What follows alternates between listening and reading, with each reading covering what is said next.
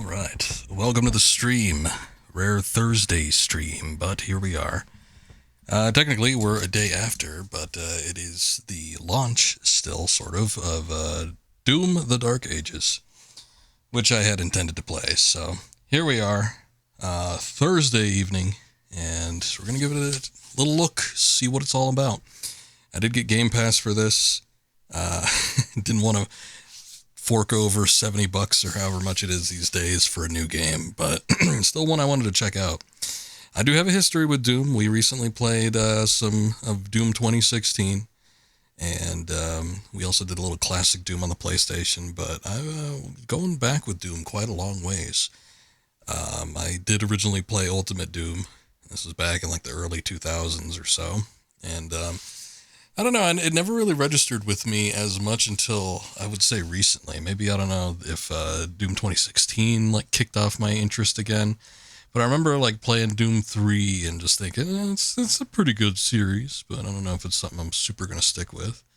But I didn't even know that I liked 2016 that much. It's just like after that, I went back and I played Ultimate Doom and Doom 2, and, you know, Doom Eternal came out, and played Doom 64 after that, and I don't know. Something clicked, I guess. Is that what the kids are saying? But yeah, been playing the series for a while, and I was really, really pleased with Doom Eternal. I thought that game was excellent. And I was interested to see what they do with the sequel. Here we are 5 years later, because Eternal came out in 2020. Good lord. Time sure does fly. Even 2016 to 2020. This is a 4-year turnover. This one had 5. So, I don't know.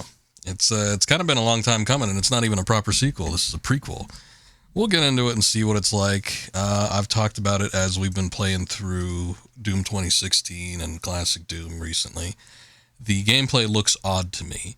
I don't know that I will like it as much as the previous games, but that's part of why we're testing it out. It's also part of why I didn't spend all the money on it. Just doing it on Game Pass instead, but let's give it a look, see what it's all about. Let me get this thing unmuted and get everything all ready to go here. I did have to reinstall the GPU driver that broke every other game that I play. So that's kind of shitty, but I guess it is what it is. It's not showing up. It was just showing up a second ago. Hold on. Let me see if I can redo this.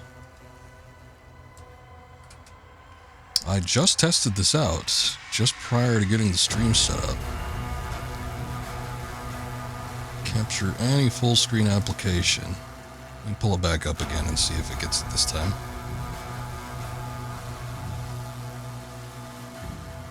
See, it was working a second ago, and here we go. Alright. I think we finally got it. Okay, so we're just about all set up here. Let me just do some other preliminary checks, and then we'll get going on this.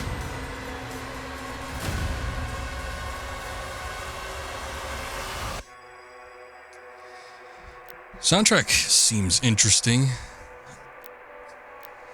I feel like, I don't know, the soundtracks we've been listening to with like the newer, 2 latest Dooms with 2016 and Doom Eternal, they've had kind of like a heavy feel to them. Maybe not like the metal of the old 90s Dooms, but still you get some heavy rock themes in there that are pretty good. Interested to see what they do with this, especially since it's the first in the newer lineup of Doom games that doesn't have Mick Gordon, because they're massive falling out. But we'll see what it ends up being like. I'm not actually sure who the composer is for this one. Maybe I can look that up in the meantime. But let's see what we got. Oh, can we play... See, when I did 2016 recently, I think they only let you go up to ultraviolence. What is, let's see. Parry window's pretty low on anything that's ultraviolence or higher, so I guess that's the intended parry window. Ultraviolence chooses difficulty if you're looking for a challenging experience and are confident in your first-person shooter skills. Enemies hit harder and they're more aggressive. Enemies hit extremely hard, enemies are extremely aggressive. And then these things, Pandemonium and Ultra Nightmare, I'm sure are like, for people that have played this game specifically, I'd be tempted to see what Nightmare is like since it's in the middle of everything else, but I think I'm going to go with Ultraviolence because if the enemies hit extremely hard and are extremely aggressive, I don't know what the gameplay is going to be like, so it might be something that you need to like ease into a little bit more. So we'll just choose Ultraviolence for right now. Looks like we can change the difficulty at any time. That's good. Doom Dark Ages Sports Fighter difficult modifiers, combat assistance modifiers enabled. Yeah, whatever. Don't care. Yep, there they all are, I guess. You can modify the shit out of the combat.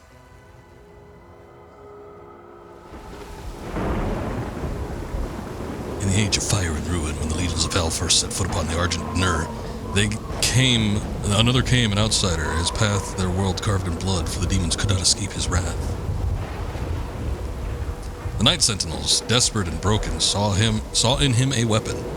Their gods, ever watchful, saw something more. They bestowed upon him strength beyond mortal flesh, speed beyond thought, a gift now tethered to their will.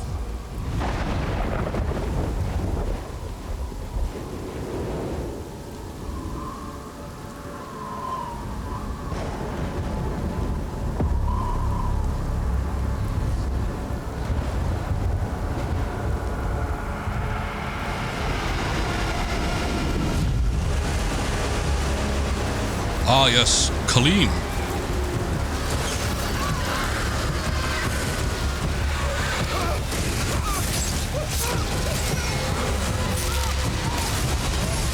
It's an imp with hair.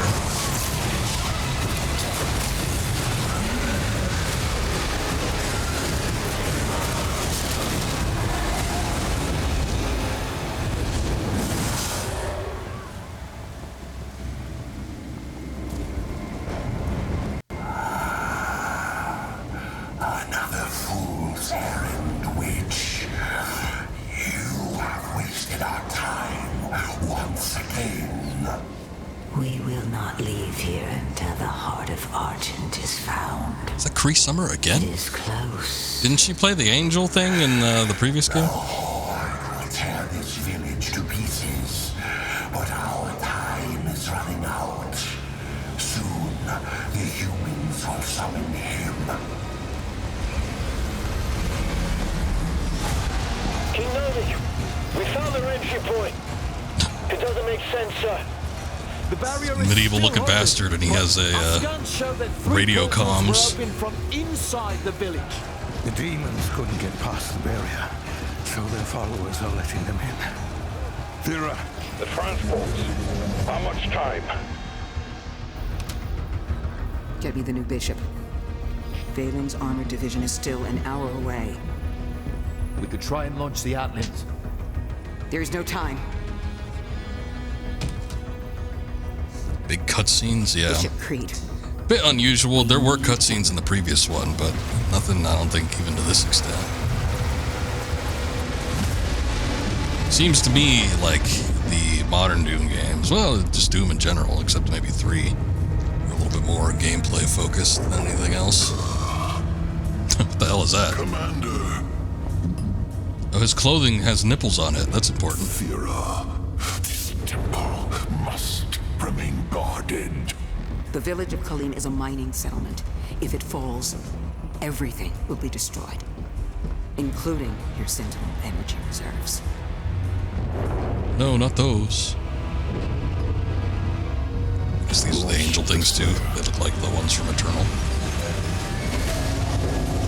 I don't know what's going on. I've been marginally paying attention to the lore as it's been divulged to us throughout these games, but not to an extreme sense. It's a Doom game.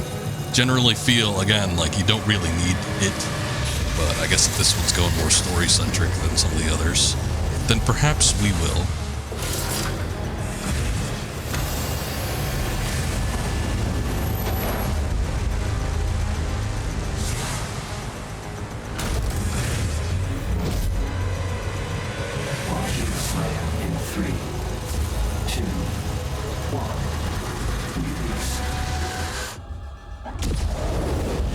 Oh yeah, the Con Maker, that was the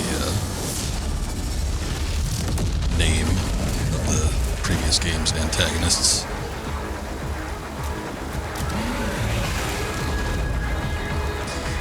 Guess we're working for him in the prequel. So it seems to me like they're trying to, with this whole sort of medieval atmosphere, it almost feels like they're trying to merge,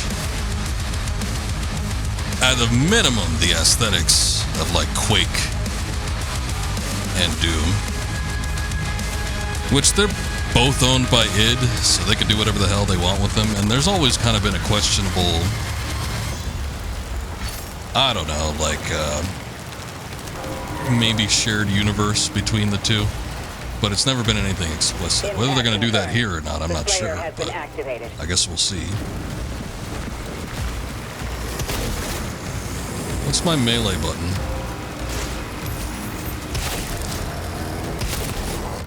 Do I have one?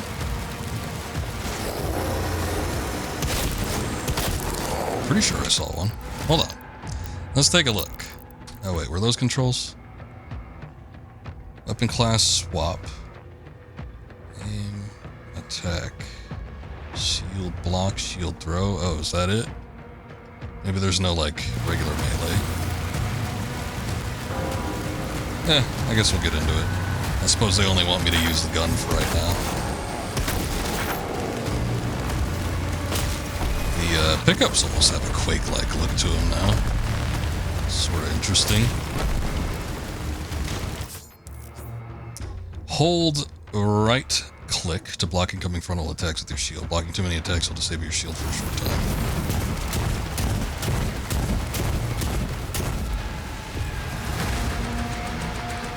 It's blocked more than I thought it would. Wow.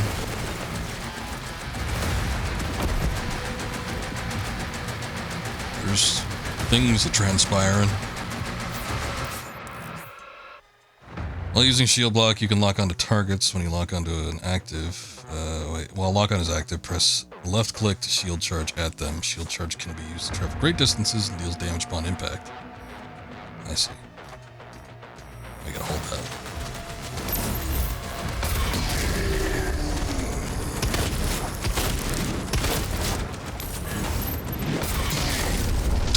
Just that guy in the background there.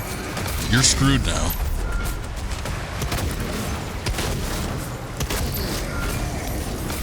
Well, that's a neat way to close the gap, I guess. Can't spam it. I wonder if there's going to be a dash. I kind of like the dash in Doom Eternal. Doom Eternal was so quick. And every time I saw any gameplay footage of this game, it looked so sluggish. But then the devs did come out and say, yeah, you're pretty much a tank in this game. And I was like, well, I guess if that's the intent. But I loved the quick pace of Doom Eternal. I just thought it had a very proper ramp up. And by the end of the game, it felt like you were moving so fast. You're just blitzing through arenas. It was very nice. Very enjoyable game. I liked Eternal more than I thought I would. So hopefully that's the case with this game too. But when I had... so let me check something here real quick. I just want to check audio levels.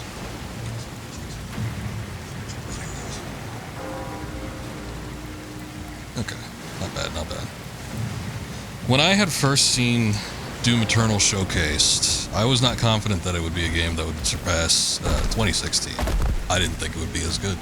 I thought the gameplay looked a little bit too frantic, everything looked too color-coded and colorful and weird. What is this, while sprinting? Oh, I see. And you could change some of those assets. There is a degree of customability with that game, as there seems to be with this one as well. So I was able to modify some of the visual aspects that I didn't like quite as much, but the gameplay ended up working out very well. A little bit of armor, a little bit of health.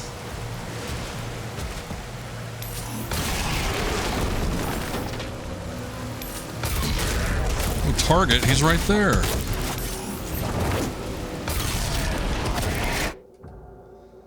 When demon takes enough damage, they become dazed. Press E near a dazed demon to execute them. Executing the enemy will drop additional health.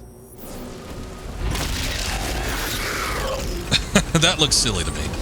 So we talked about this when I was playing Doom 2016 recently, but The glory kills were always a bit of a contentious thing.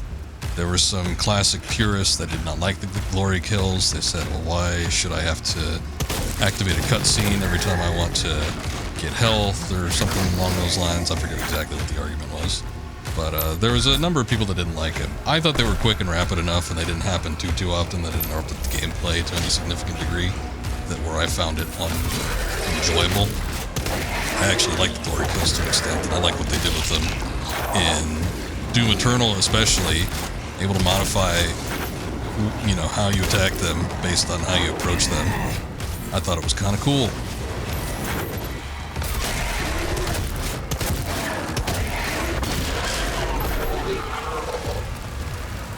But with this one, it looks like the glory kills are still present. However, they did sort of streamline it a little bit. Instead of having... I could try approaching them from different angles or maybe jumping up and see if like a different type of animation executes or something along those lines, but it seems like it's just a very quick, you know, little punch or kick or something like that. The kick in particular looks a little silly to me. I saw that one activated most often in the gameplay footage that they were showing off, and I'm like, oh, that looks a little weird. It reminds me of an indie game. I remember seeing an indie game a long time ago that was a first-person shooter. It was not one of the ones that got very big, but it had a very awkward-looking melee attack, and it was this big boot. This big boot that would just appear right from the middle of the screen, like you were unzipping your pants and it was coming right from the crotch, and it just like stomped enemy faces, and I was like, that's silly. And then I saw this, and I'm like, oh yeah, that's kind of like that one game. But maybe it'll be better than that. I mean, we've already seen that there's a variety with the types of melees that can be executed, I suppose. Confirmed. Weapon drop incoming in 3, 2, 1. Weapon drop? I am the weapon. But maybe it's a weapon for the weapon. A weapon modification, if you will. G to use? What the hell? Not like that.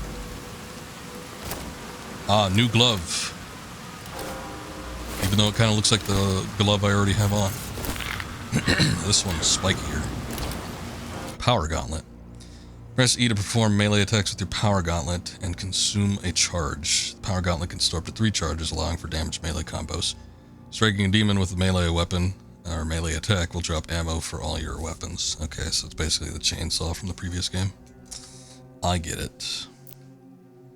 Power gauntlet charges regenerate over time or by finding melee ammo in the world. Demons hit by the power gauntlet can falter, creating an opening for an additional combo, attack, and damage. Got it.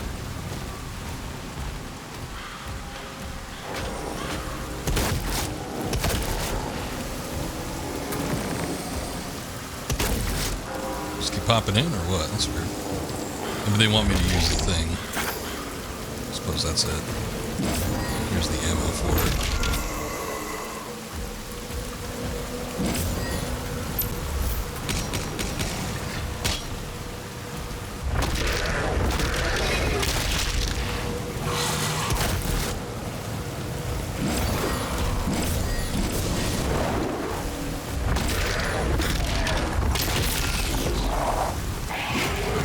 Get that down pat.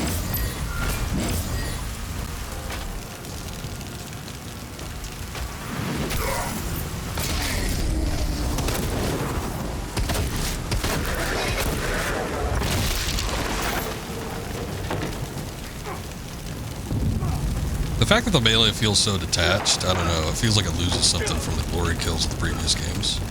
Who's grunting in here? Is that you? It's you guys. Hello, I'm here. We can't stop. If you're killed in combat, a life sigil can be consumed to revive you and refill your health. Oh yeah, this was a concept that was introduced in Eternal. That was not in 2016. If you run out of life sigils and die, you'll restart from the last checkpoint. There's a limit to how many life sigils you can hold. We can't stay here.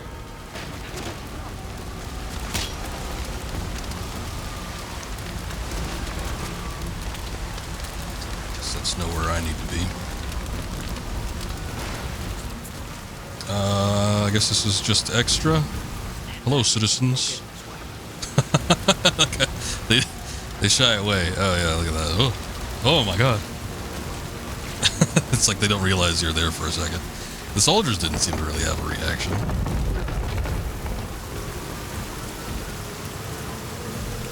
Oh, I see.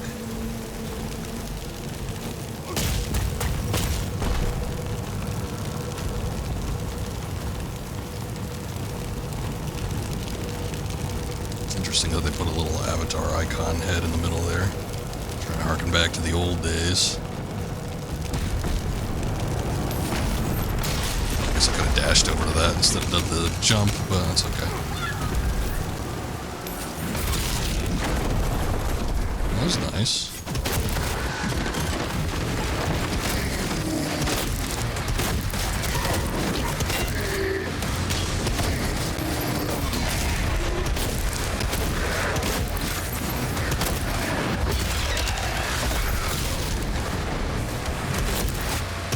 I do like the area of effect. I don't know that I like the sounds.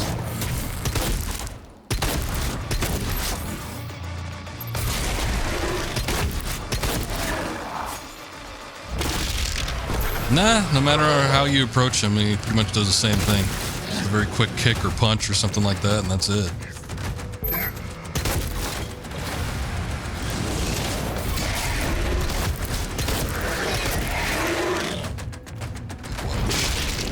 Approach him to the side, but it doesn't change anything about the animation that's done.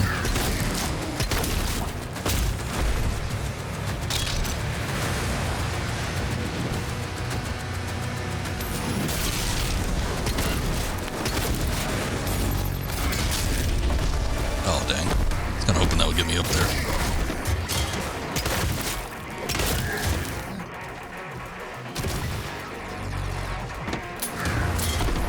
Oh, I'm out of ammo? Shit. Guess I better start using that melee attack. Oh, never mind. I just cleared it all. The main gate is under lockdown. There's a key in the nearby church. Route in the location. Is there a motion blur going on?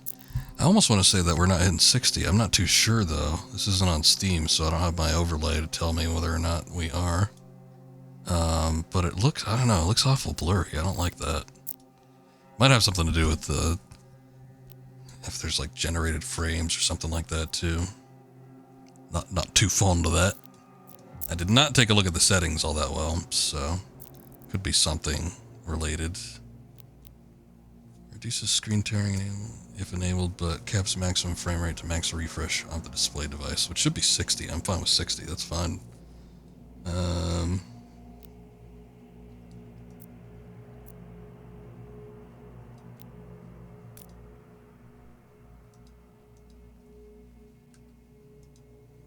Can we try anything else, or is it just this one? Normally I'm able to do... what the hell?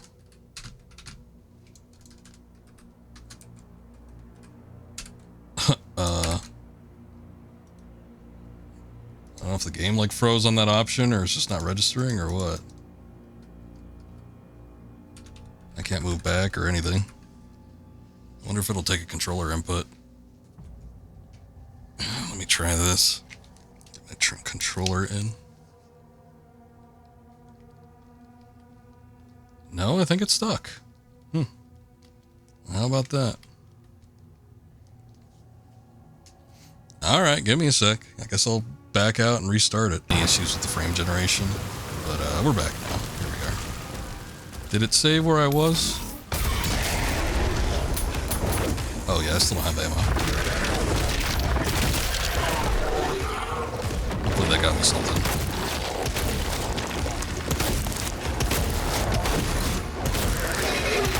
Two of these bastards.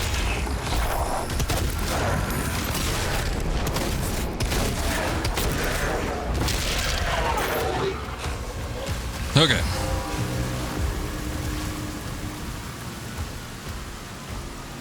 What does this take? A blue key? Oh, yeah. Not a skull, but an actual key. Not even a key card.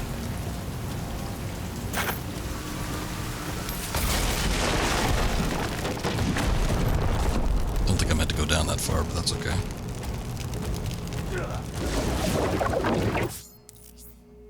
Green health surge projectiles can be parried with a well-timed shield block. Parrying attacks recharges your melee strikes faster. At least you can destroy those. That's nice.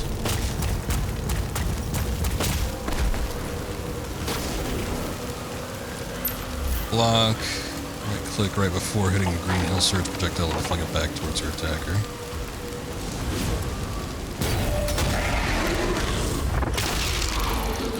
You can activate the melee from pretty far away. I guess that's interesting. Are these guys supposed to be imps? Also, that was not within range of me. I guess it has a big area of effect. They kind of, they kind of look like the classic imps. A little bit. They're just slightly more hulking. I guess I got used to the concept of imps being small and spry and jumping up and down walls.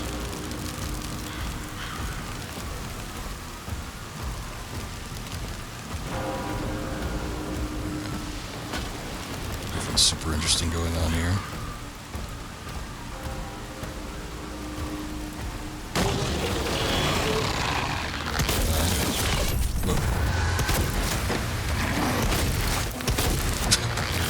Flying around.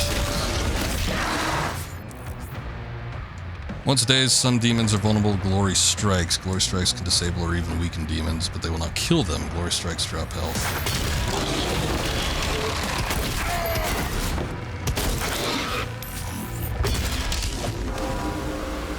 I guess that killed it.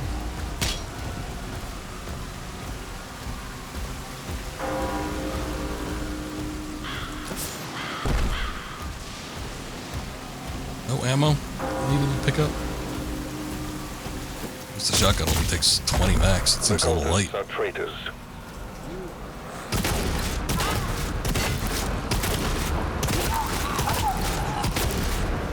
I guess we'll kill them then.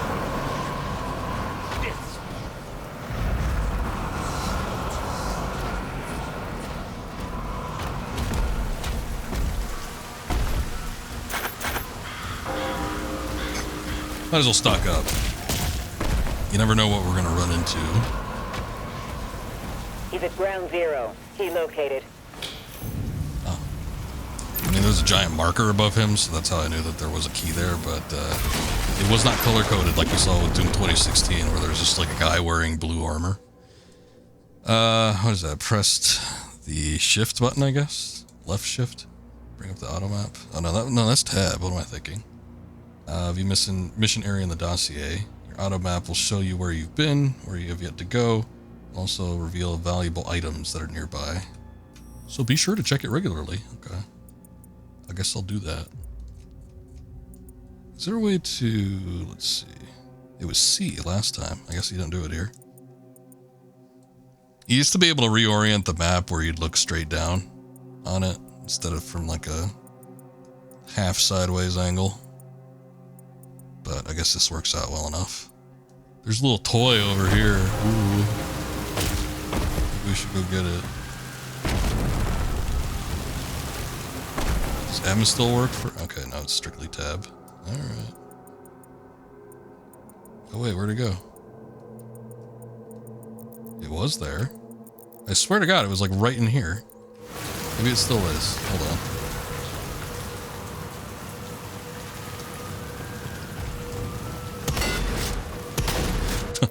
Well, that's reactive, but not what I'm looking for. I saw the little icon for it. Oh no, it was down there. Never mind. Oops, that was my bad. I guess we gotta go down here first. Hold on, I want my toys. Oh yeah, we have the blue key now. So now I can get this, whatever this is. Oh, that is the toy. Okay. I'm all twisted around. I didn't think that was it. I thought it was gonna be further up. Whatever.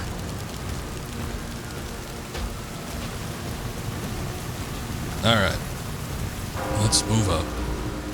Stand back, lads. I'll take care of this.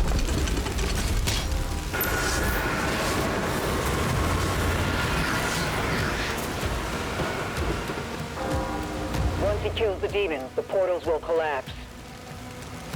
As is usually the case. Press H, that's a weird one, to view your current objectives and activate objective markers in the world. You got it. Oh, jeez.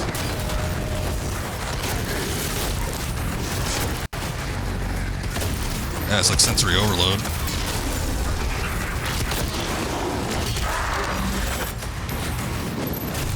Oh, yeah, we're supposed to, like, be able to throw the shield, I think. What the hell was that?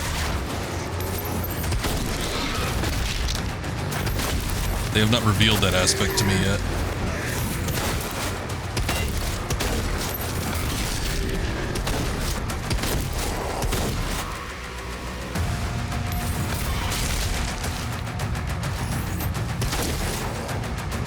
So now this was a big wide open map.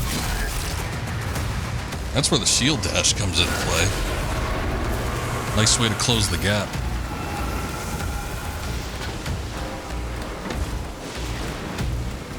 The performance seems pretty good. I'm actually sort of shocked. I was expecting the worst, especially after, and I know, you know,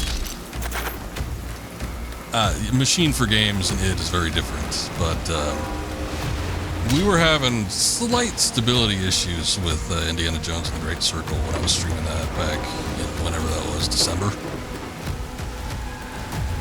So, I don't know. I was just feared that maybe newer games were no longer something I could keep up with. Hold that thought, whoever's down there. I'm gonna go see what's around here first. Oh, there are multiple objectives. Okay. I saw the objective marker and I was thinking maybe I should back up.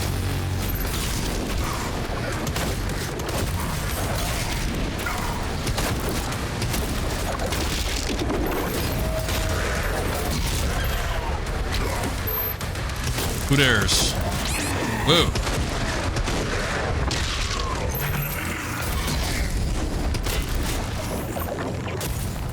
Oh, there we go.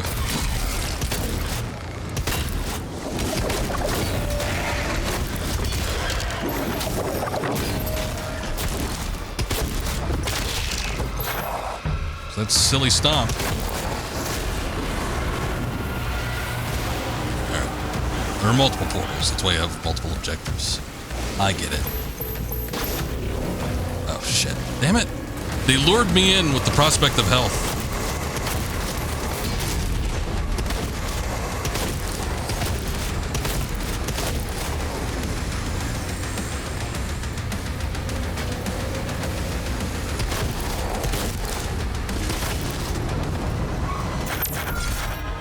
Life sigil, that's nice. I do like that the shotgun does have a little bit of spread to it. I don't know, seeing that it was like a single-barreled one, I was expecting it to be a little bit more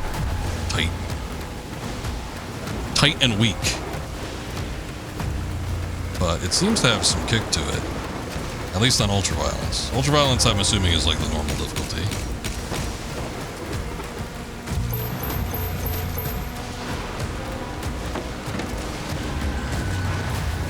I'll go down this way.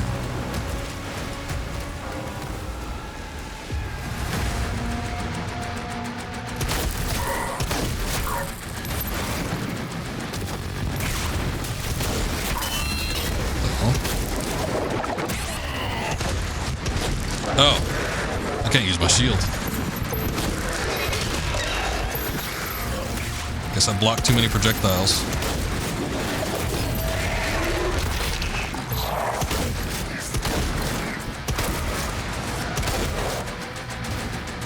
Shotgun got a decent amount of range on it too. I don't know if it's as good as like classic shotgun, but it's not bad.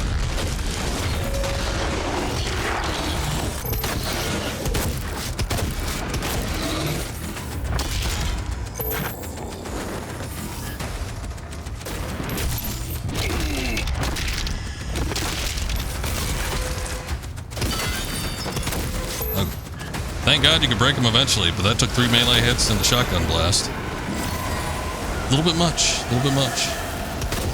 Get out of here. It's like Oblivion Gate. The remnants are slightly more gruesome, though.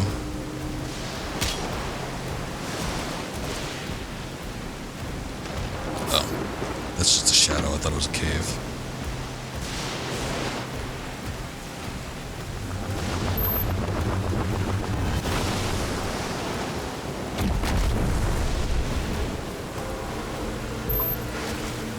What is this?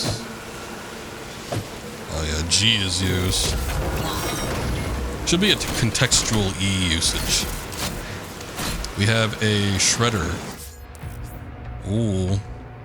Shredder's a full auto weapon that launches a barrage of barbed spikes at enemies. See, this seems like a Quake weapon to me. This doesn't seem like it's out of Doom. But I guess this is the torque gauges.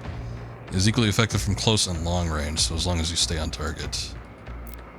Hold Q to activate your weapon wheel. Choose from all your weapons. Press Q to swap to your previous weapon. Got it.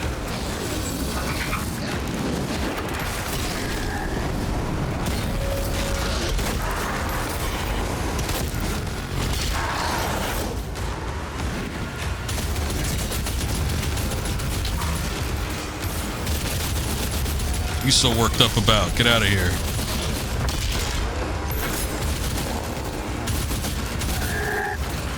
I'll be a little more precise with it than the shotgun, which is seemingly an obvious statement, but I'm going to say it anyway. Scoob, what's going on? How you doing? Sev Diddy Baby Oil Champion of the Seven Kingdoms. Yep, that's me.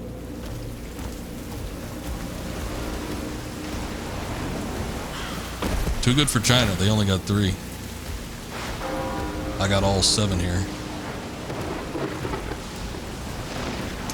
How you doing, Scoob? What are you doing? What are you up to? You gonna stream today? You streamed yesterday. I didn't even know it. I think you started after me, and then you ended before I finished.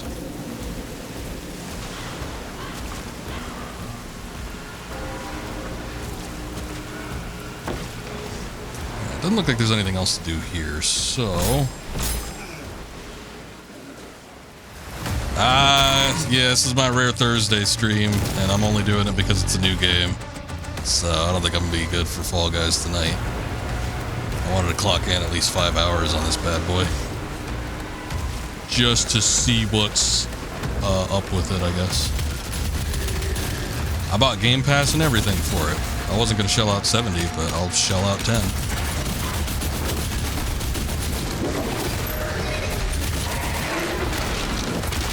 Get out of here. Oh, jeez. There's one more behind it.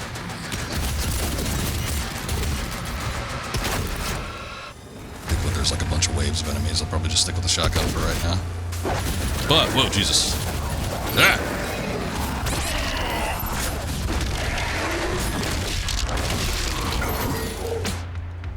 You've died. Oh, was that what that was? Okay.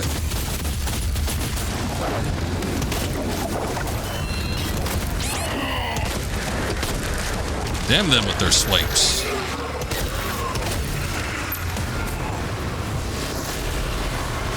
All hell gates closed. The village is secure. You haven't even played Eternal yet?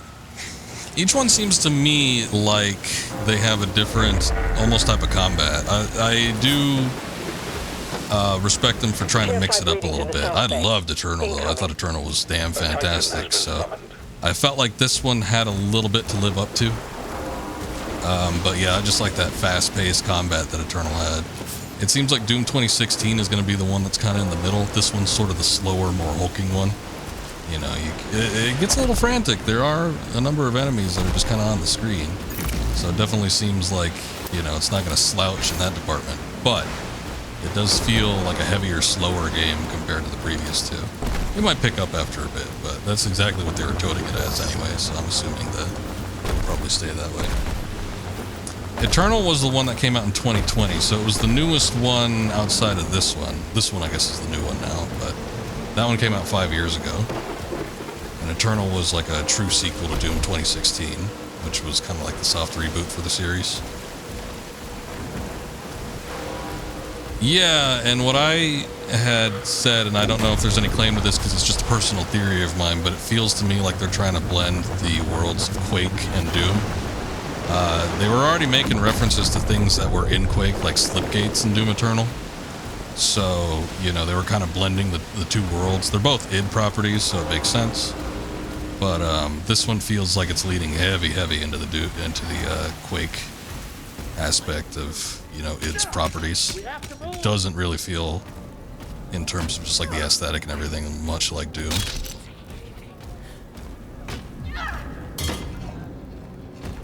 The best iteration is the movie with The Rock.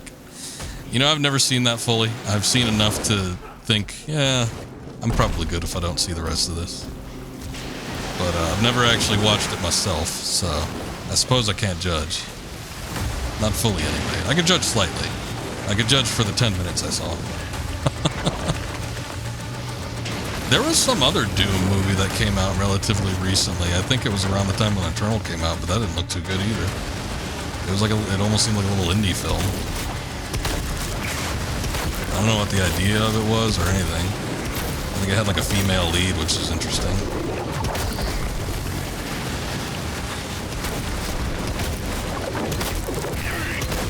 Pretty bad, but the idea was unique, kinda.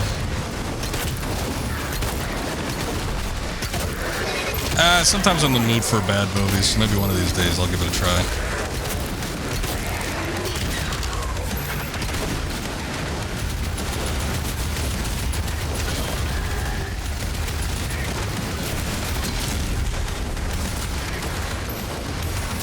I know the idea. No, I don't know the idea. What was the idea? I didn't know that there were any ideas behind it besides let's try to make a Doom movie.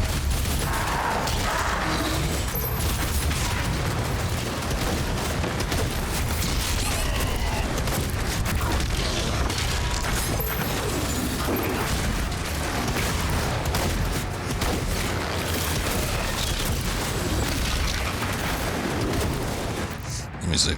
A lot of it was done in first-person view to try to mimic the game. So once it goes to fighting, it's like a first-person shooter. Yeah, I've seen a clip of that. I didn't know that was like that's the entirety of the movie though. I wasn't aware of that. It's like mostly in first person because I remember seeing a first-person sequence. I thought it was the only one that was actually in the movie though, and I don't think it looked that great. I don't remember it looking that great.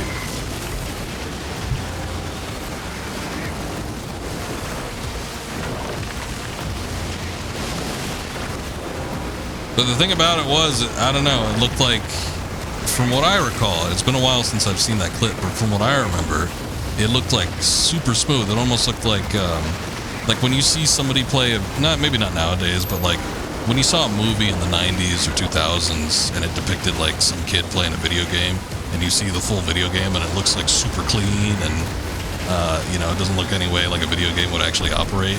That's what it kind of reminded me of. Like, okay, I get what they're doing, but it doesn't look like the game. It doesn't look realistic either, so it's like this weird in-between.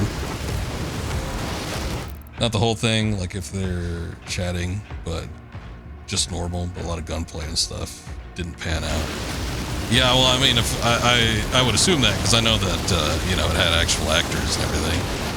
It probably wouldn't have done that well. I don't know, it might have been better if they just stuck with a first-person view mode, and like The Rock was like a third party to it, and you were like in the perspective of like Doom guy or something. That might have actually worked.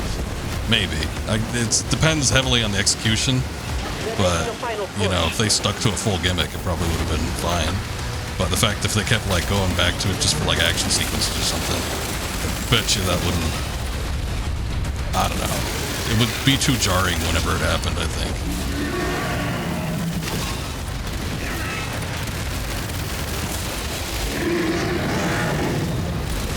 That's some big sound there. I think they have these ideas and they run into challenges. Maybe in the original idea. Yeah, I mean, somebody could toss out an idea up there and they'd be like, oh, that would be, wouldn't it be cool if...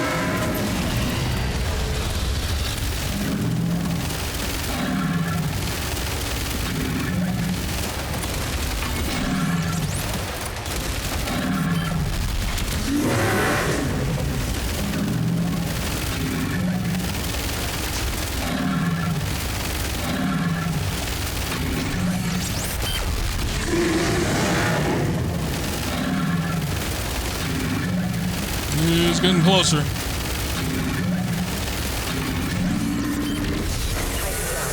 Wow. I think he might have almost just killed me. That new movie in violent nature. The name sounds familiar. I've definitely not seen it, I don't think.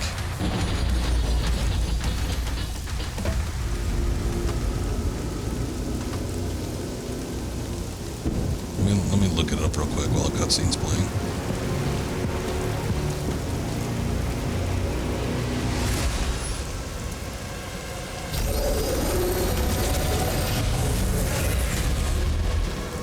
They lied to us. And now he has a leash.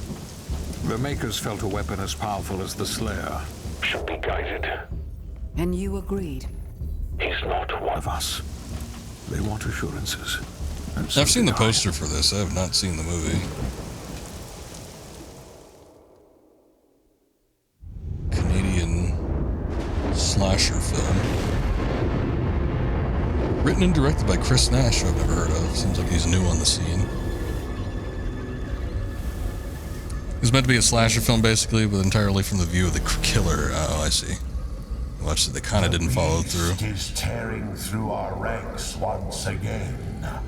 So you mean about have the ideas but run into challenges? There was another movie that came out last year that was like entirely first person. It was kind of like a mystery thriller. It was called Presence. And it's done entirely from one perspective. It's like from the perspective of like a ghost or something. All the power of hell cowering before one man. Well, he's the Doomslayer.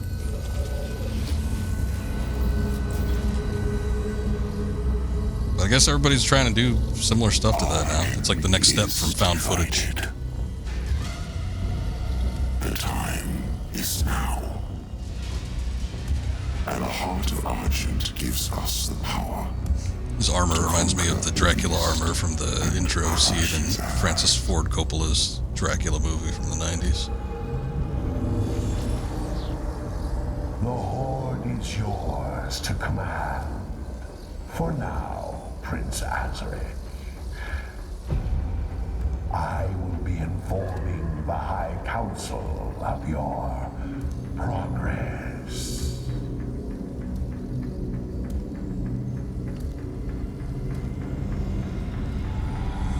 They fear him, and so your dominion over hell is not absolute. Avoid the Slayer. We should focus on breaking the humans first. Then resume our search. You're just curious about what they do when the killer is walking between victims. Like he's Jason from Friday the 13th, just strolling. He's just walking around looking for another person. They did follow him sometimes, but they compromise. Felt like because there would have been some boring spots. You know, the way to do that, a movie like that, is make it like, I guess if you have to make it a feature film, what would a feature film be? Like 90 minutes? But just make it non-stop, like wall-to-wall action. Like have it where it's the killer, like getting, I don't know, he could be like an undead zombie or something. Like, what is that, Friday the 13th 6 or something, where he gets struck by lightning? So he like gets out of the grave.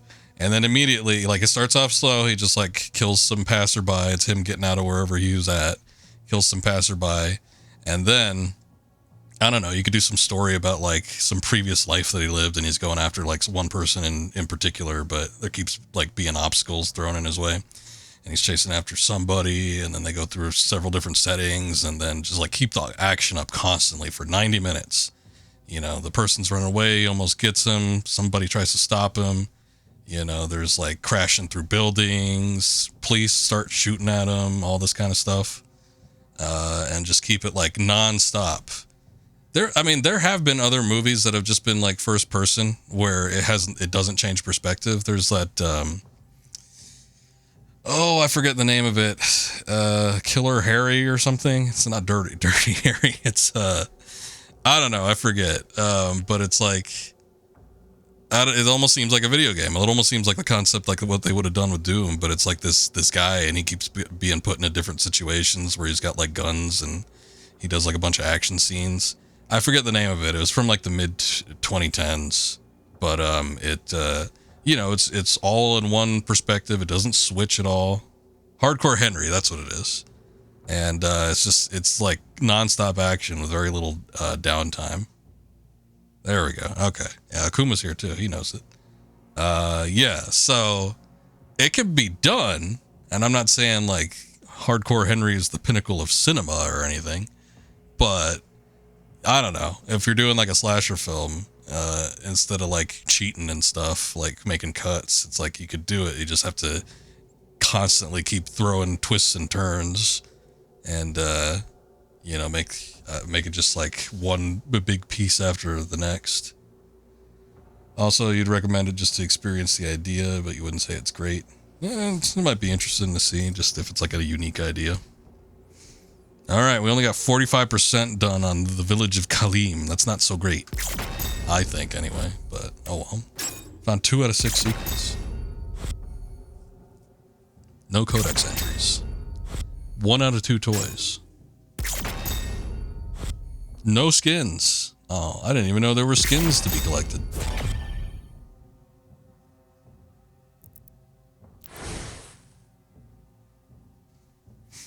Conversation really wants to make you watch the last scene from Animatics again. Animatics? What is that? A movie? Let me look it up since I had Google.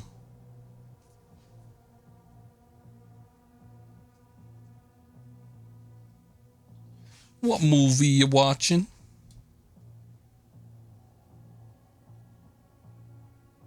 Oh, Animatrix. Okay.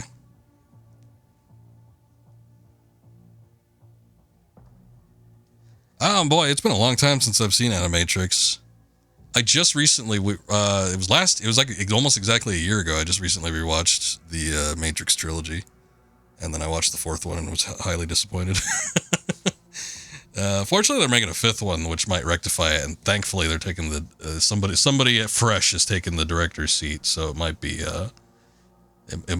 a well needed different take on the franchise, because it's such a groundbreaking idea, and it's a shame that it's no longer as I don't know, outstanding as it was back in the 90s and 2000s. What was straight to Netflix movie was futuristic. You think it had a first person dude clearing like an apartment complex type floor by floor. Tons of action. Ooh, I don't know if that one sounds familiar. I'm not too sure.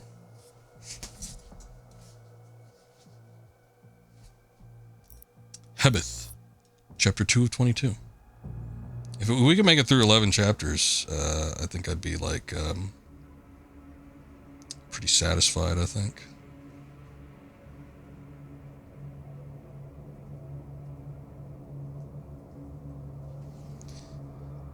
Prince Azarak's search for the heart of Argent continues. He now looks to weaken the Sentinel's defenses.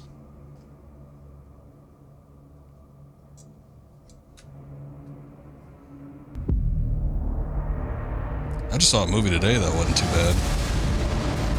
What was it? The Raid? That wasn't the movie I just saw, but The Raid might have been that one you were talking about. I mean, that would constitute like clearing an apartment complex floor by floor, I guess. I just saw Warfare, though. Pretty short movie, but super action-packed, based off of real events, directed by co-directed by Alex Garland. He did Annihilation and Civil War, which I hear is good. Annihilation I really like, but it was pretty good. It was a decent little movie. What you see now is a result of Sentinel civilians falling under the influence of demons and opening portals for them. A mere leak in the dam, sir. If the barrier were to break... All 6 of his eyes wandering around in wonderment. They just keep him in there? They keep him in this little circle? They just drop him when they're ready? Alright, Slayer, time to go. Get out of your circle. I guess he's like mind controlled or something.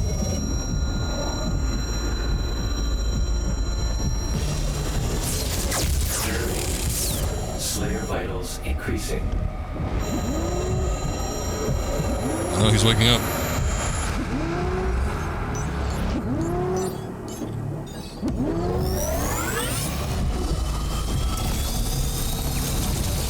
Oh, that's what the little thing is. It's like an inhibitor chip. Slayer, prepped for launch. It's remarkable how he can survive the power surge. Yes. We purify his mind and leave only his hatred. Might be wrong about that first person scenes, but the raid is worth watching. There's 3 of them. 3 raids. Intense action films. A request I'll give him a look. for additional energy reserves has already been made. If I finish with this up early enough, I might be in the mood to watch something. Gotta watch it in sub or dub though. Oh, is it foreign? It's a foreign film? Franchise? 87 on Rotten Tomatoes. That's impressive. Usually action movies don't mark that high by critics.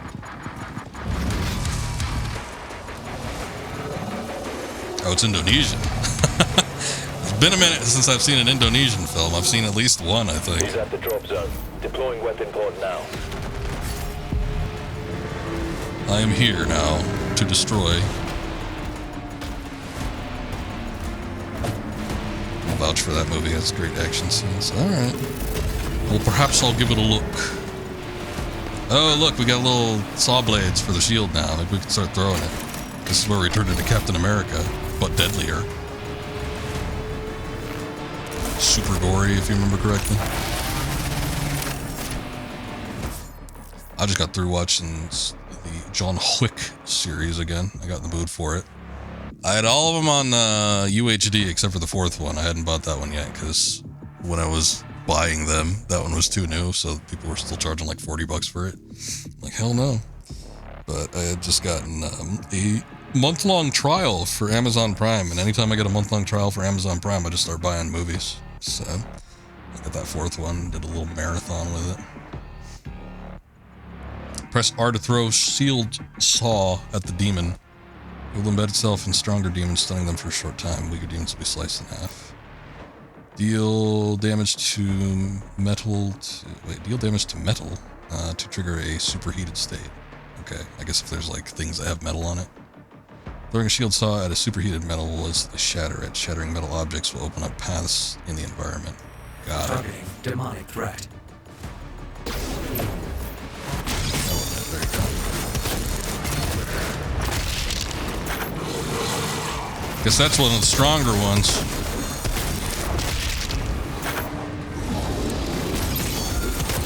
Oh, you can interrupt their attacks. That's nice. Also, if we're mentioning it super gory for my benefit, obviously I don't really have a problem with that, given this.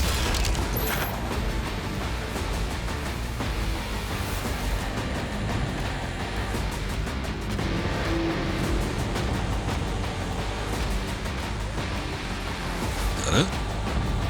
Destroy enemy shields with the shield saw. It's a bit of a tongue twister. Guess I'll go around looking. Oh, these. Oh, hey, these guys. Okay, nice. I was wondering, there has to be something. Maybe I get a grenade or something like that to destroy their shields, because they were a bit of a pain in the ass last time, but I guess the shield saw does the trick.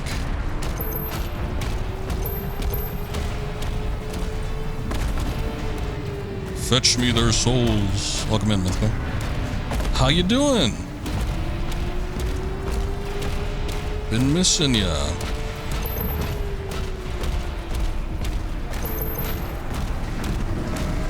I think it was your birthday recently. I don't know if you've been on vacation or something.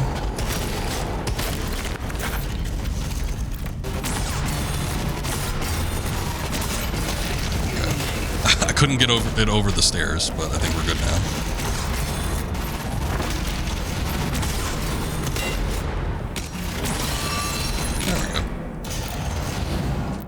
I don't care if something's gory or not, but God damn it, ad break, get away. I don't like pulling punches for the sake of it being less gory, if that makes sense. Like if they're cut away during a scene or some shit to save gore drives you crazy. Oh no, I get that. That is annoying. I mean, sometimes it's to like preserve a rating, like if it's PG-13 or something like that. But you know, I've seen R-rated movies where they'll you know, they'll do cutaways and stuff, and it's not even for anything like super significant. It could be like a neck break or something. They're like, oh, you can't see it. Oh, and it is annoying. I agree with you there. I'm not like an advocate for things being super gory if they don't need to be. It's not completely necessary for me to enjoy something for sure.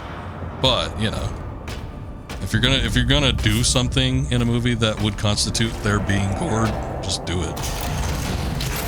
Oh, Jesus.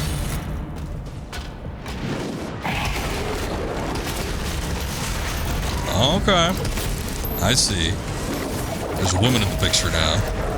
So we'll, I guess we'll be seeing less of Mythical.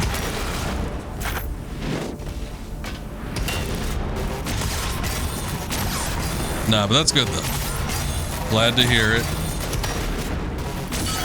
Hope you've been having fun. I wonder if I could ricochet this thing. No. I want it to ricochet like Captain America's shield.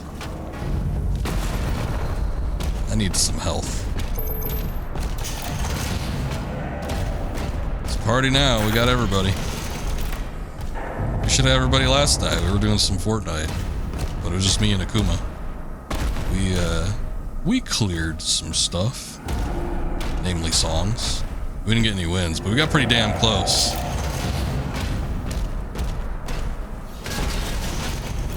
Alright. I ain't got nothing.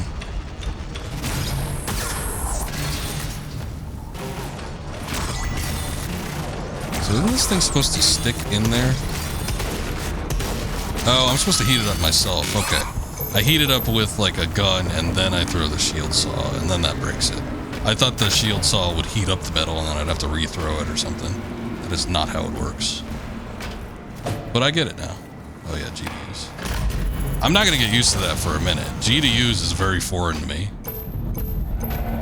I prefer E, but I get it. It's, you know, there's keys and other usages now. But still, I would like it if there were contextual button prompts. It would make things go a lot smoother, I feel like. Lurking last night, but you're done for. Oh, I appreciate the lurk. No worries, no worries. I'm just teasing.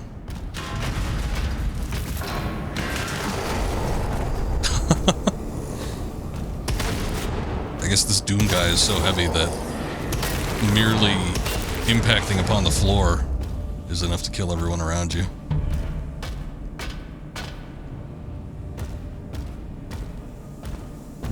There's an objective higher up, but okay. I see. To get to it from here.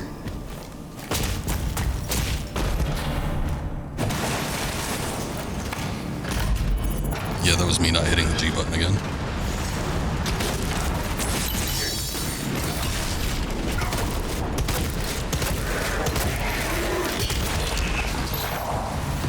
See, I get these new abilities like the shield throw, and then I forget I have abilities like the shield ram. It's going to be a lot to keep track of, I think.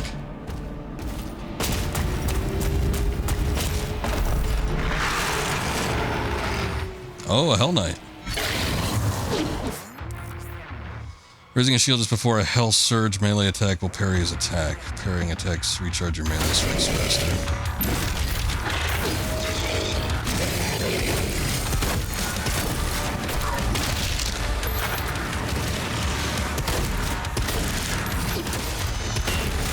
Slower on that one than I thought he would be.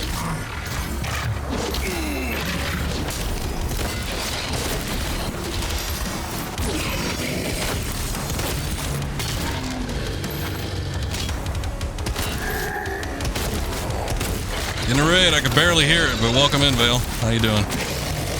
Good to see you. Vale, thank you very much for the raid. Welcome in, guys. We're just starting this game, so we haven't done too much yet. I'm on the second level. Nothing extreme happening. We're still learning the basics of combat at CQC. How you doing, Vale? I saw you playing something. You got a key for Kaiju Big Battle or something? That used to be a TV show. Is it related to that? There used to be a Kaiju Big Battle on G4, I think.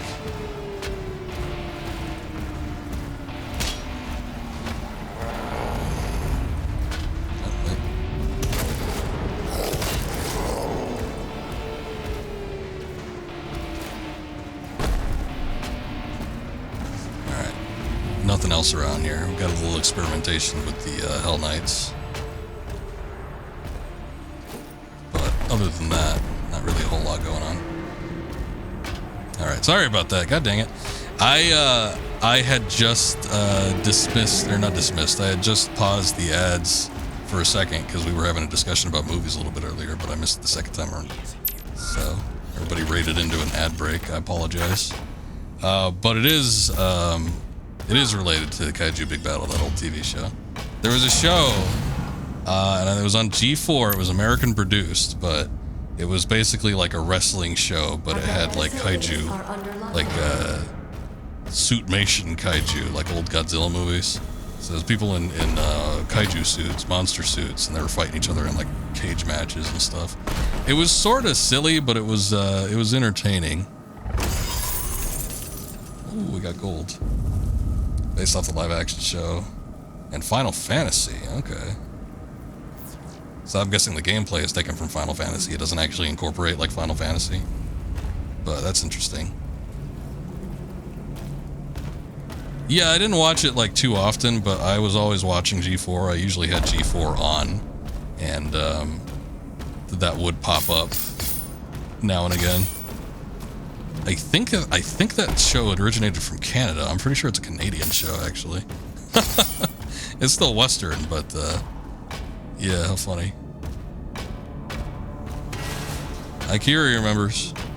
How you doing, Ikiri? I know you were working earlier, but did not get a chance to talk to you. Alright, this seems to be like a little respite room, so I'm just making sure that there's nothing else I can get into, but I don't know that there's anything I can actually get. There's that blue key, but it looks like we need to work our way around for that. So, nothing I can get quite yet.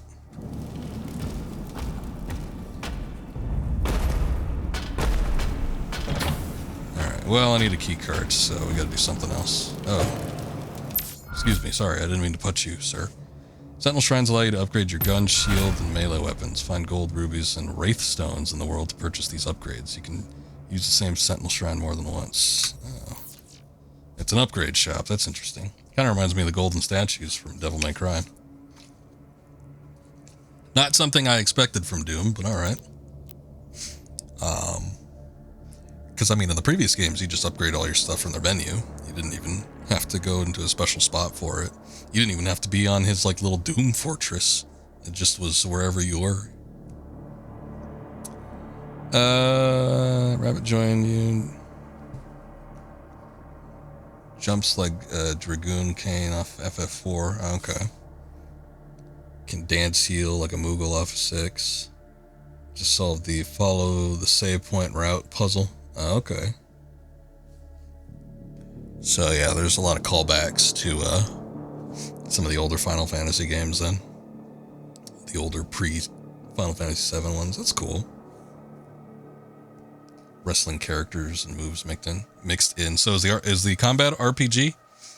What I didn't get to catch the stream for very long from what I saw on yours, but I just saw you kind of like walking around, but I didn't see any like combat or anything like that. Let's take a look at what we got. We should probably upgrade the shotgun more because that's the only one I've been using. I've had access to this other gun for the longest time and I haven't even used it yet. There's Incendiary. Burn applied by the shotgun causes demons to explode upon death. That's nice. Yeah, let's do that. It's an old school turn-based combat. I'm glad turn-based is sort of coming back. I feel like so many developers these days have written it off as obsolete and not a preferred way to make games. But I mean, the market was definitely oversaturated. Like, as any RPG you had, you finally started getting stuff when BioWare started making it big, where you started getting like action RPGs, but you did have an oversaturation on the turn-based. There were Squaresoft in particular. They'd always have something to mix it up. Not with their like core Final Fantasy series. That was always your classic turn-based. But you'd have stuff like Vagrant Story or I don't know. There's multiple different games where there would be turn-based combat, but there would be something like Live Alive or something like that where it'd be like sort of different than the norm. And I feel like people need to start going back to doing something like that. That Expedition 33 definitely seems to be turning a lot of heads. So, you like that there's options now? Yeah, because I don't know. I feel like, especially with like bigger companies, there's been a lot of meandering trying to come up with something that's not turn-based. And it's like, let's do turn-based. It's like, if you can't come up with a good gameplay style, don't try to make up something new or weird that isn't going to work, so. But whatever. Shredder projectiles that hit a demon affected by the shield saw. Oh, okay. Strike one additional demon. That's interesting. Oh, we get to choose between two of them. Did we have that option before? No. Now we do with the next one, but not with this one. I guess I can't unlock this, though. So we could either do Ricochet, which ricochets the bullets, or we could do Pincushion, dealing enough damage to a demon with the Shredder applies a Pincushion. So you hit enough of one enemy with the Shredder, and then it just explodes. I do like the Ricochet, though. That is kind of neat. I think I'll get that one once we have the option. You want to try Expedition 33? I don't think you have an Xbox, or I don't know if you do PC. I know you got a laptop, but I don't know if you play anything off it, but it is available on Game Pass. Since I got Game Pass to do Doom here, I've had half mind to upload that just to see what the game is like. I don't know that I'd finish it considering it's an RPG.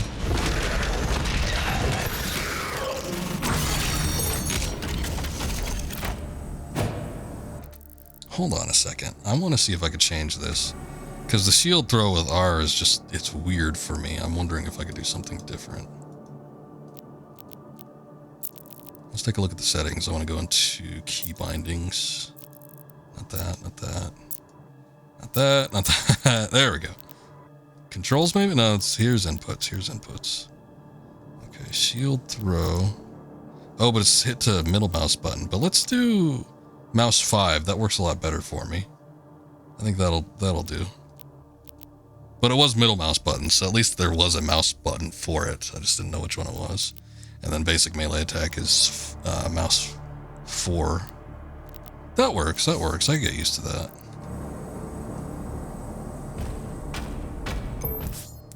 But yeah, everybody's been hyping up Expedition 33. Seen a little bit of Scoob play in it. It does look fun. But I don't feel like I have time for an RPG right now. I would, like I said, I would give it a try. I'd install it and try it since it's on Game Pass. And, you know, I got Game Pass for this anyway, so might as well. But, yeah, I just don't know that I'd be able to complete it. And I don't want to get stuck paying for Game Pass for the amount of time that it would take that I just could have bought the game anyway. Because I did that with Lies of P. I think I had Game Pass for 5 months specifically for that game.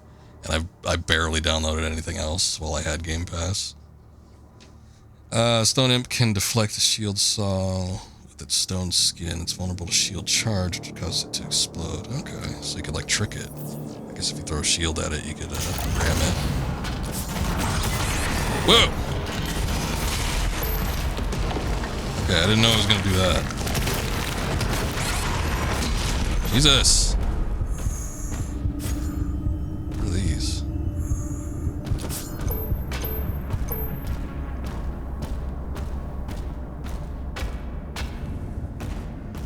Lies of P I ended up just buying anyway when it was on sale. But, you know. I could have just done that from the start instead of just paying for Game Pass for all those months.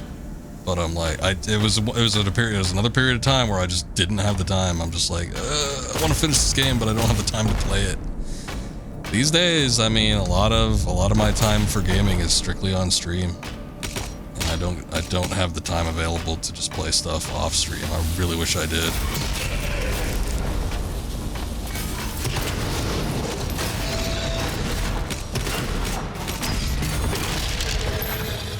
take a little getting used to, but I could do it. I could use the mouse.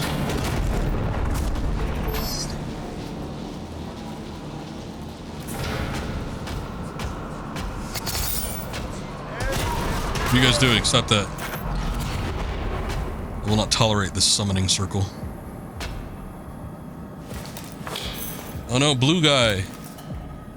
He's the one that had the blue key. Let me see if I can go back here, because I feel like I missed something. Oh, I can't. Shit. I do feel like I missed something, though. Hopefully I didn't. Well, I missed some gold. I could probably do without that. Can I rotate? Oh, yeah, I can. Oh, hey! You can move the, when you're rotating, you can move the orientation of the map. Nice. That's what I was looking for in the first place. Just didn't know that it was applicable to that point.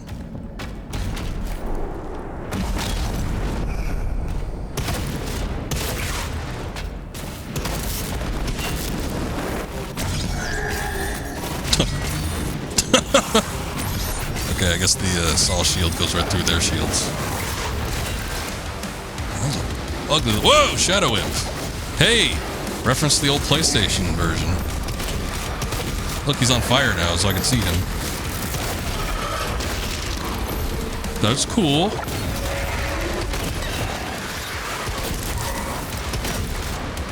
Okay, so you got like the big hulking imps, and then you have like the little runt imps that run around, like the newer Dooms.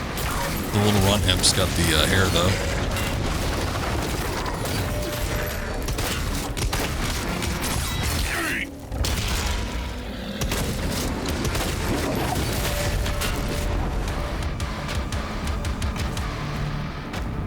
Is that it? I think we got everybody. I haven't looked into Oblivion. Be 60 before you finished it because your only play time is stream time. I got you. Yeah, that's why I've been doing Oblivion on stream. At first, I just wanted to check it out, but I'm enjoying playing through it again. I would say, though, with Oblivion, you don't need to do everything. Like, you could probably do a couple guilds and the main quest line, I would say under 20 hours. Probably. I guess it depends on which guilds.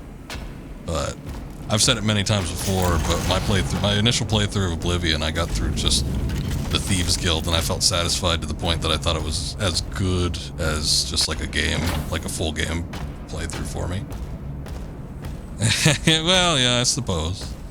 I suppose you get that hankering to do the, you know, everything. It is a big game, so... You being the completionist and everything. Found a secret area, but no secret. I guess the gold was the secret. And the little imp that threw a fireball in my face. That was a fun secret. Okay, that's what I missed, though. I didn't get anything else out of that. Apparently I can't go down there either. There must be a demon gate or something I have to dissolve before we get access to that.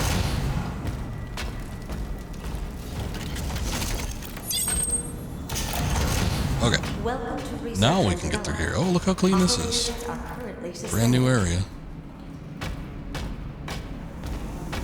I'm hoping I can get done with this one. If I get done with this game super fast, I'll probably download Expedition 33 and I'll start playing it. Whether or not I'm going to stream it or not, I don't know. I mean, I could. I'll take a look at how long to beat and see what the average is.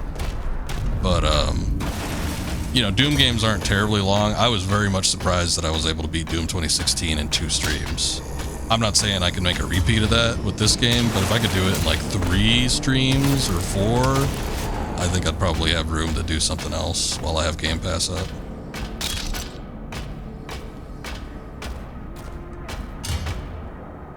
But the thing is, it's a brand new game. With Doom 2016, I've seen it before and I knew what to expect. And, you know, I knew what to kind of look around for.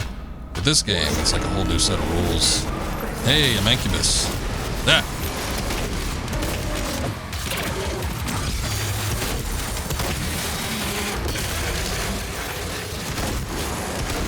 I'm down like a bitch.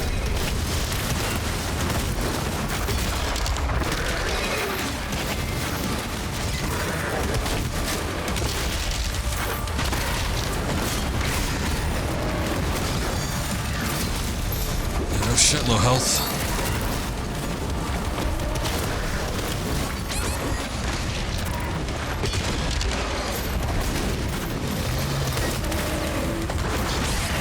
Oh no, not that.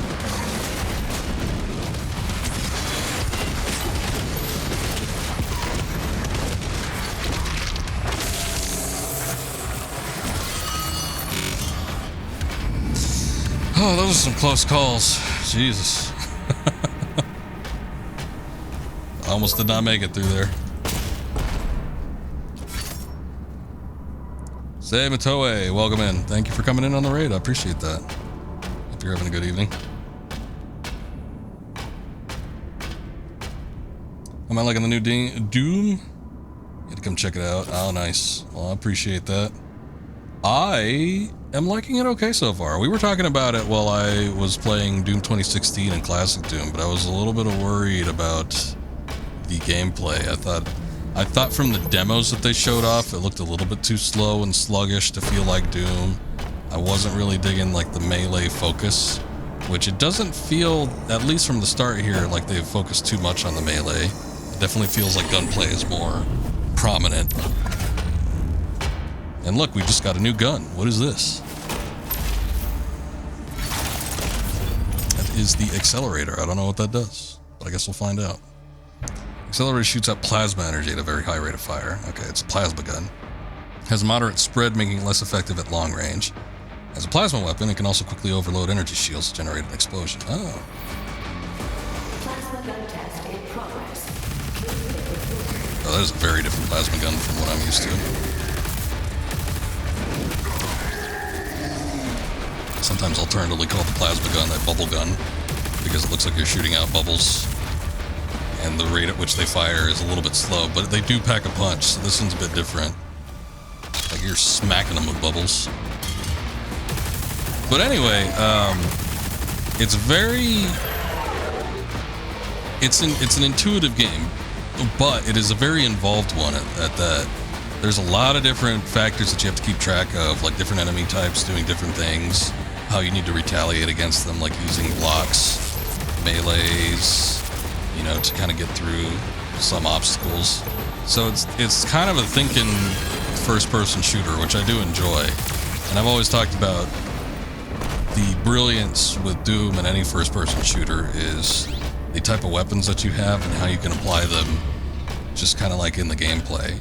If each weapon feels different and feels like it has a different purpose that can serve you in different situations, that's the best way to make a first-person shooter. Give purpose for all your different guns so that you have to go through them all. Don't just make them all just shoot and destroy.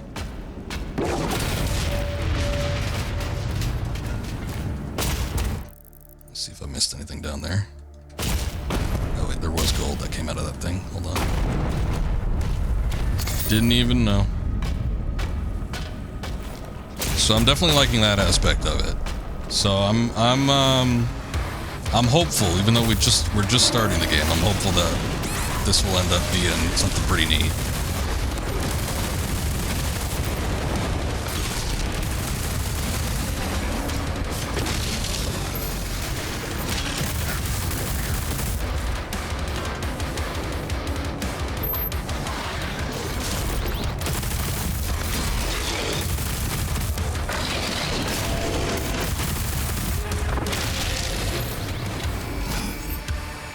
Yes, it's a very frantic game, so there's definitely a lot of that frenzy factor, but there is strategy to it, and I feel like that's kind of been the staple of the previous modern Doom games too.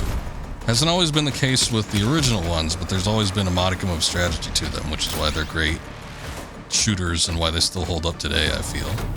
But like with the modern ones, it always feels like they're very frantic. You're running around trying to strategize while you're on the move, and there is, you know, different methods that you have to do in order to take out stuff more efficiently. I love trying to find out the most efficient method to take care of whatever it is I'm looking at. And if a game can provide me with multiple different ways to do that, I think that's probably the best way to go about it.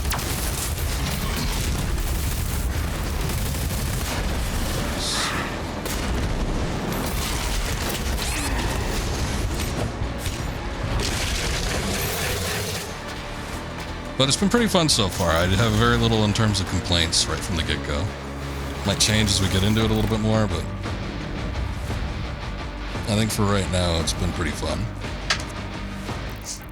Second while I pull out some chapstick there.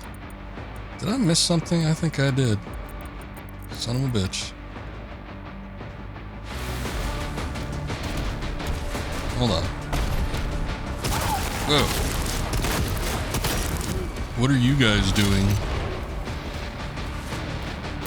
I guess that's plasma ammo. Alright, we got a little gold. There's still a level that's lower. Or there's like a life down there. I don't really know where that is. I guess I could get some health though. Let's see, it might be through this way. I can't open up that door.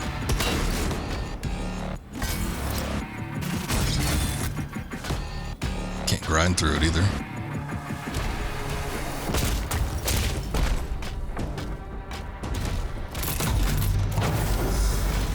Once I see something on the map, it's hard for me to give it up, but I'll do it for the sake of keeping things freshly paced with the stream. I don't want to do a ton of backtracking. It does look like this game has layouts and levels, though, so I think it might be one of those cases where I could actually go through and, you know, backtrack on my own time outside of the stream if I want to go back and do like 100% of everything. It's just if I'm like right there, I'd like to get it if I see it immediately, but it's not always going to be the case. Oops, sorry guys. Commander, we need assistance out here. I didn't know that you were on my side. You guys should start wearing like, I don't know, bright colors or something. Let me know that you're friendly. We need to evacuate.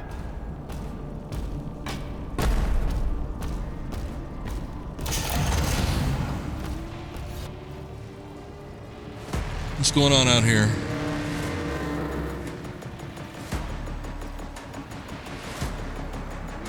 There's also been a heavy emphasis on cutscenes in this game, which is very unusual for a Doom game, especially in the modern ones.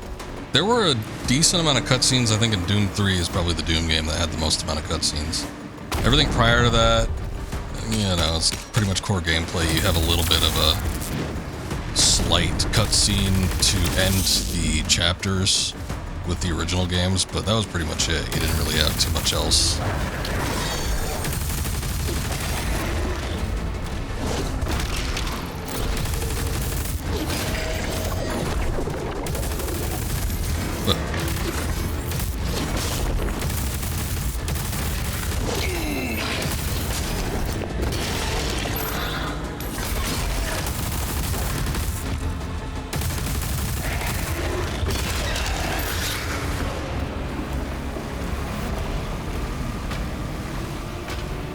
And I want to say that there was a couple cutscenes like at the beginning and then at the end in Doom Eternal, but that one was also pretty light on the cutscenes. In gameplay, you'd have a couple sequences like when what was it? Like it was an asteroid base that had like the massive BFG gun. It was like the BFG 10,000 or something. And it's like there was that little cutscene where Doomslayer grabbed one of them techs by his lanyard and drug him over to the panel to unlock access to a door. So there was like stuff like that, but hey, look, the big guys are fighting. Outside of that, there wasn't really too much else. Good? Oh shit. I just wanted to peer over the cliff. I didn't want to join him.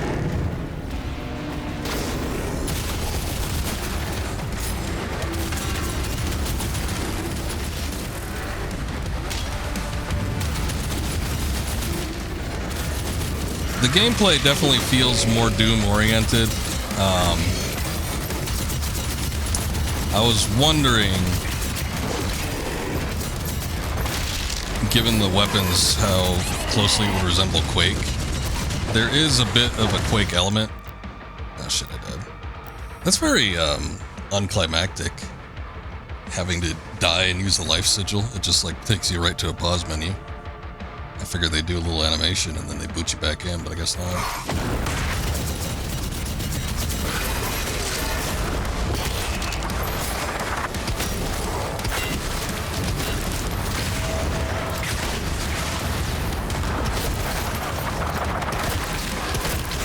shot him before he began spinning.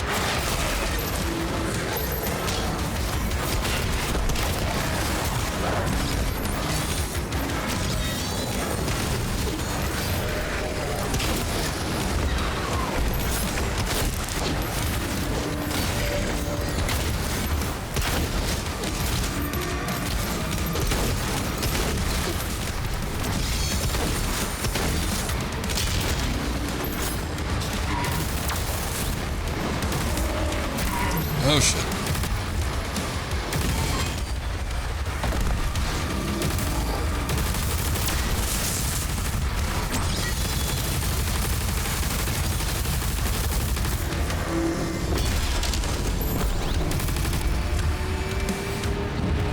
Is that it? I think that's it. You're not against a little more story though. Doom has a great storyline, but like I said, didn't bother with it much, mainly because it's gameplay focused. Hey, what's going on, Larry? Good to see you. Welcome in. Doom to me has never really been about the story, which I guess there's that famous line from, who was it, John Carmack? It was Carmack, right? Not Romero. Carmack was the one that said story in a video game is like story in a porn. It's like not important, which I don't agree with personally. I do think that a good story can definitely draw you further into a game and keep you hooked. I mean, we go back all the way to like Ninja Gaiden or something. Just those little cutscenes explain so much and make you want to play more of the game to see what happens. But I do think that there are, you know, certain situations for certain types of games. I never really thought that Doom was needed much of a story. I do think it has a good setting, but I do feel like Doom is one of those series where story is secondary. You could always change that. I'm not saying it can't be done, but as far as the id properties go, I think I'd be more inclined to be enveloped in a story in, let's say, a Wolfenstein than I would a Doom. There's a teleporter nearby. Mark it for him. Team Silent Hills. The most silent. Did they say that too? So you have to respectfully disagree with him there. Yeah, I don't agree with the take. I get where he's coming from, especially from him, you know, the era when he was probably talking about that, because that's an old quote.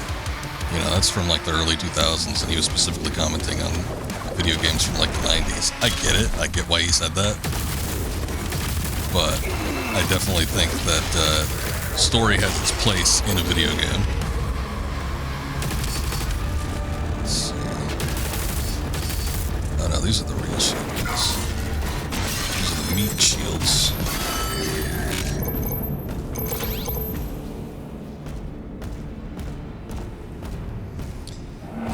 Well, the thing with the newer Dooms, they definitely felt like they were leaning more into the lore. I never even felt like the early Doom games had much lore to go on. It was just like, you know, demons invaded Mars. And you have to stop them. And then, no, they're on Earth now. And that was it. But ever since, like, Doom 3 was the first one I feel like that. Well, Doom 64 actually had a little more story going on than the first two. So maybe it started with that one. But Doom 3, I felt like they were trying to construct more of a traditional narrative. And then definitely with Doom 2016, while those, Doom 2016 and Eternal were definitely gameplay-oriented games, it felt like they were starting to, you know, expand the lore a little bit and have a bit more of a groundwork to build off of. Yeah, exactly. The early ones are, these guys are from hell, they're bad, go kill them. Yeah, pretty much. Throw the shield saw at green flesh nodes to embed the shield into them. While the shield is embedded into the green flesh, press the shield button again to pull yourself towards the shield. Using shield recall jump will allow you to cross large gaps and reach higher elevation. Gotcha. Okay, that's pretty cool. Flesh nodes.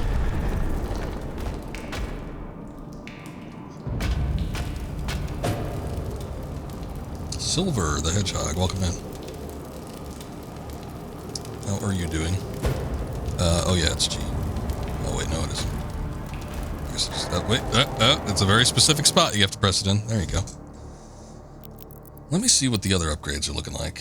I'm doing well. How are you? We only have 83 golds. That's not great, so I gotta be careful here. Parrying Hell Surge will trigger a larger, more powerful shockwave that causes nearby demons to heavy falter. Okay. Pretty good, pretty good. Melee attacks.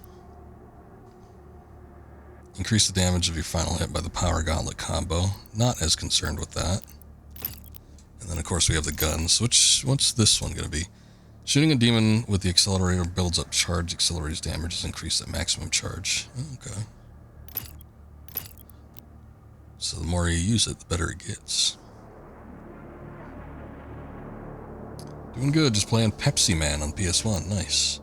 That's an old, I don't know if I'd even call it a classic, but that's an old one. It's a fun game. I've played it myself a long time ago. I like the Ricochet one. I think I'd rather do that than Pincushion. I think I want to get that one, even though I don't use this weapon probably as much as the other two, but still. Maybe it'll become more valuable now that I could do that.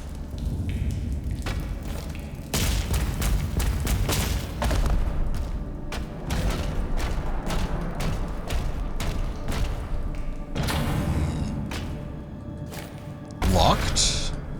It's reacting to me. Can't do anything about it though. Oh yeah, we have to do that. I keep trying to press C. Oh, it's got a paintbrush on it. I guess that's a new skin. That's really interesting. You were a 7-Up spot girl. I rented that Veil. I used one of my I could rent a game every week, and I rented that from Blockbuster. I really wish I didn't. Did you actually like that game?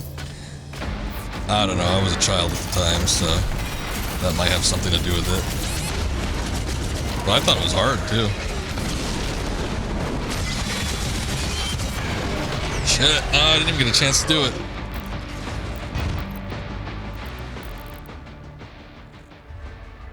Oh no, I hit return to my menu by accident. That's not what I meant. Did not mean to do that.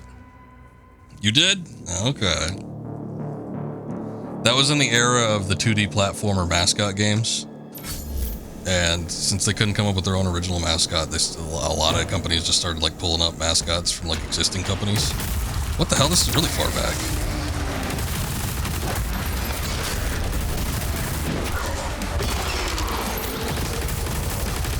You know what? Hold on. I'm gonna change these buttons. I think I would like it better if I did.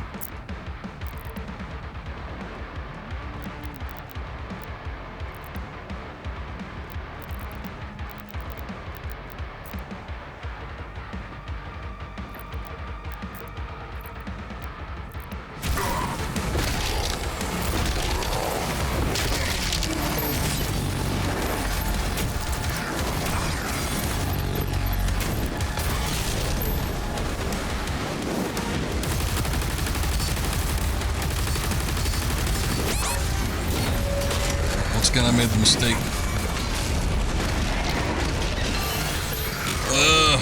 Okay. Thinking those were a different type of shield.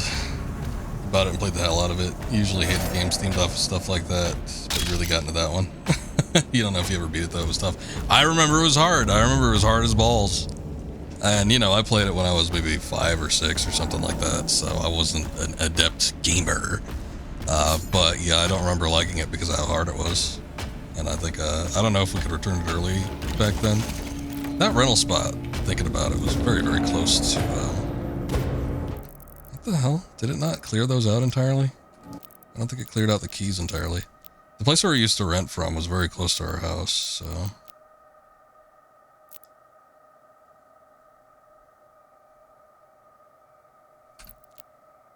Oh, that's stupid. Reset to default.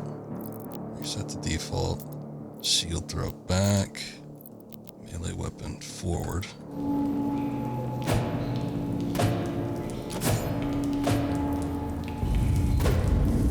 It's not doing it.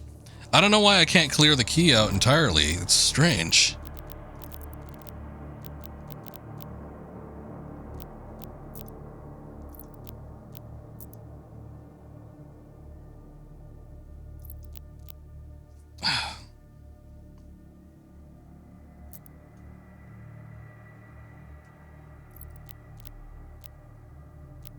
Okay, here we go. I might have solved it. There we go. Okay. Thank God.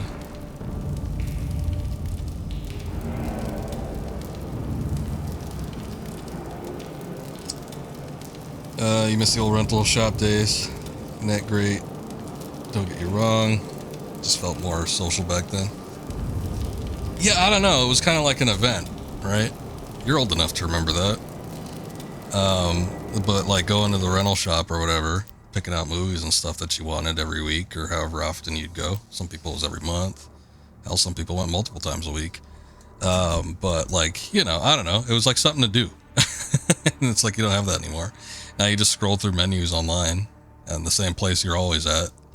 So it's just like something else to kind of mix up the day, if anything. And I don't know. I still even feel like back at the rental places, you know, there were games and movies and stuff that wouldn't necessarily be available to you these days. Because it's like you could get brand new stuff from a rental shop that had just released, and it's like you don't really, I don't know that you really have an option like that, except maybe Game Pass, but that's not for everything. But like I'm doing now, it's like this is almost like a rental. I paid $10. The game's not really mine. I can't play it as soon as my Game Pass ends, but you know, I get it for this allotted time. So it kind of works like it, but still. There's not really quite a service that's kind of like that, so nothing along the same lines. Oh, we still have the shredder. Okay. So now for the second ones, we need to have whatever that is. We need to have a red orb, and then we need to have a purple orb, both from Devil May Cry. So the upgrade fire rate will increase on the next one. Okay. You got to go on the weekends for good grades. Ah, yeah, there's always some kind of incentive.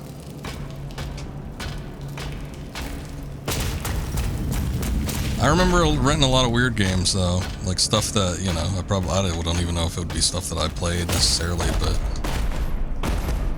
Shit. That's not what I meant. Oops.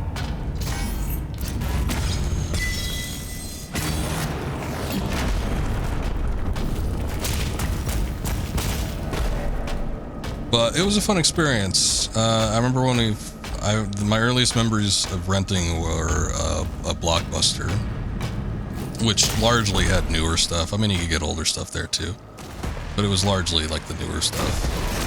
And then I feel like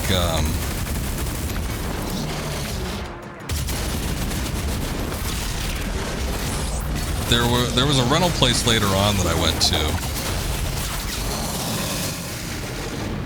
That was kind of like a local, it wasn't necessarily like a mom and pop shop, but it was kind of like a regional rental area. And it was such a huge variety. There was so much stuff there. I remember that's when I first started delving into old wrestling things, because there was a, how the hell do I get over there? There was a section where they just had like the pay-per-view tapes from like WWF, and I caught up like on a bunch of wrestling that way. So I mean, it was just like stuff that you wouldn't see like anywhere else, and like in particular with that shop, it was like they had such a huge catalog.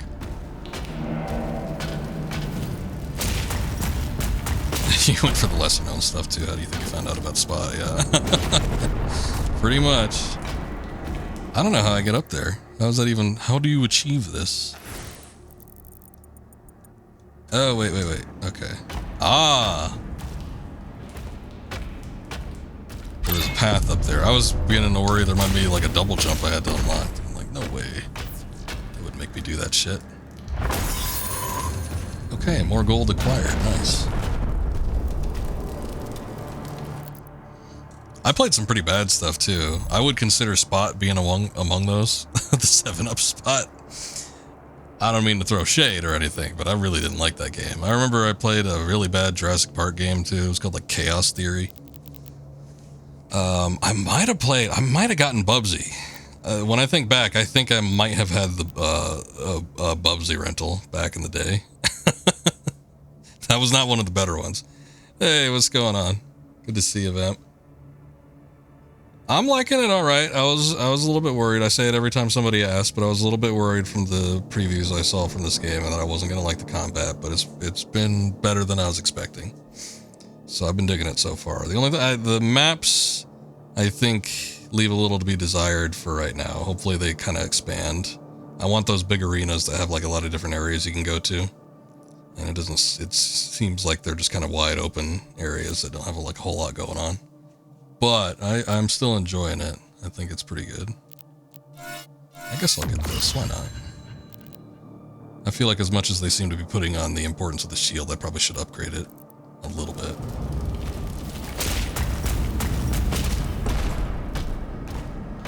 PUBG infamously is just like really not that great. The 2D platformers, I thought, you know, those were like the epitome of like a mediocre game. Obviously the 3D one was the one that everybody knows about being like really, really bad. But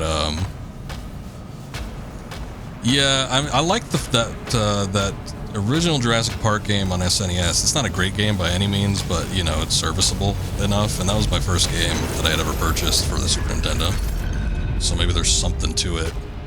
But I still think that like it's decent. The Chaos Theory was really shitty though. There was one on like Sega Game Gear, I think that was really good, and then another one that was like on PlayStation that I think those are a little bit better.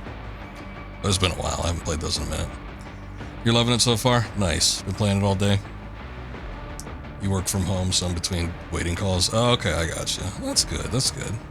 Not too far ahead of me, just a couple missions ahead.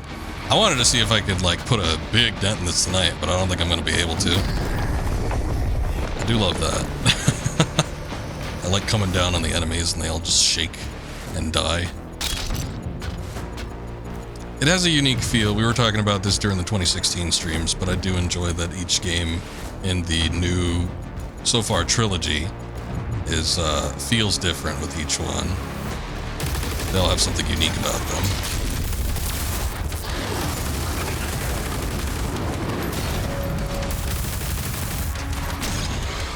Oh, see, I already forgot the control scheme.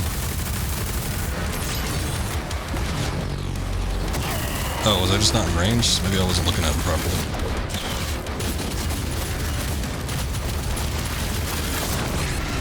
Oh, jeez.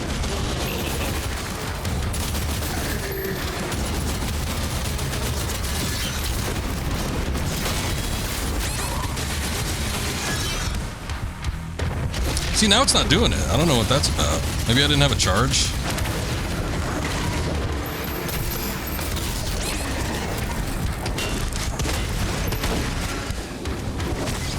I had changed the control scheme to do something that felt a little bit better, but I don't think it's working out.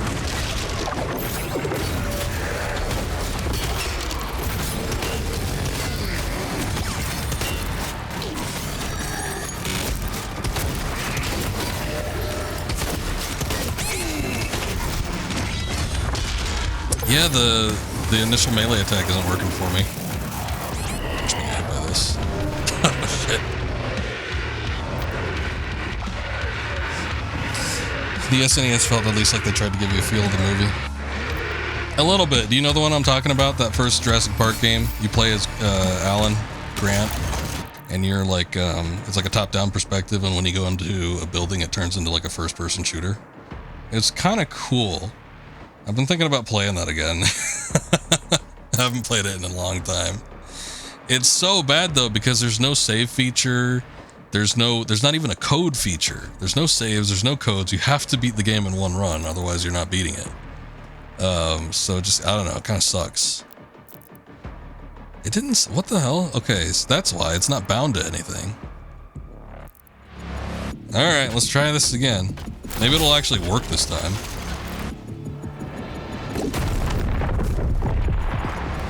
Yeah, I mean, it had the different weapons. I thought the weapons were neat. Like, you get different weapons. And I thought I think that was my first time playing any sort of first-person shooter ever, was that stupid Jurassic Park game.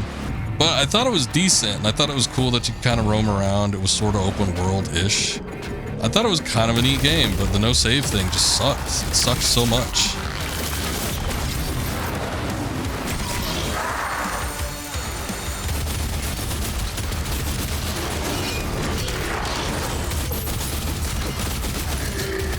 out of here. What do you think you're doing?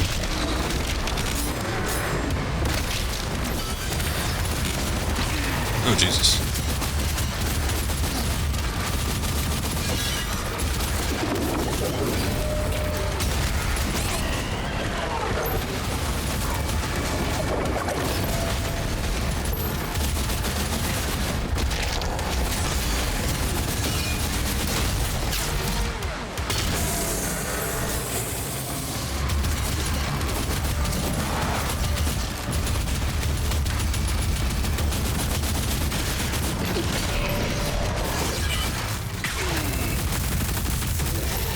Did I not get the... I think I got the shredder mod that I didn't want. I think it's the pincushion one. Damn it.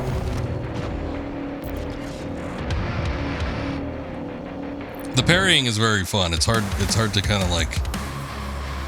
I don't know, manage in some cases. At least for me, I have to think about it a little bit. But it's fun. And the sound design is great in this game. Sound design has been great in all of the newer Doom games, but I feel like this one really tees it off with the abilities that you get. You can change it if you go in the menu. Okay, that's good. It's good, but I didn't unlock the other one, though. I didn't unlock both of them. I just unlocked one, and I was kind of hoping I unlocked the one that I wanted, where you shoot like the shield, and it ricochets. I thought that was the one I unlocked, but I think I got the other one, like the pincushion one or something, which is the one I didn't want. But, oh well.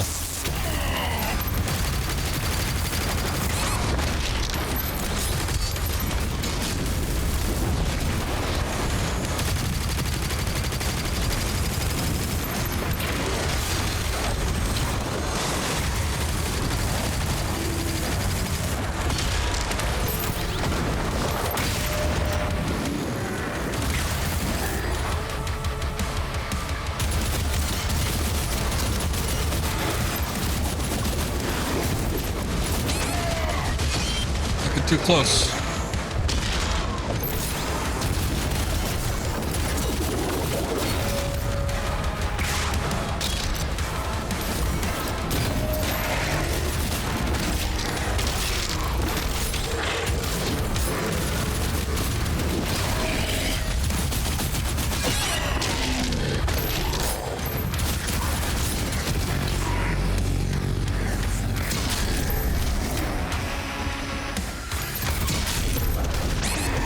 God damn. Where the hell did it even come? Oh, it's one of the shadow imps. Oh, it buys both of them? Okay. I was not aware. I thought it was a one or the other situation. Here, let me see. Oh, not that. Although, did I buy that? Did I buy the second one?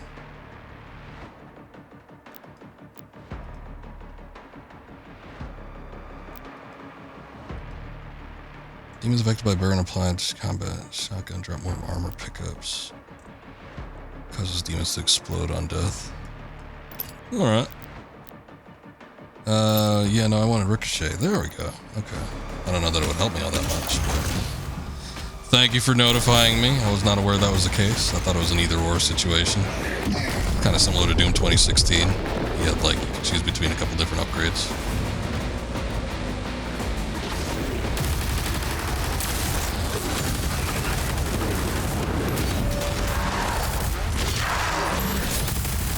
I think this is the first big test for, like, control management. That's kind of what I'm struggling with, is just, like, remembering where everything is.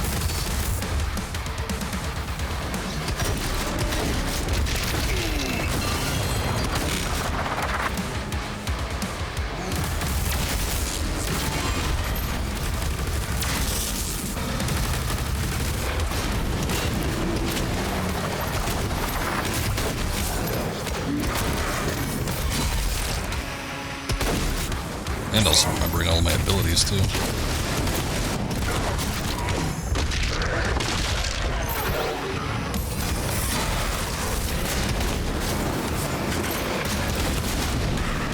Let's see. Let's give that thing a try. Not that one.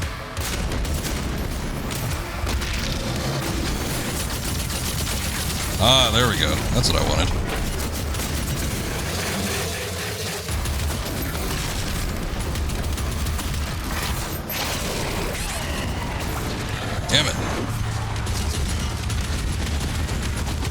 I think that shadow imp got me again. I can't even see him. He's very well hidden.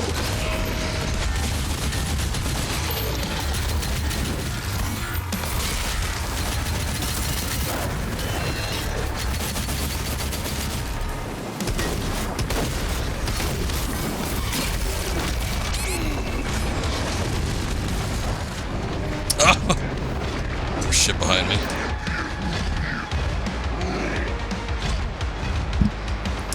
Stalker imps are annoying. Are those the invisible ones, I guess? Yeah, I seem to remember them making a point of that too. It's like strafing plays a big part into the actual gameplay. It's kind of a rough go though. I don't think I've had this much issue in any of the previous ones trying to get through one single area, one single combat zone.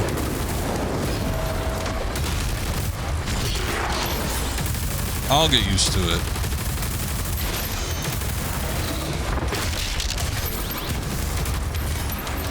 They sure do have a lot of shit flying at you, though.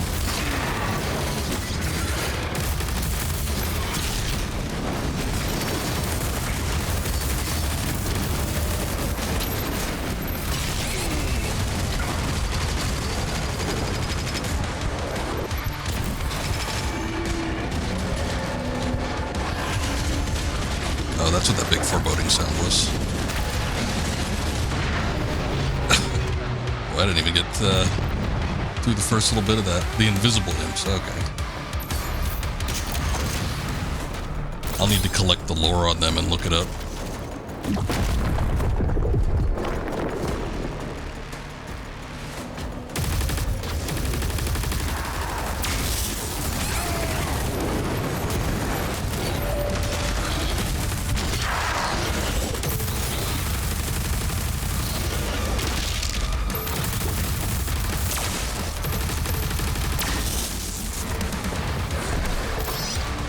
Through here real quick.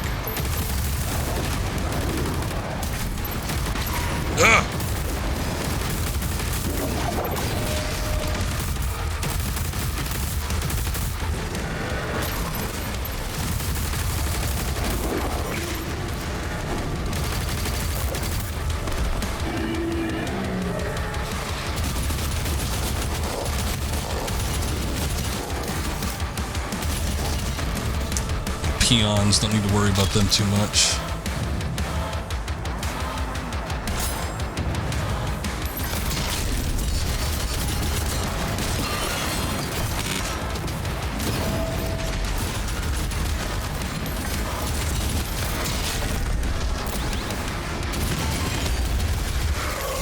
Nice. Actually took care of them.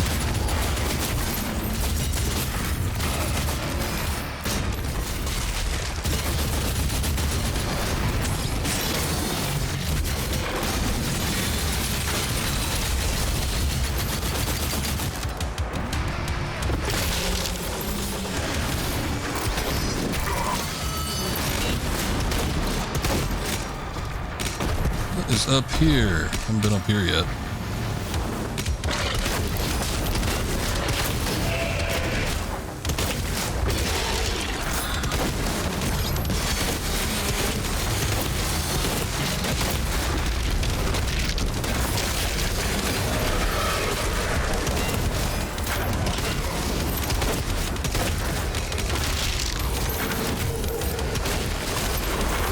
What? Oh, I see. Demonic leader identified. Him? Alright, I guess. I was confused at what was going on. I thought he blacked out for a second. I'm like, no! Doomslayer, please, wake up! I think the difficulty from this spans from the amount of stuff you're able to do chain while in combat. Still getting used to everything, even when they're throwing in new stuff. Yes! I feel like this is the first filter point, as the kids say in the game, because it's definitely one of the biggest combat sequence we've had yet, and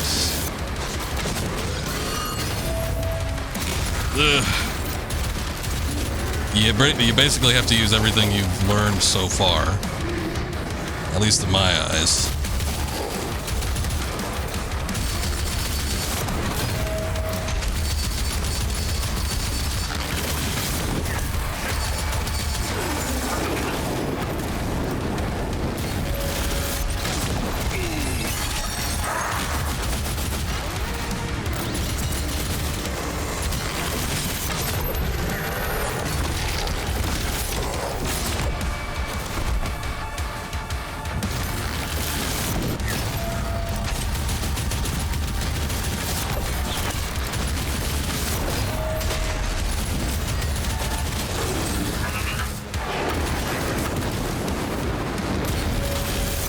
with that strafing again.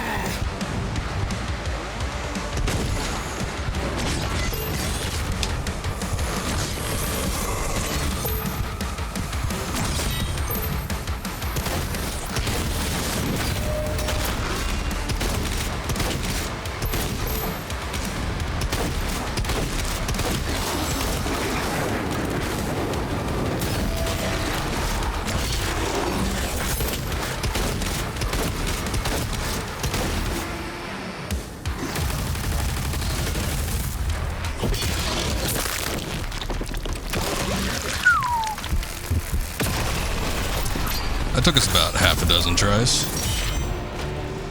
That's okay though, I'm getting used to it. Get out of here, Xbox achievement. I don't even know what that is.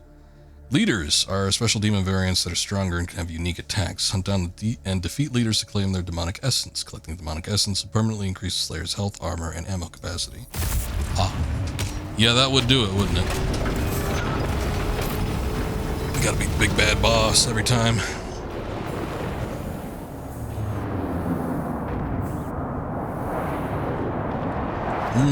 Yes. One of these things. Giant power armor.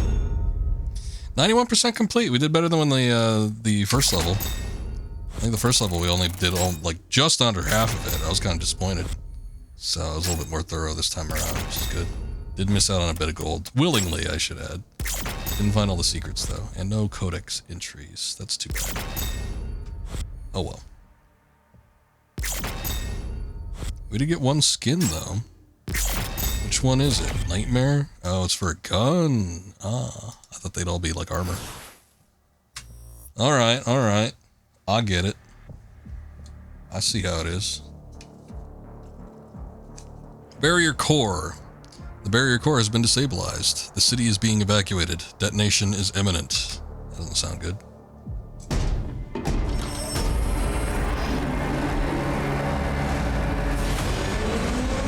Alright, this is one of the things they were talking about. They were promoting this pretty heavily in the press events for this game. So let's see what it's about. Get to pilot a giant mech from the looks of it. You like this mission? Nice.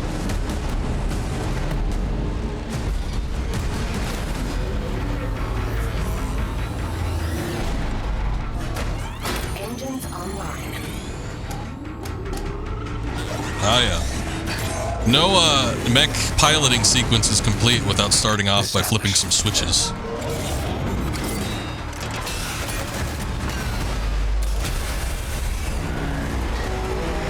The little circular handles and like the rails it looks like they're attached to, it kind of reminds me of Big O. Maybe we have those like big arms. Okay. Ah. These are like the little gates in Phantom Menace. Qui-Gon about to get cut down.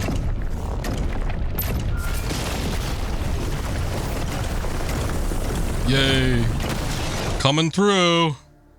Press left click to throw a combo punch. Hitting enemies with combo punches will charge your finisher. Press the right click once the finisher move has charged up for a powerful finisher attack. Only makes sense. We stomp on everybody's tank first. Ugh, get away.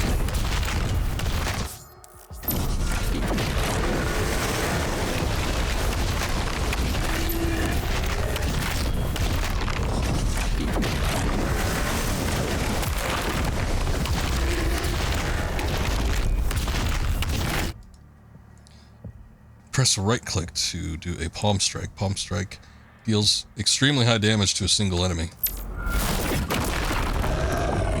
That was nifty.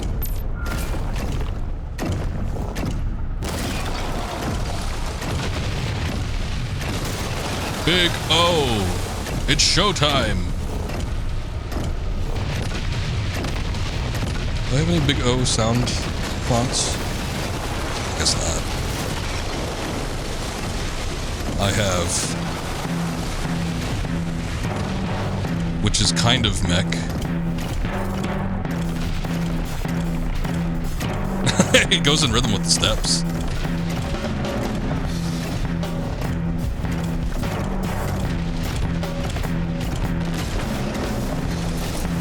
Oh yeah, I was a big fan of Big O. I used to watch it on Cartoon Network when it first debuted. I was there when they commissioned a second season.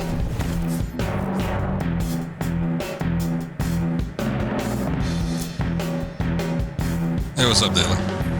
How's it going? You love that anime growing up? When did it show? It was like early 2000s?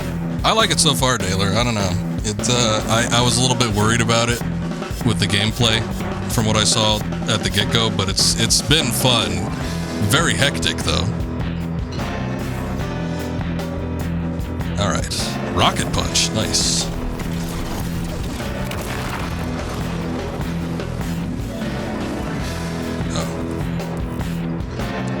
Trigger your dash space as an enemy is about to hit you to trigger a perfect dodge. Okay.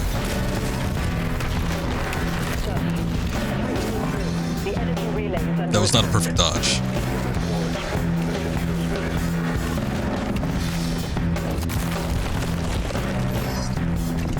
Right now, Daler, this is a fairly different part than most of the game so far because we're piloting a mech.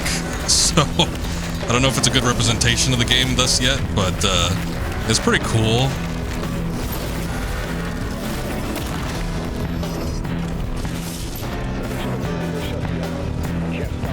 Debuted in 2001.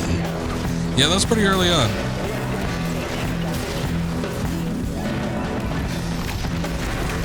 Ow.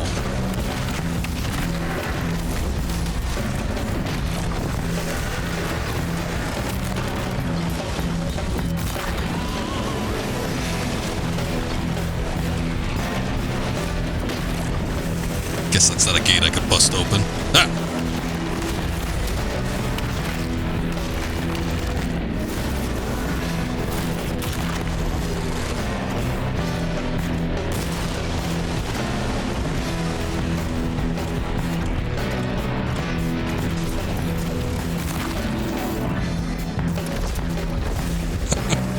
Let me turn that off for now. There's a cutscene happening. Look, they got capes on their mechs. That means he's the cool one. Titans ahead. Support team. Deploy weaponry. Oh, he's the king. Incoming.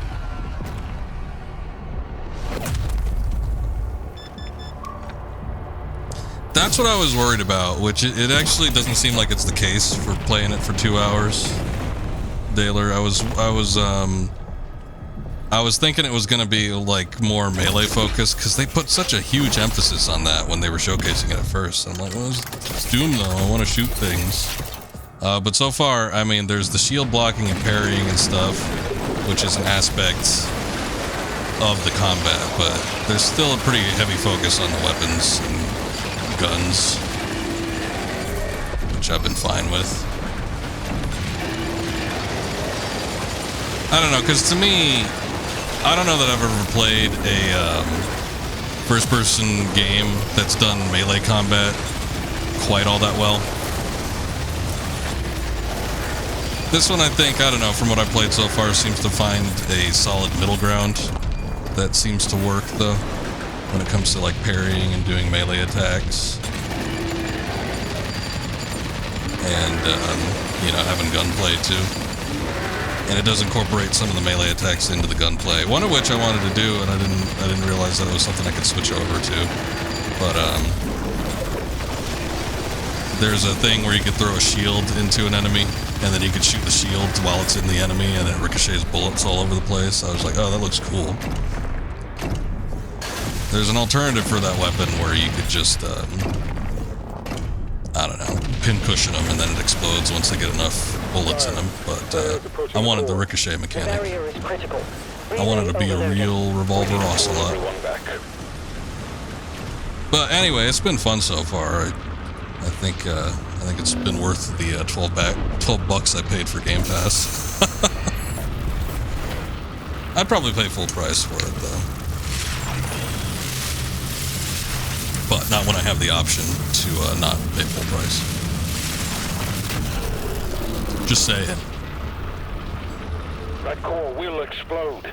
He needs to evacuate now. Quick, throw it into the sun. There will be no repercussions. He's trying to save the city. Slayer, there's a strip mine nearby. I'll mark it for you. Whoa. Ship has disappeared from radar.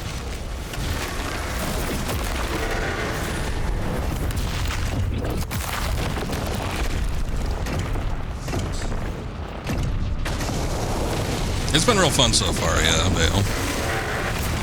I haven't really had any problems with it. There's a bit of a learning curve to it for sure, but nothing I can't really handle. At least from what I've seen. Check for online multiplayer. Vamp would know. Vamp, does this have multiplayer? I did not, though. I did not look at the menu. I just pretty much went to a new game, and that's where I started, and that's where it's ended so far. It has none? Okay. Look, Taylor, they learned from the past mistakes. There's no multiplayer whatsoever. I don't know if you're actually looking forward to that. We were talking about the unvirtues of the multiplayer from the previous games, though. Taylor didn't like the original game's multiplayer, and I played a little bit of Eternals, and I didn't like that. But I didn't play the first game's multiplayer, so I got no opinion on that. Last one was Dogwater. Yeah, I wasn't too fond of Eternals multiplayer, so never touched the multiplayer either. It was weird. It wasn't like a traditional like deathmatch. I think the first one had a deathmatch, which I remember some people saying they liked well enough. Present company notwithstanding, but you know I trust Taylor's opinion. But the one from Doom Eternal was odd. It was like you played different classes of demons. I don't know, it struck me more as like a gimmick multiplayer, like a Dead by Daylight or something, more than like a deathmatch. I would have just preferred like a new deathmatch.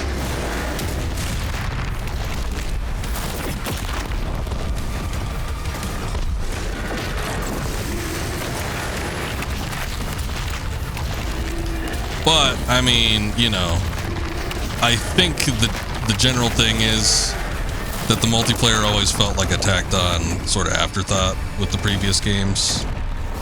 So it's probably for the best with this one that they didn't include it if it wasn't necessary. Better to have a good single player game always, in my opinion, than to try to tailor to everybody. Who are you? Oh, angry, I guess.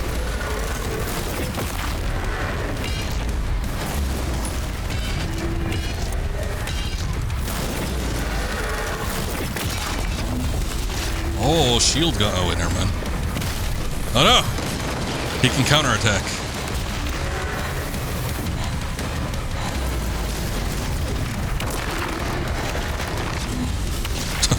Sir, your flesh appears to be gone. Are you sure you're ready to continue?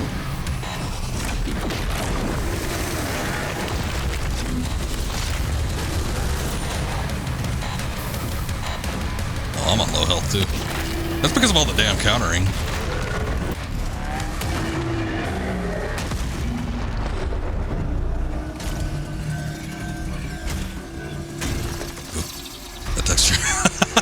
I think that blood texture just happened to be there by chance, and the bomb just was in its way, so it decided to erase it.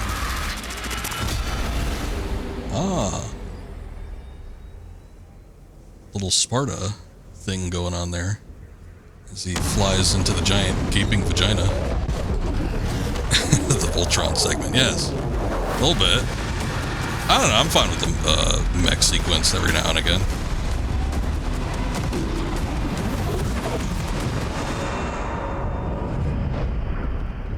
Who's this asshole? Oh, it's the chick. The transdimensional barrier is offline. Demonic activity is... Vale was at the ready for it. The Creed has requested an immediate report. The kick is perfectly aligned for that type of Return to the Sentinel reference.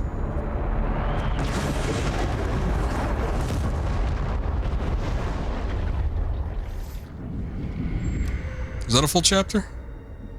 Short and sweet. That last one we did was long. I mean, it might have just been me scrounging around, but we were on that one for like an hour. You asked. Now please, let her soul be at peace. Their outfits remind me of something. It reminds me of like a movie, maybe. And the heart of Argent. But that weird, like, horizontal thing on their helmet. Something about it. Open it. No one can.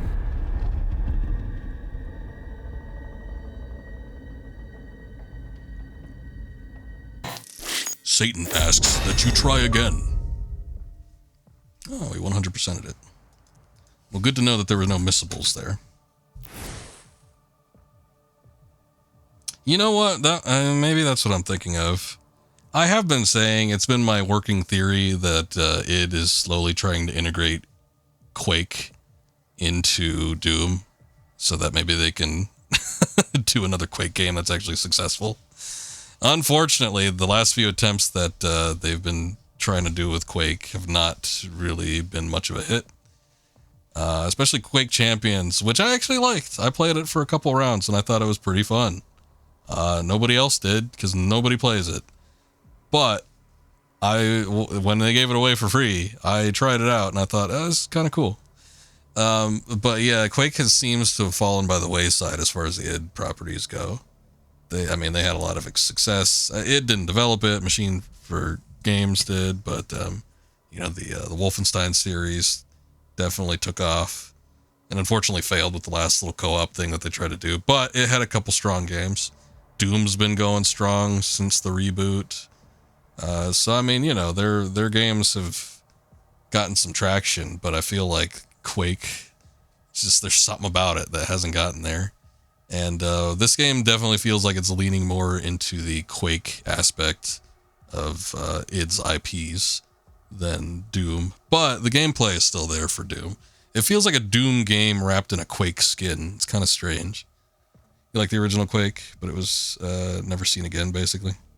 See, I'm not a big fan of it. I recognize Quake is a good game, and I recognize, Quake is one of the bigger first-person shooters for that era. I was always a big fan of 2. I loved Quake 2, but Quake 1 I never got into. And it's weird because Quake 2 I think was the one that started off as a different game entirely before they decided, let's just make this Quake. But yeah, it's like the original Quake, for as good as the soundtrack is, old Trent Reznor composing that, and the look and the style and all the weapons, there's something about it I just can't get into, and I've never finished that game. I got to do it one of these days, but I just haven't done it. But Quake 2 I loved, and I've only ever played a little bit of Quake 3. I don't think I've ever played Quake 4. Pretty sure I haven't. But yeah, I'm not as familiar with the series, but I know sort of the lores and terminology, and I have a general idea to know that it seems like they're trying to do a little bit more with this one. That's kind of Quake-like. From what you understand, which was released by id before the game came out, is that there are aspects of Lovecraft in Doom, and more so Quake's side of things, from what they posted for this game specifically. Yeah, it works as a sequel because at least you're not attaching it to the ones that have already been established. So if you're really far before the games, you could do more with that. There's always been a loose tie between Quake and Doom. People have always theorized that, the main character of the original Quake game is related to Doom Guy. And there's been certain things here and there. With Doom Eternal, there were references to Slipgates, which is a Quake thing. But there's never been, I never felt like there was a hard connection, and they might be trying to do that here, but I guess we'll find out. 2 is better than 1, but you like the first 2 and none after that. I don't remember 3, so I can't offer a valid opinion for it. I really like the second game though. I think the second game is one of the better first-person shooters out there. Quake 4 was definitely a game. That's usually a description for a game that's not quite a game. I'd be willing to try it. I always like black sheeps in the franchises. A distress signal was sent. We've tried contacting them. No response. Hey, what's up, Scorch? Welcome in. 3 was the multiplayer one, yeah. I sealed it from him, but Arena and Team Arena expansion. of immense power. Forgive me. They're inside! Wasn't too bad. That was the one. Quake 4 was the same one that used the same engine as Doom 3, wasn't it? An artifact said to contain the soul of the last wraith. Powers and origin unknown. I mean, Deathmatch was such a big hit in the PC community. I think specifically with, what would it have been, Quake 2? But, you know, 3 almost kind of warranted like a strictly multiplayer one. And then 4, I remember being like, it felt like next generation when it came out. I remember that one feeling like, oh yeah, this looks like it's a big step up. But Quake 4 was the famous strogification scene. Oh, okay. But yeah, I've never played it myself to actually get a good opinion on it. What the hell happened? Did I not do that? Oh, is there a... Oh, right. The flesh thing. It looked like just short enough where I could clear it with a jump. I actually thought the green thing up there was the statue. Valen, with the Slayer guarding the barracks, we'll take the airships. Rally at the priest signal. Ooh, can I plow through these? Oh. Man, those are some tough pews. They're about as strong as a real pew feels. Try that jump 4 times before you realized. I didn't get it either. It looked short enough where I could probably make it, but clearly it wasn't. Mission challenges are now available for you to discover and complete. Completing a mission challenge will grant gold that can be used to purchase upgrades. You can track your progress or pin challenges on your HUD, the challenges tab of the dossier, in the tab button area. Gotta kill 40 demons, find 150 gold, and execute a 3-hit melee combo 3 times. This is like the challenges we saw in Doom 2016 most recently. But yeah, we could do it. Is everybody gonna look at me weird? Okay, these guys don't react to me like the villagers from the first area. The man has a very soft face. Felt like Quake 3 Plus went the way of Bungie, stopped telling excellent stories, and started just dropping into PPVs. Can't judge 4. 3 turned you off of Quake. That's too bad. Yeah, I mean, to be fair, I never really played 1 after 3 myself either, so maybe it did the same for me. It's just been so damn long since I've actually done it.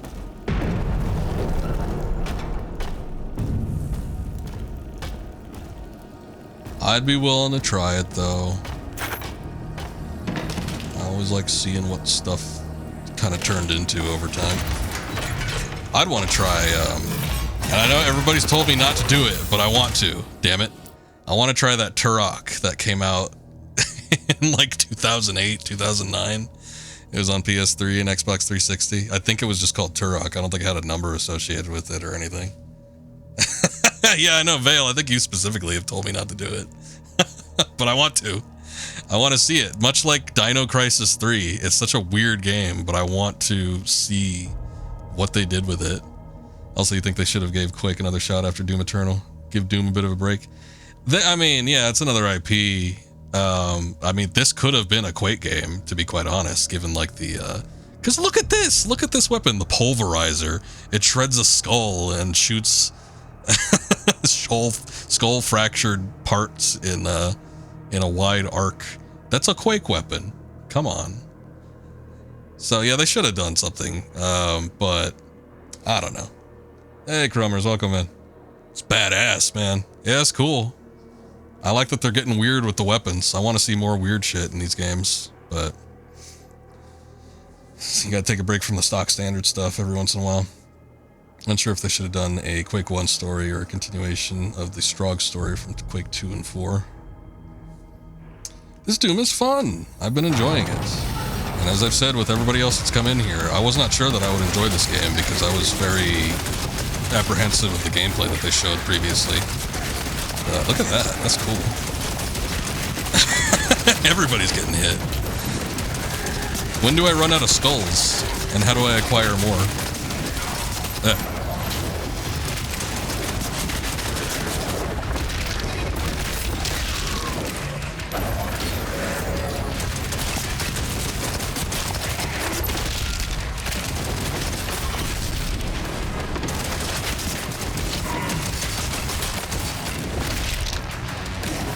Get out of here.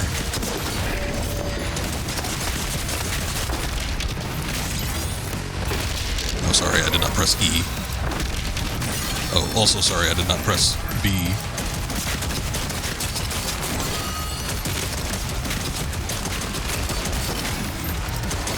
I don't know. You just rip them out. It would be fun if you could just rip them out of your enemies and just add them to your gun stock, but that would probably take too long in a logical sense for a gameplay perspective.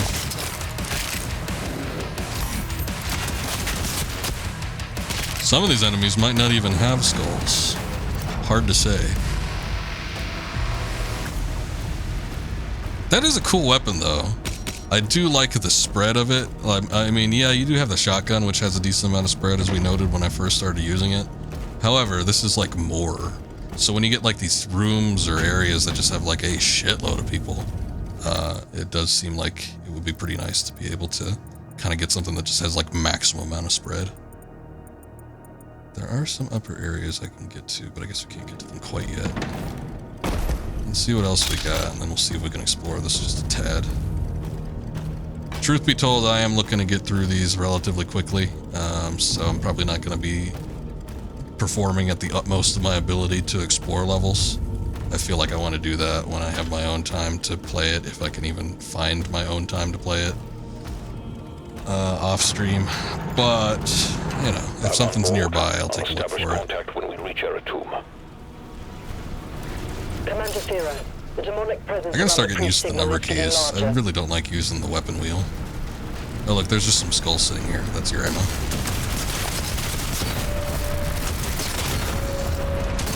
Oh, that's a big mank. Oh, he's just got armor on.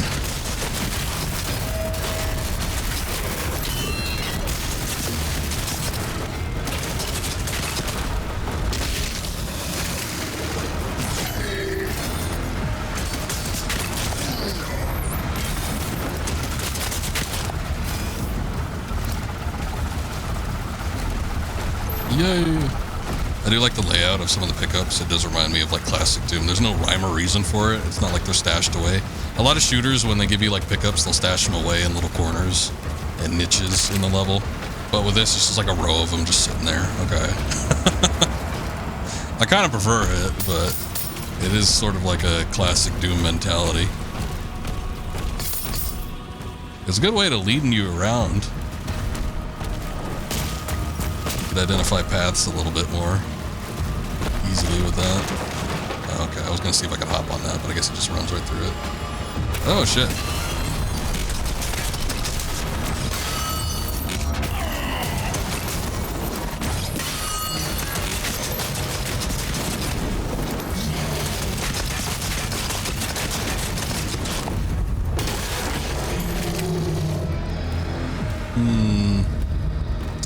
We got going on here?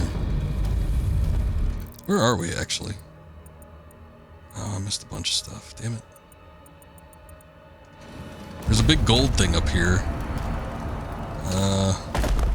How do? Oh. I thought that was an elevator or something. No, that was just a very weak wooden table. Oh, I want to get up there.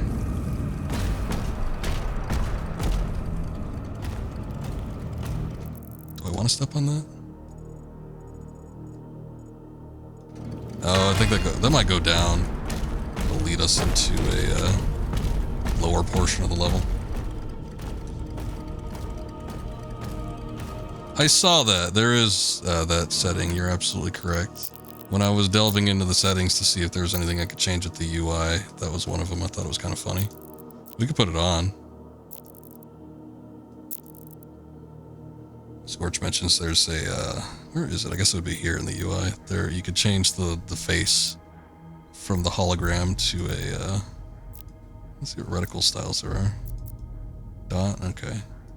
The little hologram to like a pixelized portrait from classic Doom. There it is. Or you could just leave it out entirely. Suppose if you don't like looking at faces. Nah, we could do it just to like look at it. Besides, I think it registers damage a little bit better since, you know, you get the actual bloody faces and everything. if there is damage indicators with the portrait, it's a little harder to read on the hologram version. Maybe that's... No, hold on. Maybe that's why I wouldn't be able to do that. Ah, you gotta break through. That's a plus. Nice. Now I can get my gold. And my action figures.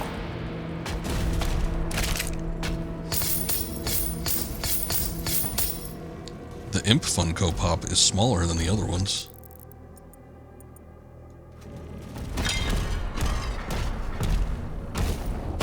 Nice. It just turns red. I gotcha. Well, even with a little bit of damage, you could look down at the pixelated one and see that little bit of blood, so you know that you've taken damage. I mean, you could just look at the numerical values right next to it, but I guess if you want like a super quick indicator without looking at bars, you could just look at the portrait real quick. I don't know, it just seems like the old one has a slightly more functionality to it, but it's not a huge deal. Yeah, I don't get this. I don't know why. I don't know where you can get up from.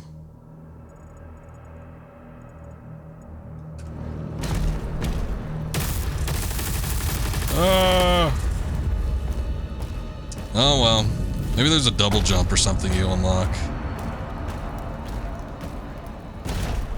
Let's see what this does. Oh, wait. I get it. Wrong one. There you go. Haha.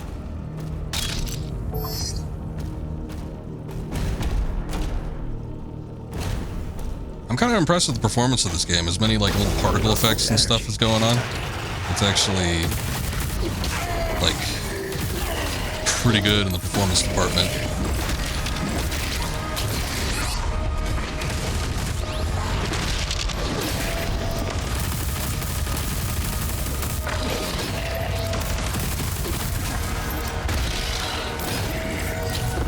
No, I missed my opportunity.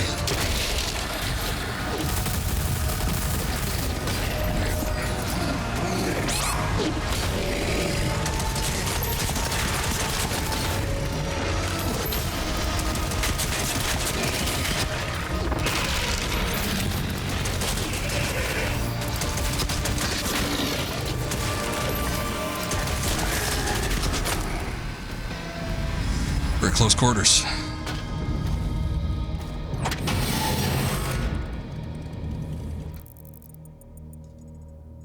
That it? Okay. One of the things you notice with Doom when it comes to certain encounters feels reminiscent of Slaughter. Wads. Oh, yeah.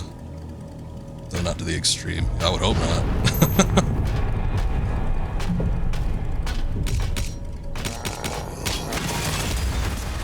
I mean, it would be nice if they took some notes from, you know, the modding community, custom level creators.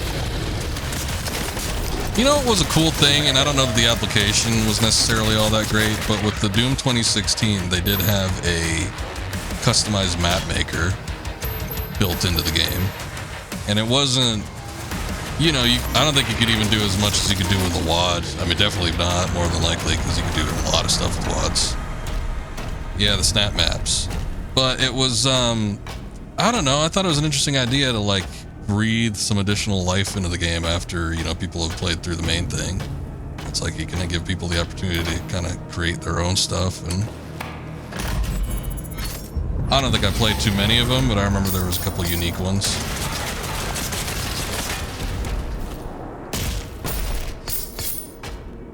I thought it was neat. I think instead of incorporating a multiplayer function, they should do that.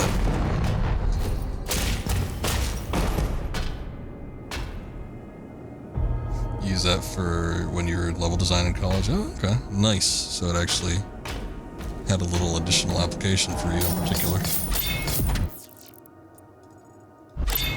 Oh, let's see. Oh shit. No! Ah! I missed it. I didn't think I would duck under it. You know, it's all modular. It was snap maps as it sounds. It was just like little modular pieces that you could snap together basically, and you know, create a map out of that. And it didn't have like a huge variety or anything, but it did allow for you to do, you know, a couple different things, and people could create their own little custom levels for Doom 2016. I just thought it was neat that, like, you know, a AAA game would incorporate something that creative to that degree, because you don't get that very often.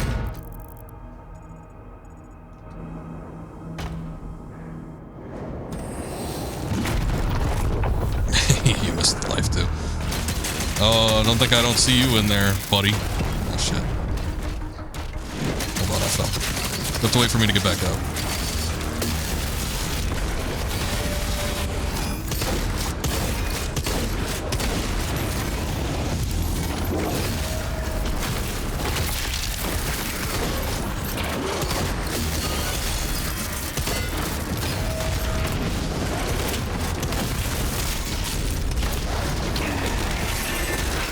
Nope. 2 hits for something I didn't want.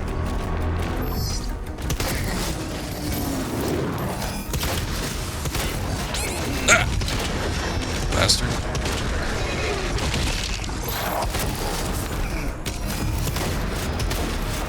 I'm seeing ghosts. I thought I saw something there for certain.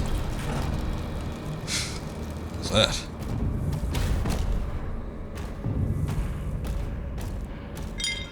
Oh, sorry. Huh? Saw something like splash across my screen. What are we looking at? Oh. Let's go down a little further in here. I guess not much unless there's like another health pickup or something. Oh yeah, there is. A little armor. I'm playing Ultraviolent, yeah. Classic Doom, that's what I usually do. I don't tend to go for like Nightmare right off the bat, or Hurt Me Plenty or anything. Usually just do Ultraviolence. I don't know if it constitutes the same type of level as Classic Doom, but I figured it's a familiar name. There's a path through the tombs nearby. Oh, hello, Devil May Cry golden statue.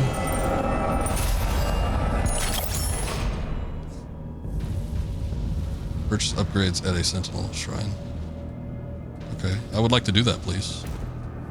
Oh, are you not that? He was just the metal holder.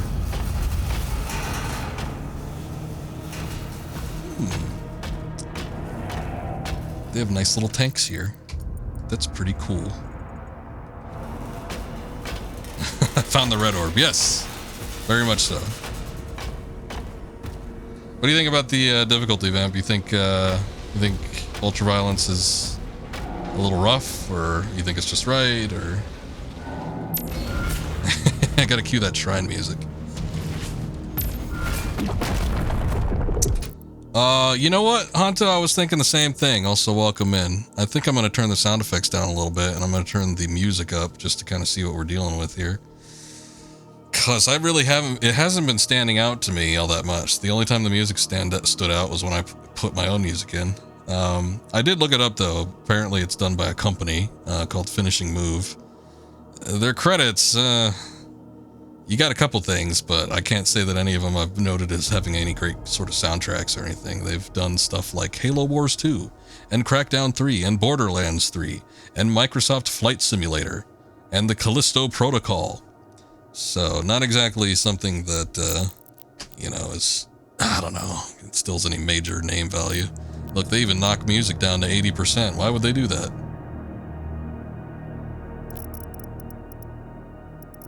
No, we leave the master volume where it was. Actually, what was the default? Default music to 100. I'm gonna knock the sound effects down by 5%. I usually have voices up a little higher too. Maybe I'll do that on 80%. Speak for yourself. Microsoft Flight Simulator has some awesome music. I've never played, so I can't judge. You don't mind the soundtrack for this? It's not Mick Gordon, but they didn't do too bad. I mean, the snippets I've heard, when I do notice it, it doesn't sound bad. It sounds passable. It sounds fitting. It just doesn't stand out. At least from what I've heard. There might be something later on that does. But also, the mix is a little bit off. We saw right there that the music was mixed down to 80% while everything was pretty much higher than it. For some reason, voice was down to 75. I thought that was weird. I don't know what they're doing with that. But, you know, a soundtrack doesn't always have to stand out. As long as it fits the atmosphere in the game, whatever they're trying to convey, I think that's perfectly fine.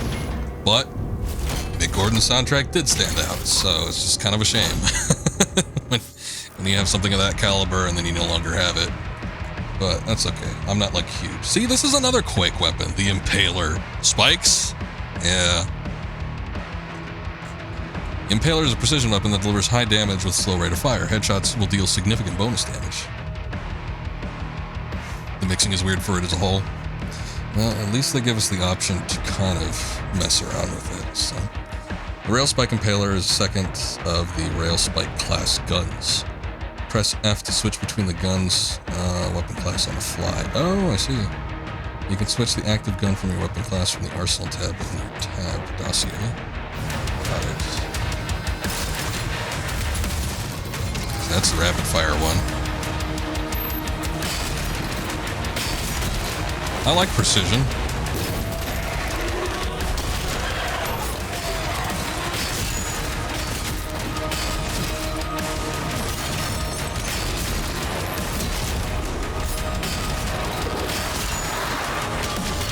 Boy, that did a lot of damage. Holy shit.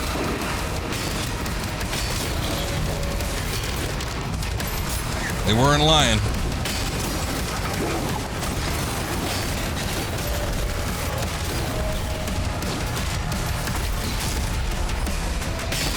Oh. I see green, I fire.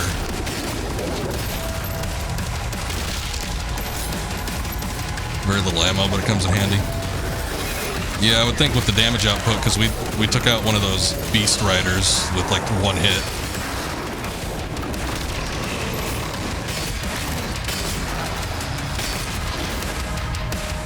Three hits for the actual beast.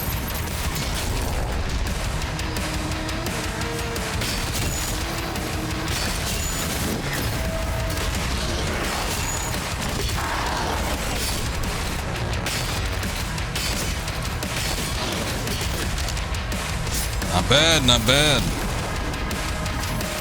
Oh, there they go. They just got scared and they dissolved.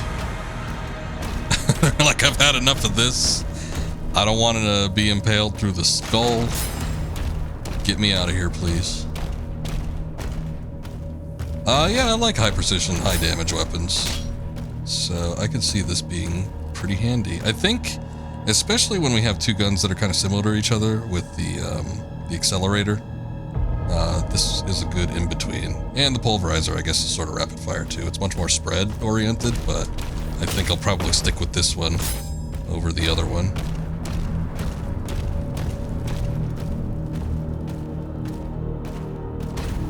It's the headcannon now.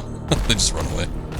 They're like, every other big badass monster that we had just got annihilated. Maybe we don't need to do this. Alright, now we can see some upgrades.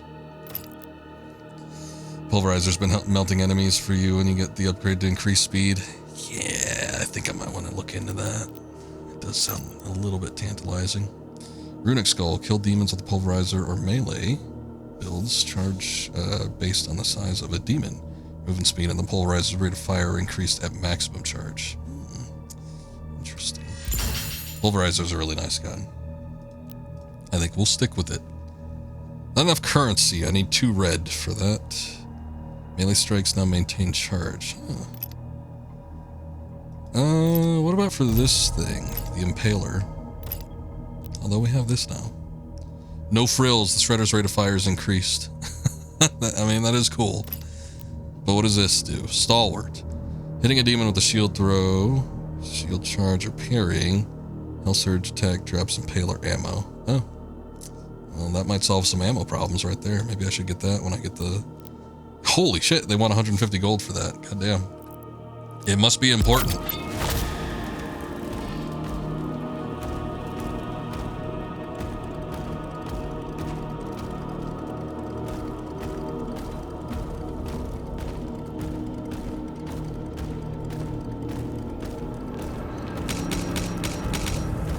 I think for having deviated from the natural formula for the most part for the Doom weapons, I think they've been doing a pretty good job with what I've seen so far. I've dug it. So I'm excited to see how I can end up using it later on.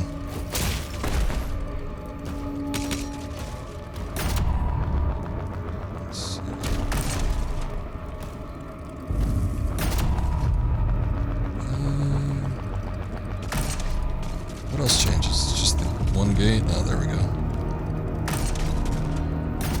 Oh, I see, I see. You could probably push that block.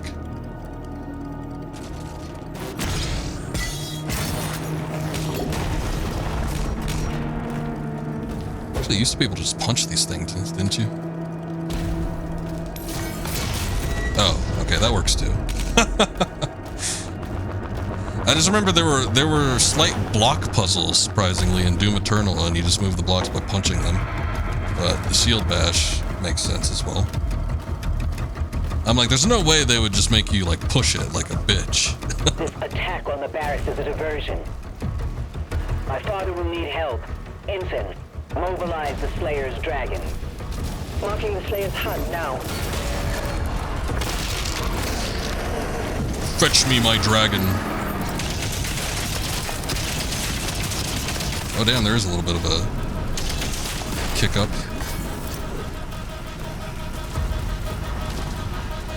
Ooh. Now, hold on, let me go back up here. I want to see what that one little area has. If it had anything. It looked like I could go in this building though. Oh, maybe not. Oh, I see. Okay, hold on.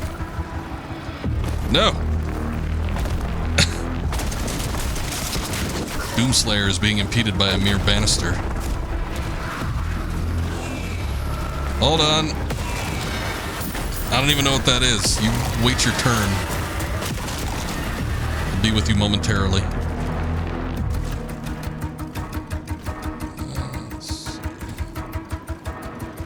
Whoa, whoa. Are you saying okay, I could... I can't open the treasure chest? I guess it didn't have anything valuable inside. You could smash it open. There we go. Very nice.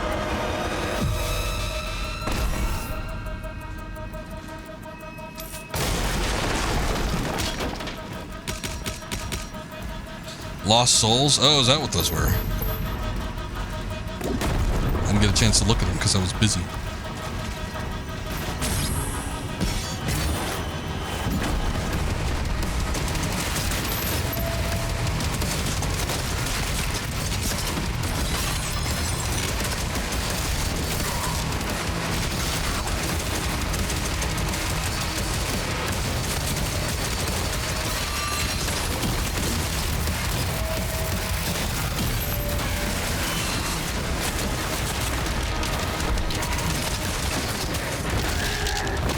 Out of the way.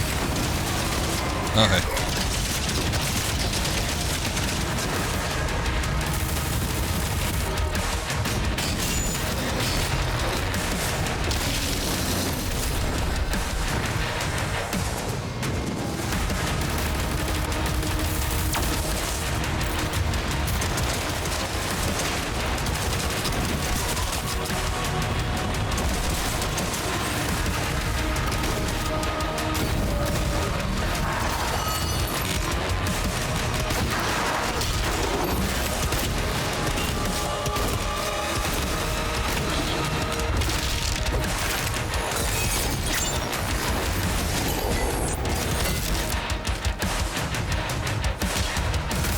I like the drums on this one, yeah.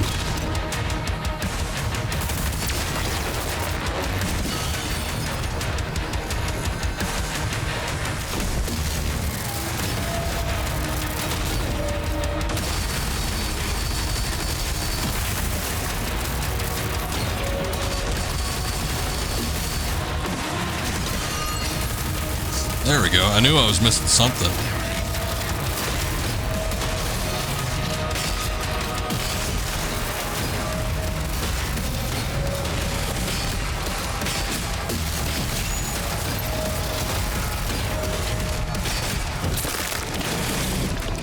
Okay, we finally get like a proper glory kill, but I guess it was because it was one of those boss monsters.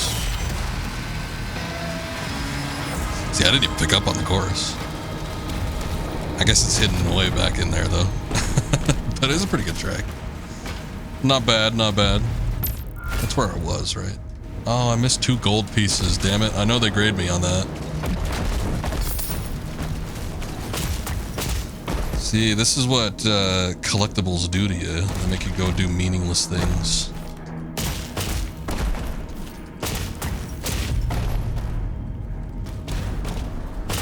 Walk my ass all the way back over here. I'm coming back. Give me a sec. Yeah, I'm trying not to be too anal about it. I really am. But much like Vale, I am of that breed where collectibles irk me if I don't get them all. Although, unlike Vale, I feel like I have a better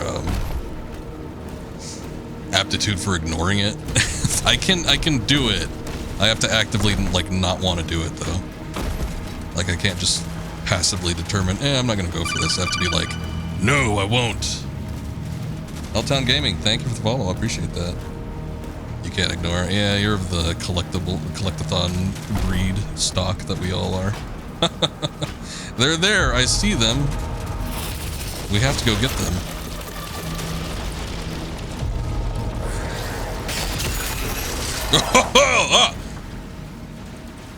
I can't crouch, so I can't teabag you. But I would if I could. I hate those bastards. Oh shit. I didn't quite make it. Oh hey, it got me back up here anyway.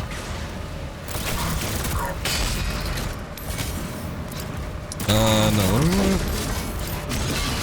Shotgun does a decent amount. Just got off this game not too long ago. The game is a yes. I'm glad to hear you're enjoying it. I've had a lot of fun with it so far too. So glad it's going for you as well. I'm sure you're further than me. I started fairly late as far as all things are considered, but we had other things on the schedule before I could get to this, and this was something I did want to stream. So.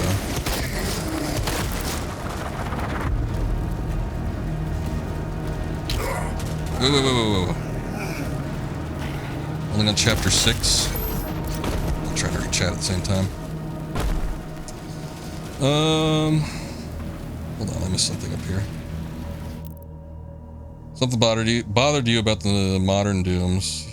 You don't want to have to spend time running around and doing platforming puzzles just to get upgrades. You just want to run around mowing down enemies. I get it, yeah. It's definitely like if you're approaching it from a classic standpoint, there were definitely moments, I mean, because it's not like the original Dooms were devoid of secrets or anything. There was plenty of those, but, you know, outside of maybe getting a new weapon every now and again, because you maxed out on them pretty quick, and if you carried them over between levels, you didn't really have to worry about it. So unless you were like getting a weapon you didn't have, or you needed more ammunition, or wanted to get the ammo bag or something like that, there wasn't like a ton of incentive. For this, it's like if you want to get upgrades and stuff, you do kind of have to scrounge around, make sure you get all the gold and all the upgrades and stuff. So it's a different approach to the gameplay. I get where that could be kind of annoying if that's not something you want to do, if you don't want to like delve into the RPG aspects of it. I do feel like they're kind of fair, because I missed out on a fair amount of stuff when I did my most recent run through of Doom 2016. And, you know, I got through the game perfectly fine without getting all the upgrades and everything. But, you know, it would have made the game easier, I'm sure. Also, you blame DKC where coins, Kong letters give you that real ending, make you need the collectibles. Yeah, if there's like endings and stuff that are locked behind, I feel like that's kind of, I don't like that as much. But it's, it does breed that kind of mentality in you where you're like, oh, I gotta get everything, gotta make sure I get it all. Don't want to miss out on anything.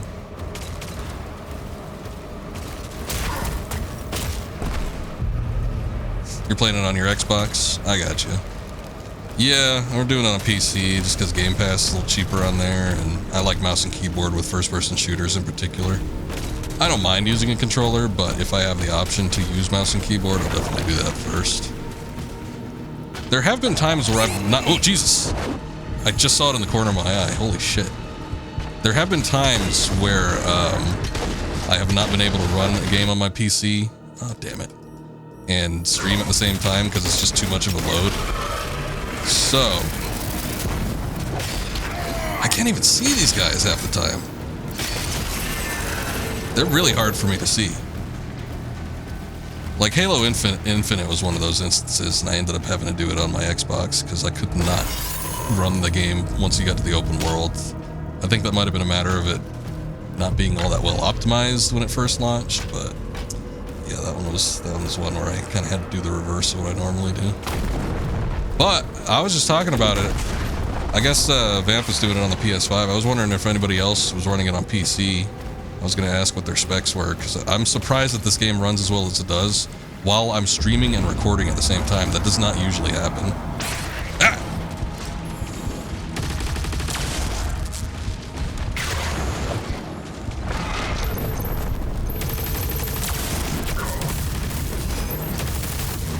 Usually there's a little bit of slowdown or something, but from what I can tell, everything's pretty clean.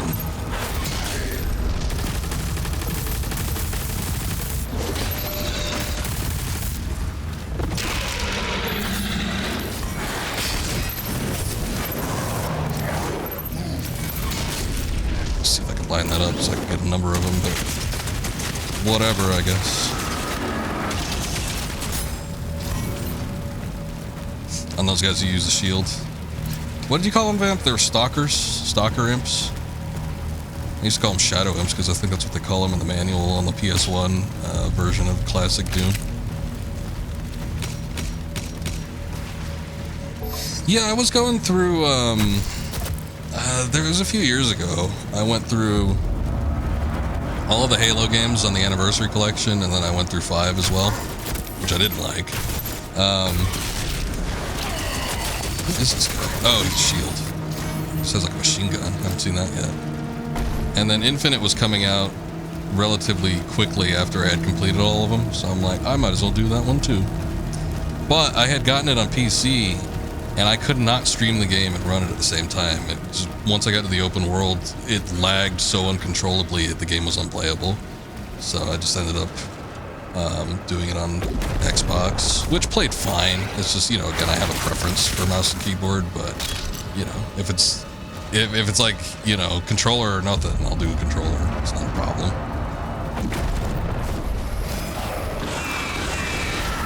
Oh, there they are. Wow, they look pretty good. They're very big. They're very scary. Oh, co-op would have been fun, yeah. Oh, well. Yeah, it was a few years ago, whenever it came out. Yeah, I would have liked to have tried the co-op, too. I haven't done a co-op on a Halo game in a minute. Is there anything I can get into?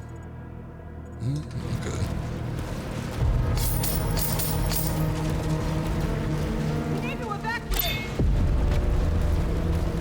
I need to get this skin. I guess for a gun.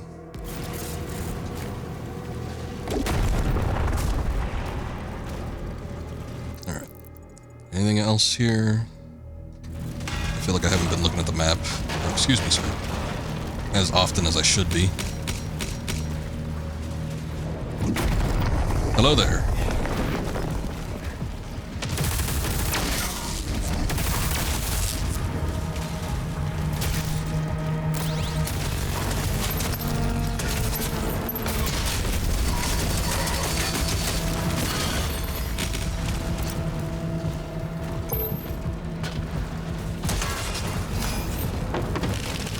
You were working on Infinite for a while. You mostly helped in releasing campaign, but you worked on multiplayer for a bit too. Oh, like actually with the devs? That's pretty cool.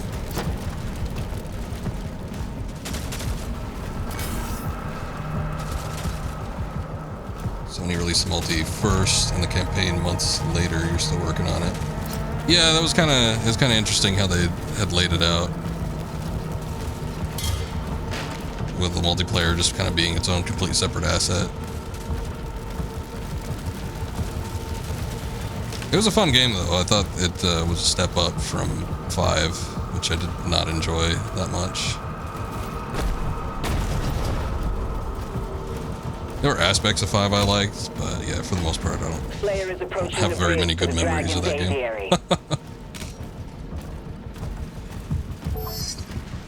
You're playing co-op in the campaign with your girlfriend, she had a rocket launcher and kills you. So the rocket launcher respawn. Kill her in the game and said no rocket launcher for you. Just take that away. No, you can't have that anymore. Oh hey, a codex entry. That's the first one we found.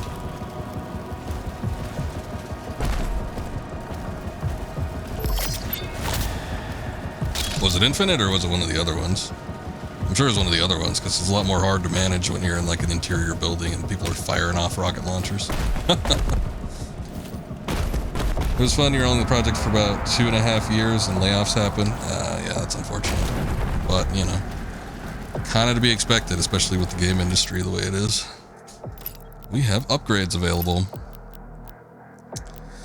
Let's see. Might avoid the shredder for right now. I do want to get the... something. What did I want to get? There's something I was looking at. It was like 150 to upgrade it. But I don't remember what it was.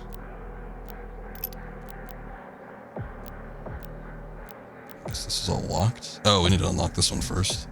Shooting a demon with the accelerator builds charge. Accelerator's damage is increased. Okay. It's only for like hitting one though. I mean, that might be handy.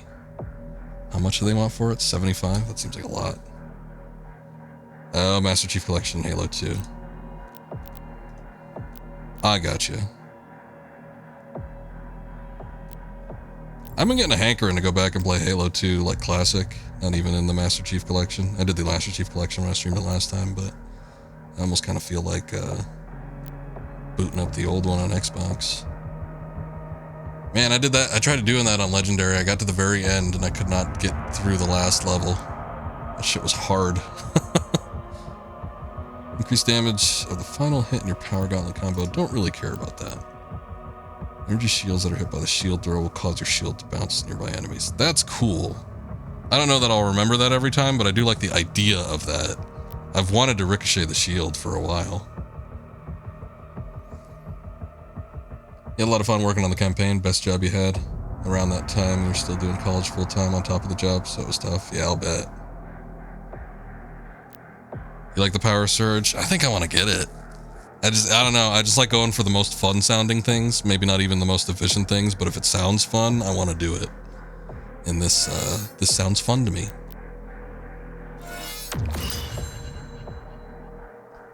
It is useful though. Okay, so it does have its utility. That's good. Halo 2 Legendary is wild to you?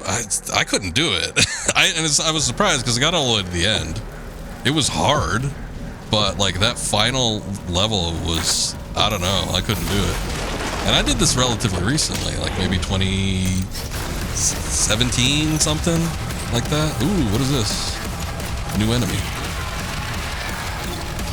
See, he kind of looks Quake-ish. Vagary Champion. Champions have gold armor, which takes reduced damage from your weapons. Parrying health surge attacks to build up stun. When stun meter is full, attack the Vagary, expose flesh, and deal heavy damage. Got it.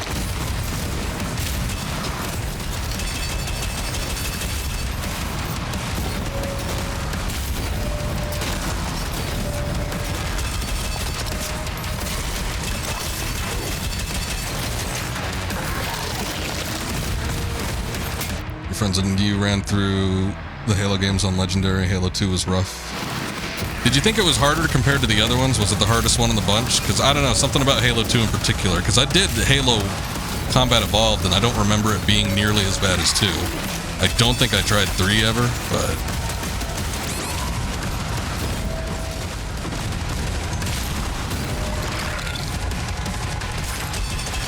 Oh, that's the flesh.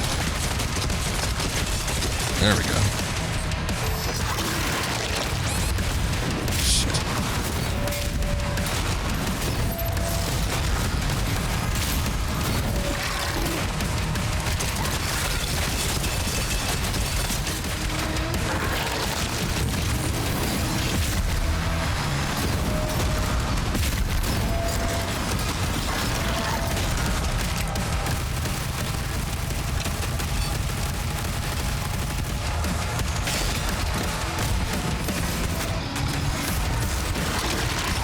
In your eyes, Halo 2 was the hardest? I feel like that would be an accurate statement.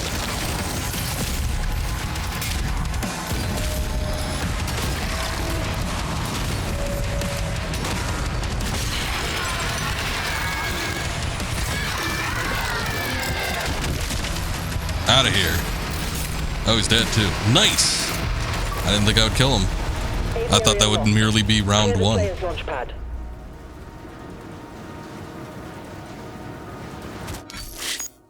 Ryu goes Halo 2, Halo Reach, ODST, Combat Evolved, 3, 4, 5, then Infinite. Okay.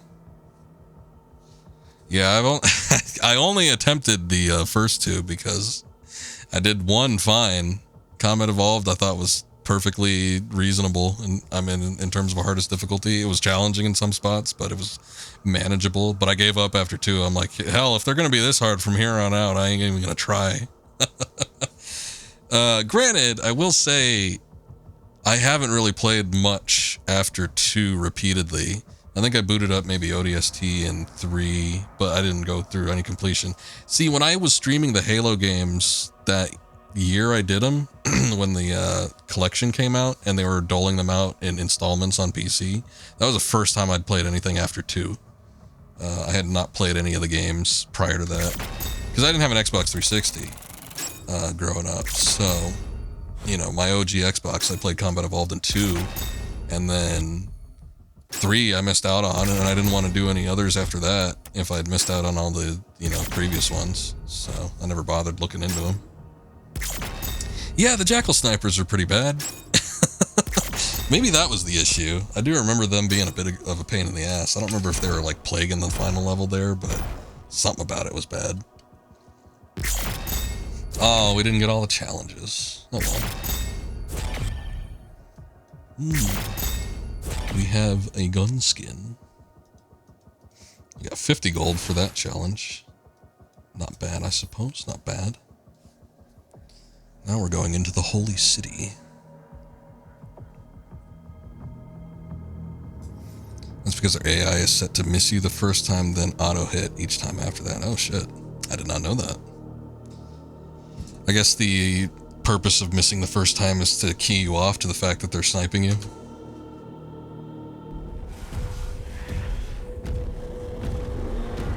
Yeah, I mean, that seems like a logical assumption, but it's a damn shame that they automatically hit you each time after that. You get one chance to find out where they are and retaliate, otherwise your ass is up a creek.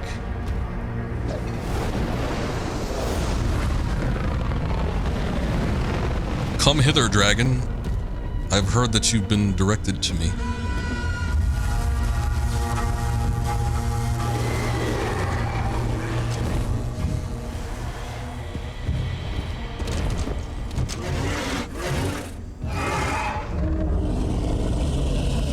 In Infinite, with it being so open worlds, made them very annoying.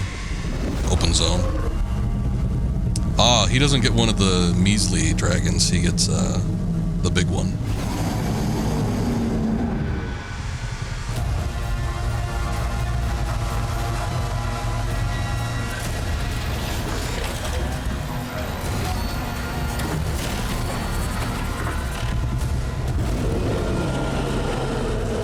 Oh, that's where that's from.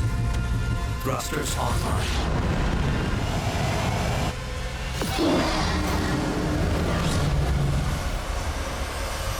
I do like that the little dragons came up to him first. They're like, no, I want to let him ride me. No, me. And then this big bastard comes in. So the jackals operate the same in every Halo game, though, if you do it on Legendary. That's crazy that they kept that up. I figured maybe that would have only been a 2 thing when he suggested it. I'm like, okay, that makes sense as to why it was hard. But if it's like that in everyone, I don't know, maybe it's just easier to find them in the others, or they're not as placed as difficulty-ish like with the later ones. Hold E to ascend and the dragon will rapidly gain altitude. You got it. Man, well, this is like the Spyro 3 of the Doom games. We have like 16 different gameplay methods here. Hold Q to enter, descend, the dragon will rapidly lose altitude. Makes sense.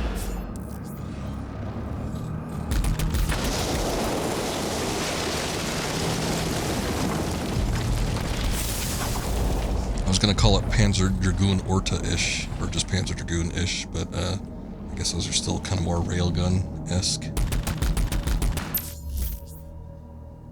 Press and hold right-click to lock onto a target with assault mode. While in assault mode, press space in the direction to input a dodge. Dodge green hell surges to attack, trigger a perfect dodge, empowering your autocannon. The dragon can dodge up, down, left, or right.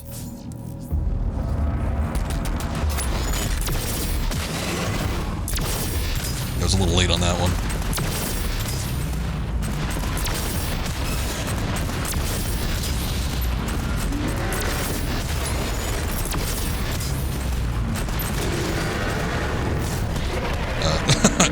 Control was not the button I was expecting, but okay. Oh, yeah. Hey, it's just like that one Godzilla movie. The first legendary one. Demonic turrets have energy shielding that cannot be damaged by standard autocannon fire. Perfect dodge empowers your autocannon with plasma rounds to destroy these shields. Once the energy shields are destroyed, the turret can be eliminated. Gotcha. They're forcing me into some perfect dodges, but it looks like they're maybe easier to dodge since they're slower.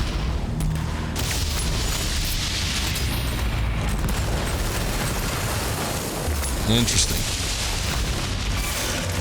Wrong way.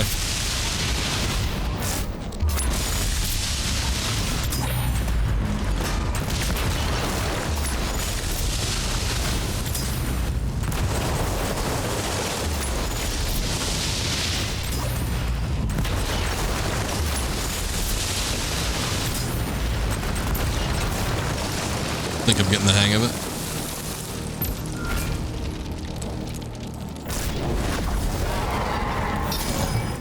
There is a dashing ability.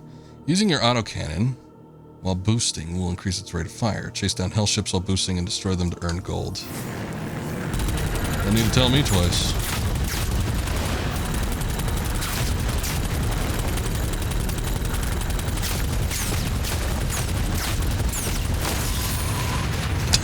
Just a big explosion of confetti gold.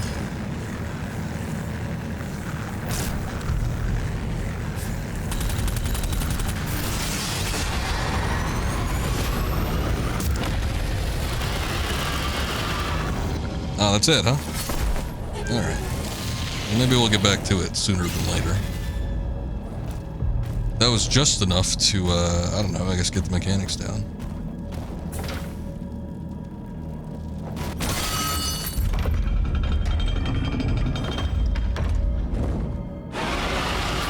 Oh, never mind.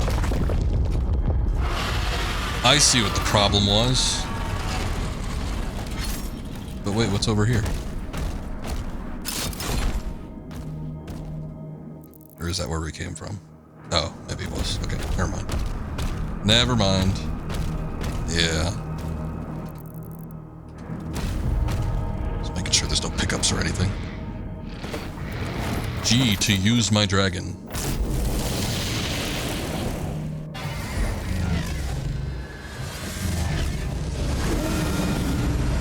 Novik, the Slayer is en route.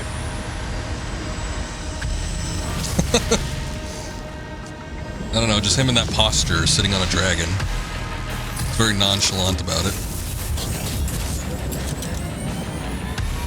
Assault mode engaged. Okay.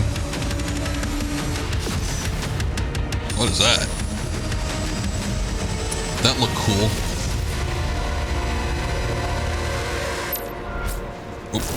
Those ships are powering the force field around the main cathedral. The demons conjured a barrier when we arrived.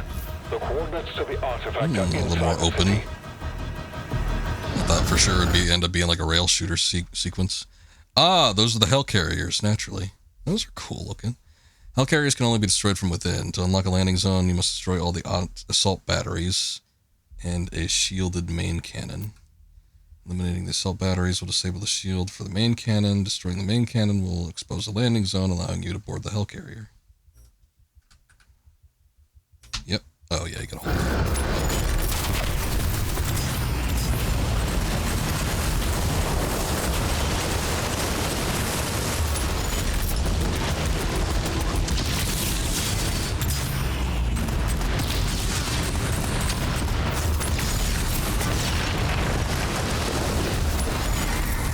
It's only got turrets on one side.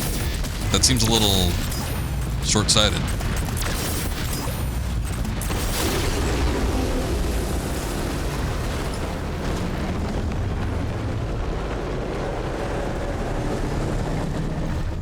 There it is.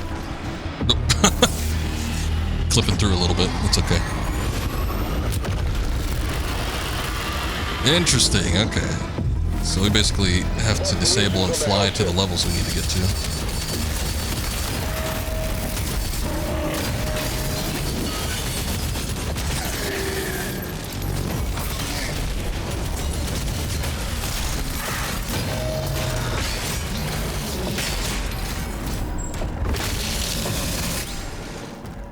Alright, I dig it, I dig it. These are like big. These are big.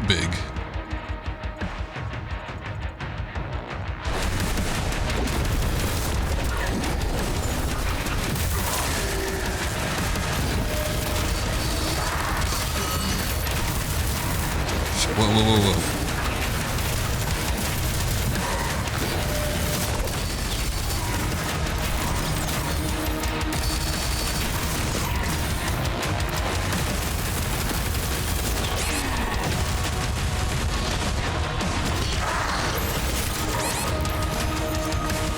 Something is hitting me. I'm not sure where it's coming from either.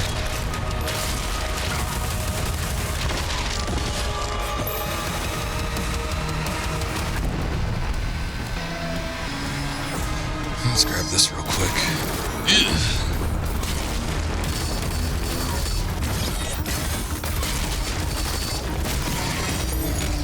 Maybe it was that guy.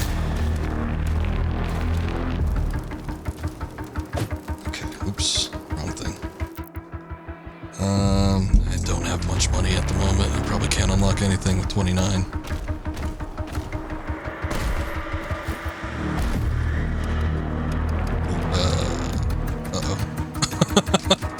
Uh-oh. I almost got stuck. Just for a second there.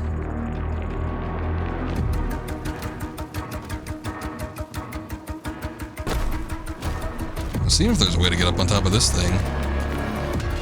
I don't think I could just ledge grab onto it. Because there's definitely something up there, but I guess maybe I have to drop down from that upper point. Yeah, that looks like it's what I gotta do. But there's still like a secret area down here, so let me check this out real quick.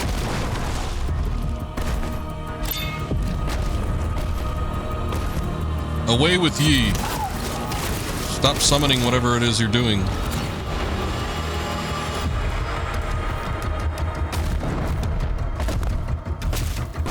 Oh, I was never worried, Scoob. I knew you'd be back. You always come back. What's going on, man? Did you watch a movie?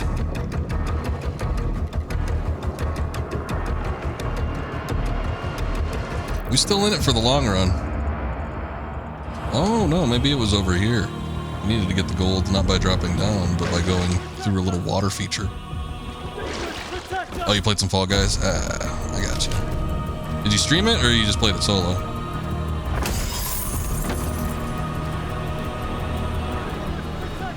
I'm losing my voice, man. I've been streaming 4 days in a row and talking for hours at a time. Oh, short stream. I got you. As embarrassed as I am to say it, yeah, I'm losing my voice. I was hoping nobody would notice. Where is... Oh, there it is. Get back to work soon. I got you. Yeah, I got a little work I should be doing too, but I decided to make an executive decision and not do it in favor of playing this. Yeah, spring and summer, I would bet. Probably pretty busy for you. Damn busy for me too. I'm not even in the same field. I don't know what the issue is, but like, I've been getting commissions out the ass. I got like 5 in a span of maybe like 3 days.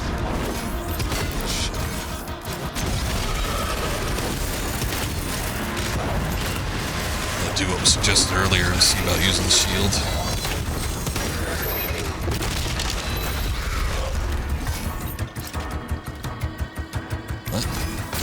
Oh.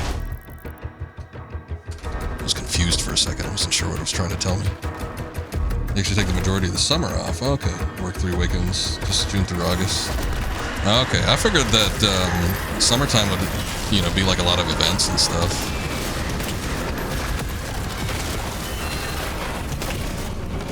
But maybe they're not worth the effort.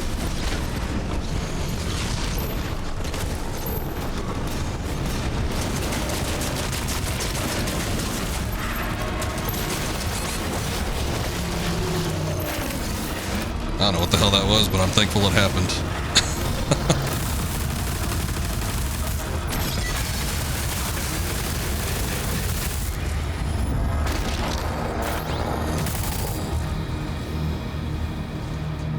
$85 to $100? Oh yeah. I guess I wouldn't enjoy working outdoors, selling outdoors, whatever either.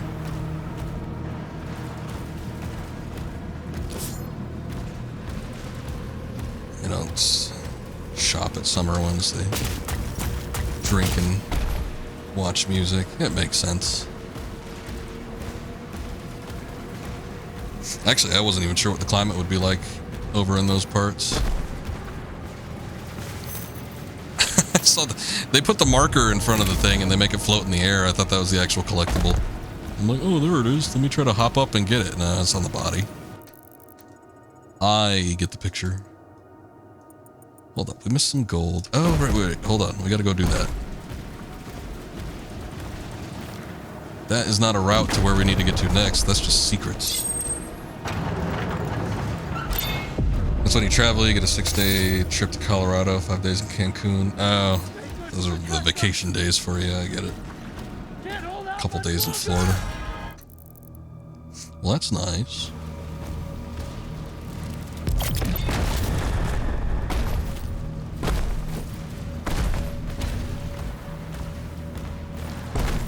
And it's crazy, just one state away from me. Colorado is noted for its cold weather. And it gets so damn hot here. Hot as balls.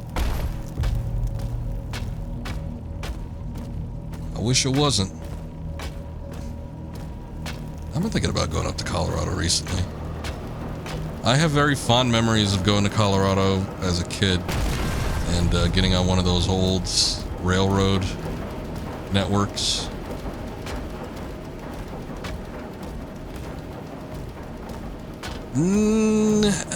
Sort of. I mean, the temperature's more varied than you'd think it'd be for a desert. Deserts tend to get cold. Oh, hey, look. Supercharge. Nice.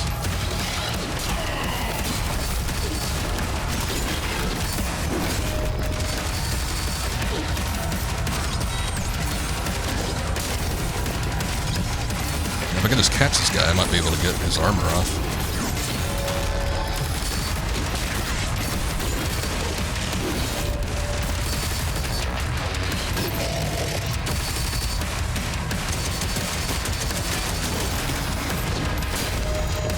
Never seen an armored Hell Knight. And you know, the desert nights tend to get cold too, but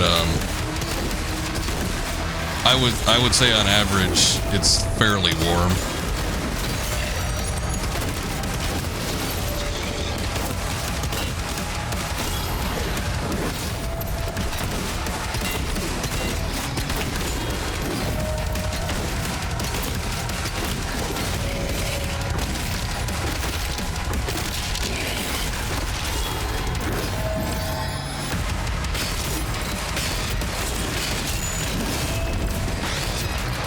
There we go.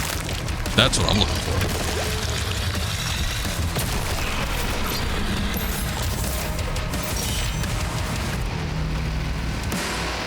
Look, the road tripping to Arizona and New Mexico in the winter, thought it would be pretty warm. It was like 20 degrees some days. I mean, it gets cold in the wintertime, yeah.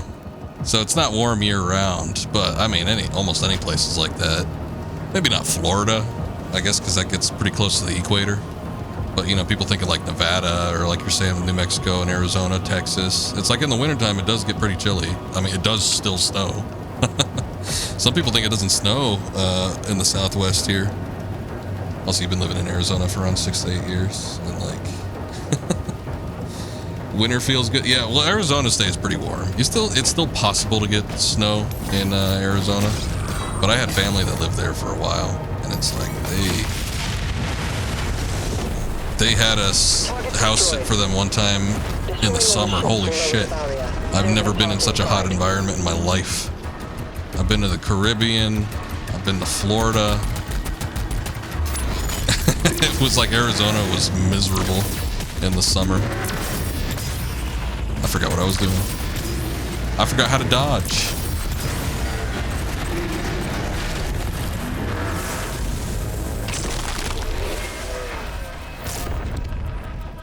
If you live in northern Arizona, it'll snow and be cold. Oh, but if you're a little bit further south, it doesn't. We went to the Key West in January. It was like 78. Baller. See, I mean, it's nice.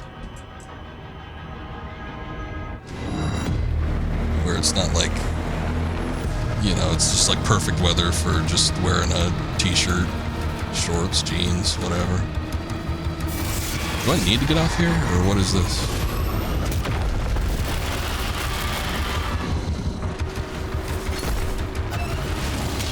A little armor and whatever this is. Oh. More untold horrors. Just what I'm looking for.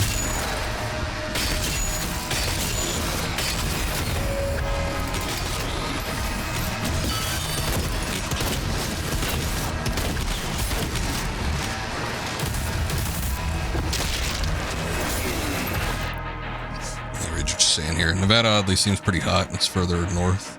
I think the early December is like super warm. Nevada stays pretty hot. January gets a little nippy. Probably December too, but I don't think I've ever been in December. January I used to go all the time for the Consumer Electronics Show. I used to go annually, and I don't know. It wouldn't be like super cold, but it would probably be like 40, 50 at worst. But it still was pretty warm. Different fronts though, something like that. I don't know. Kind of a weird placement in the States. Oh shit, I did something different.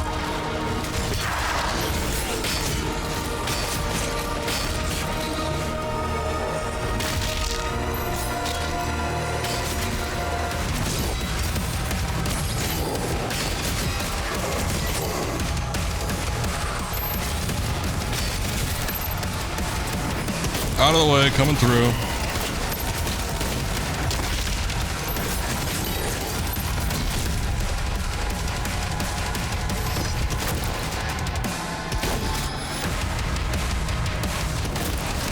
Never had such dry lips and sinuses in your week in Nevada. I wasn't prepared for that.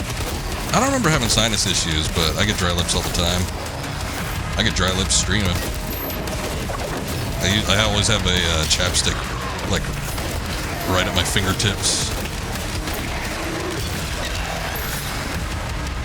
But it stays pretty dry here.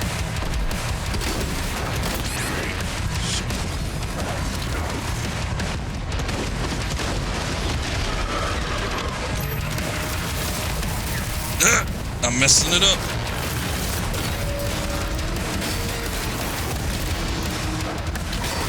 Oh shit, we got another one.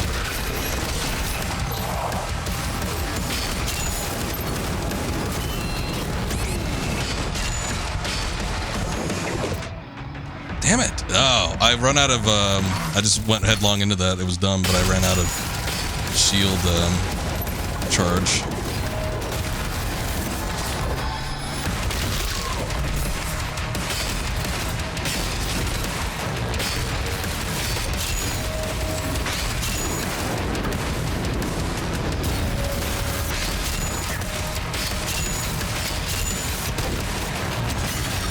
The rider just died. I'm not going to say inexplicably, but he just died.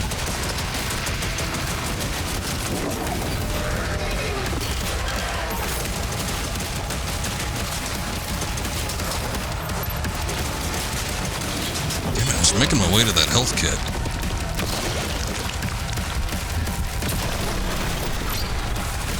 Never used chapstick in your life. I can't even fathom that. My lips are always dry, man.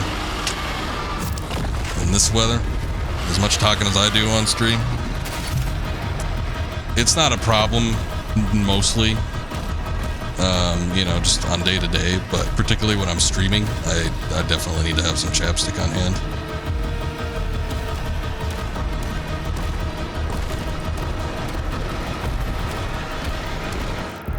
there's any oh shit, no.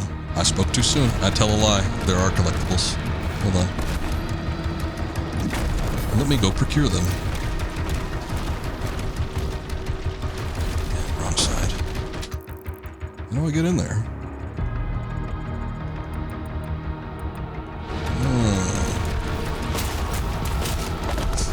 Yeah, there's plenty of humidity down there, so don't gotta worry about that. I guess we get more dry heats in the southwest. Which people say is the worst kind of heat, but having experienced both humidity and dry heat, I'd rather take dry heat. I'd take everything that comes with dry heat than be in a humid place. Although, when it gets like super hot, like we were just talking about Arizona, that is, I mean, it is hard to describe how bad it gets when it gets like, when you're talking like 120s and stuff, like just going outside for a few minutes, it's like a weird experience. I don't know, I guess if your body's not used to it, it feels strange. I did not enjoy my time in the summer in Arizona. Yeah, even the shade is hot. It's whack. It's so crazy how damn hot it got in Arizona one time I went down there. I will never forget. What are you doing? Oh, there's everything. They say the opposite. They say being out west isn't nearly as bad because it's dry heat. I remember there were shirts and stuff. They're like, oh, it's a dry heat. And, you know, they'd have like dead cows and stuff. I don't know. There'd be like a cattle skull or something. They're like, oh, how miserable is it? But yeah, I never cared for humidity, like humid heat. I always thought it was worse because you feel all like wet and sticky and shit. I don't like that. If it's windy, it's like opening an oven. Yeah, it's crazy. It's like the wind provides no relief. It just makes you feel worse. Why would anyone ever want to live? Oh, wait, sorry. I don't judge. Again, I had family that lived in Arizona for years. It's just I'm not used to like that particular type of climate.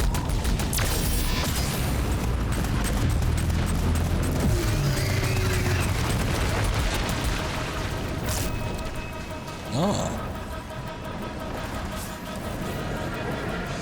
It's a dry heat up until monsoon comes in, and then it's like 110 with humidity.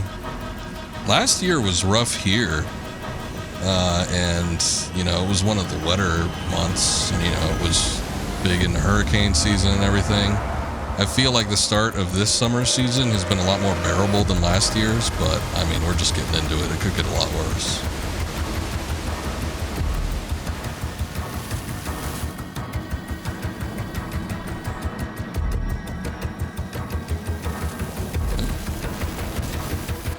I suppose I even have stuff like that. Oh shit, I didn't even know we were going after one of these things. Hold on, wait for me.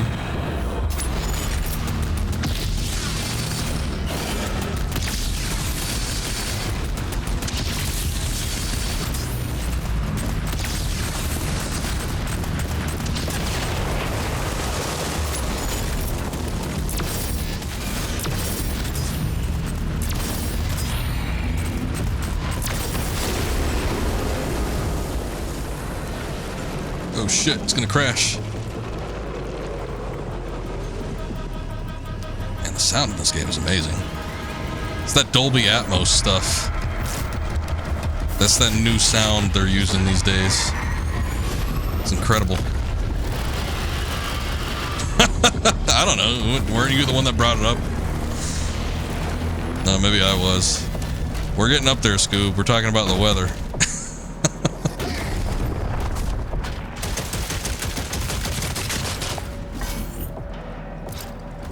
He's gonna lurk and go Riz and skirt till you're young again. Don't forget Skibbity.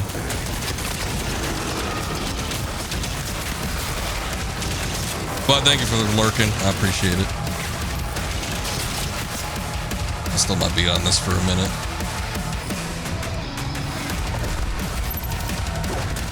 Oh no! My least favorite enemy.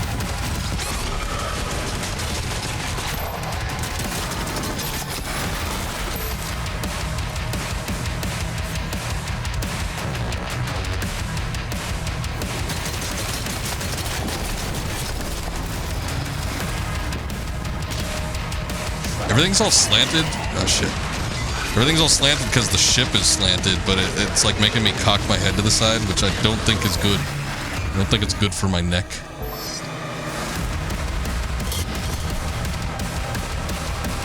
What's this? Okay. That's some demon's money. He doesn't want me to get it. Oh, look, it's gone now. Ah! It's mine. I claim that gold.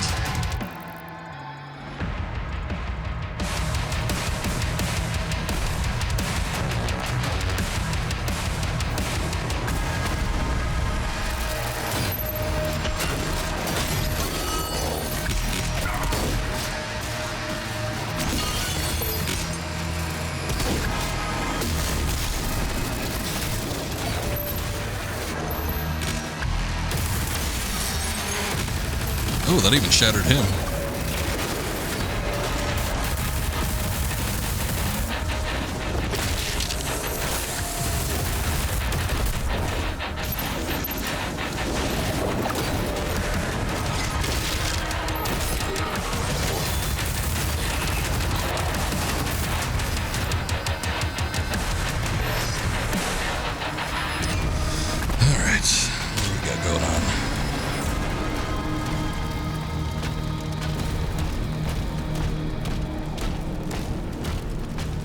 New something. New weapon, I guess. What is this? Dual cannon. Cycler. The cycler fires a powerful plasma spikes at a moderate rate. As a plasma weapon, it also quickly overloads energy shields to generate a damaging explosion. Cycler is a second gun. Okay. Of the plasma rifle class. Press F to switch between the guns and the weapon class on the fly.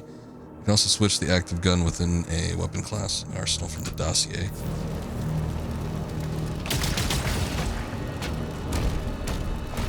This is kind of more the rate of fire of the original plasma gun, but the ammunition, the rounds still travel faster.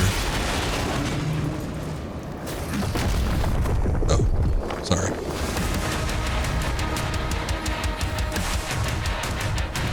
I wasn't aware of what I was doing.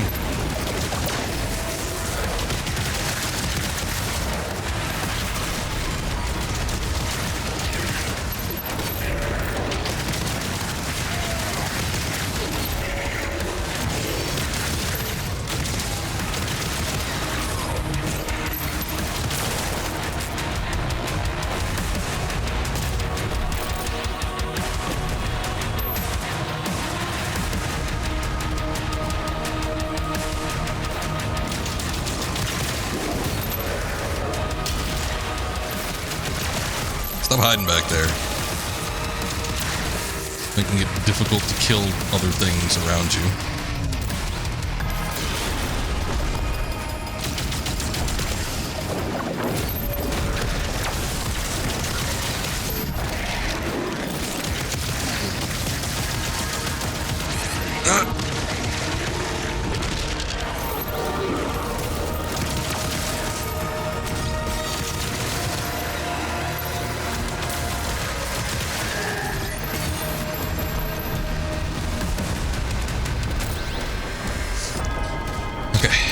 Doing okay.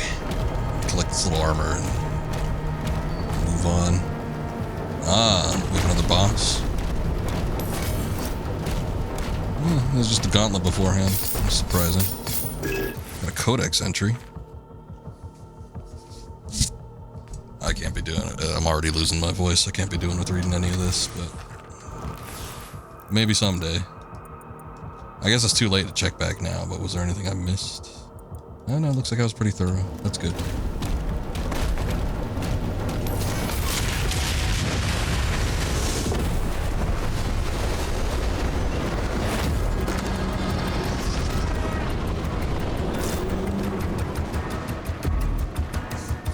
Okay.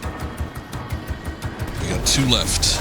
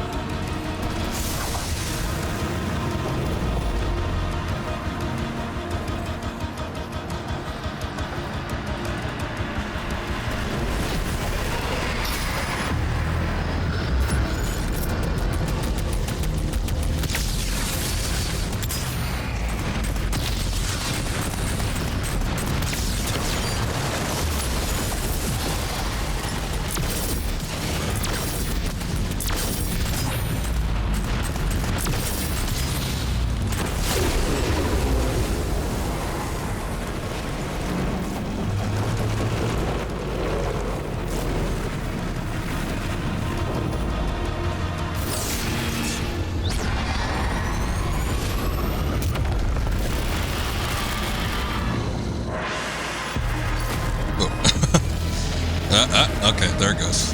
Dragon disappeared for a second. I think the whole world disappeared for a minute. Seem to be having some issues.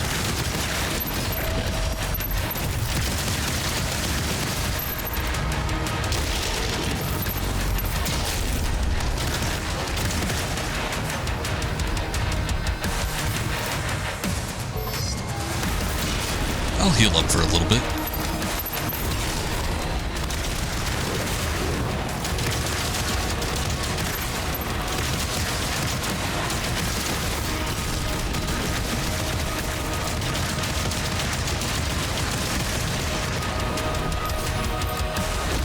Damn it.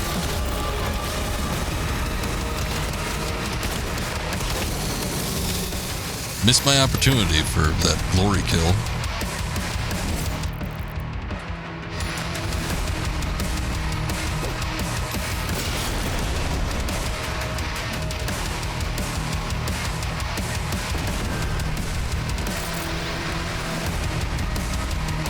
Oh, this one was quick. Is that a cyber demon? What the hell is this? Not a very good one. Whoa, shit.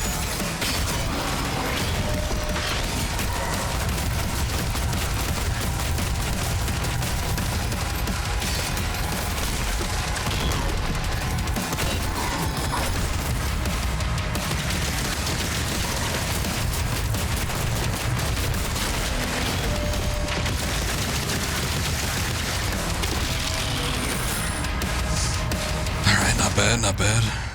Gold.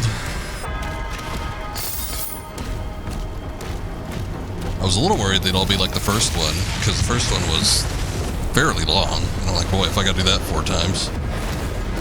But each one has been a little bit quicker than the last, so not too shabby.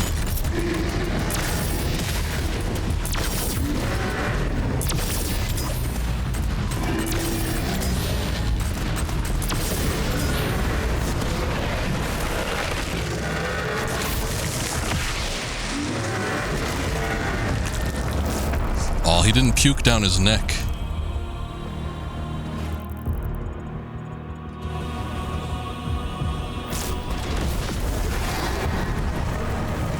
Okay. I'm just gonna go for the marker. I don't know if it's worth checking out anything else.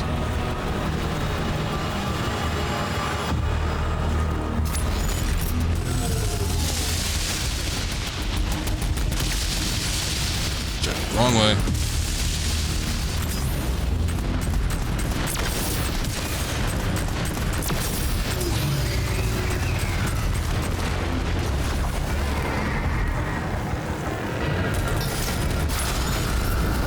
No.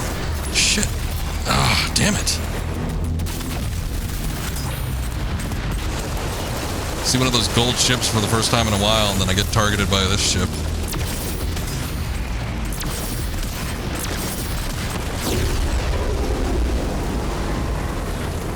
I want my money.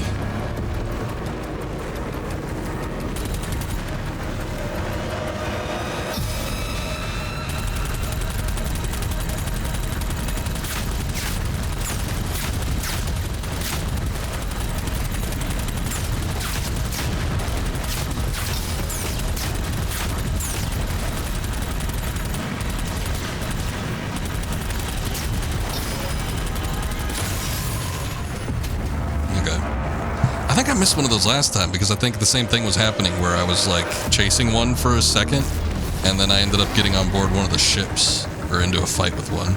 So there might be another one out there somewhere. But I got no clue where it would be at this point if I did in fact miss it, so oh well.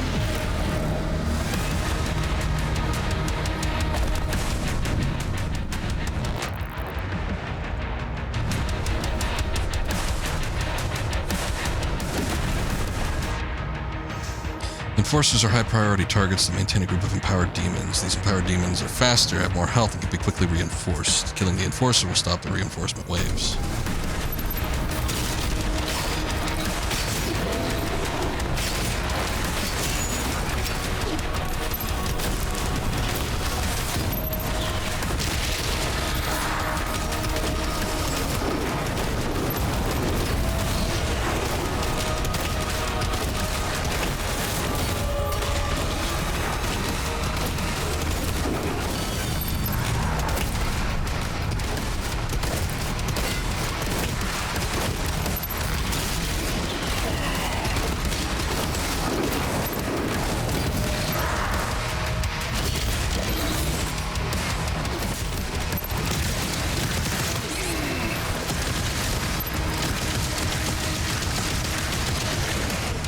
track is called Blood Red. It's been a good one. It's kept up the momentum, which is nice.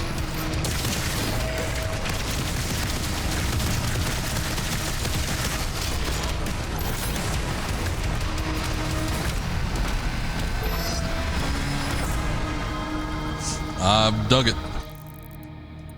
Let's see. There's a little action figure in here.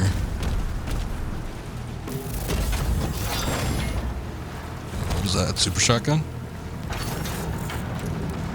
Yes, it is. Little regal twist on it. Super shotgun deals devastating damage at close range, reloads slowly, much less effective at long range. Super shotgun is a second class with a shotgun. Or shotgun, yeah, okay, whatever. Yeah, let's keep with that. I'm always in the mood for a super shotty.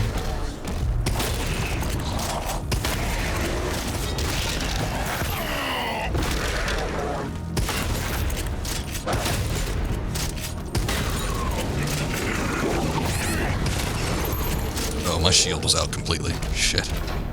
I gotta find a way to keep better track of that.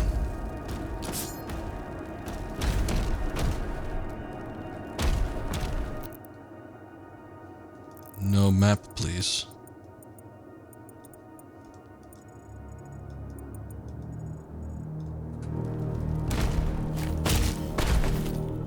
You need to evacuate. This is weird. Do I see the level 2 upgrade for double barrel? Oh boy.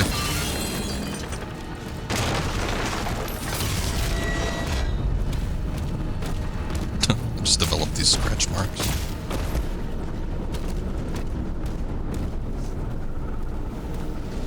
Yeah, I'm gonna need to go back and kind of be more thorough in the levels because I do want to do some of the upgrade stuff. I'm sure a lot of them will be fun and or just handy. Huh? Oh. One below.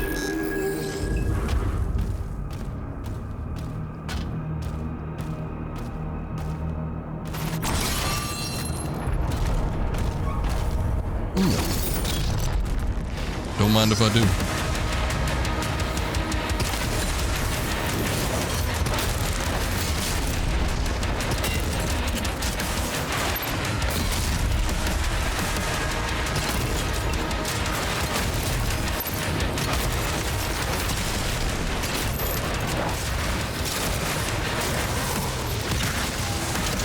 Oh god.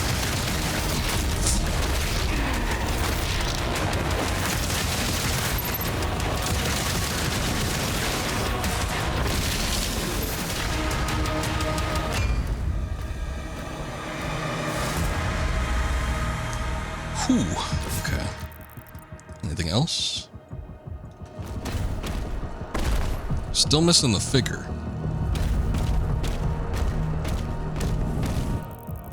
Where's the... Oh, there it is. Hey, what's up, Bismuth? Welcome back. The game has been fun so far. I've enjoyed it. I'm losing my voice, unfortunately, but outside of that, I've been doing pretty good with it. Yeah, I'll go ahead and take the supercharge now. Little red metal thing, I think I want that. I don't know how to get in there, though. How did I miss the, oh, you have to approach it from underneath. Which means I need to go out this way. But anyway, lots of weapon variety. Even the weapons that we already get, there's alternatives for. And it's not even like a second fire function. It's like the main fire function can have them alternate. Lots of unique stuff. Like this thing that crushes skulls and fires skull bits in an arc. That's pretty neat. I'm waiting to see what the alternate for that one will be.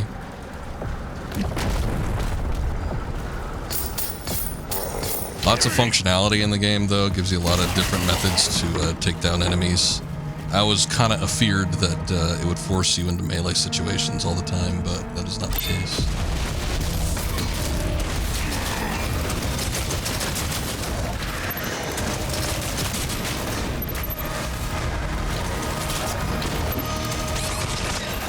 I was trying to switch.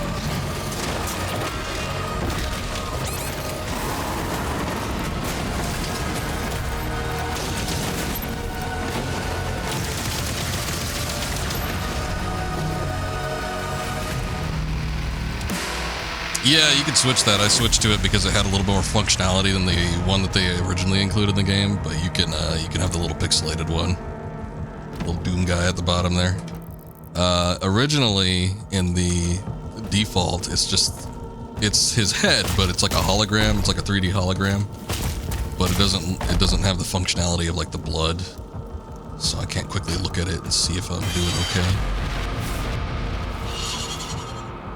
Yay! We got a dragon. Is that it? Guess so. Alright. Time to get back. Oh wait. Ah.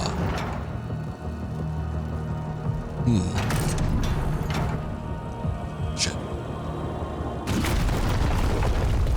Maybe I wanted to do that.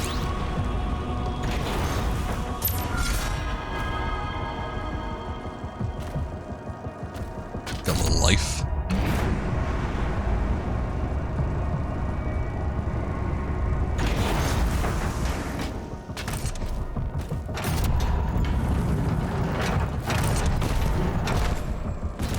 There's a brief second where it doesn't close, but I don't know if I can make it. I can't just open it by stepping on it either. Oh no, maybe I can. Shit.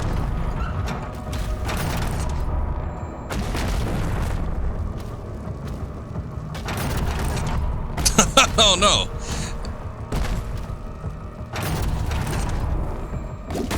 That's not fair.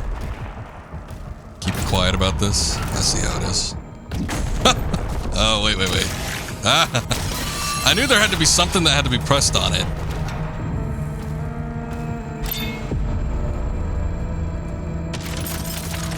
I was thinking there was something we had to bring up from the elevator, because initially that's what I thought it was. I'm like, okay, we jump down this big thing, there's going to be a box that we push up, and then maybe we could carry it over. But I was thinking also, because it looked like it stayed up for a second, so I thought maybe I could dash to it. But several attempts did not fare so well, so I figured there must have been something else. Does he do the ouch face? I don't know. Honestly, I'm not taking good track of it when I'm getting hit. He probably does. I think it functions the exact same as the original one. But watch, you tell me. Oh yeah, he does. Look at that. Here I was thinking we'd need to wait a minute before I got hit.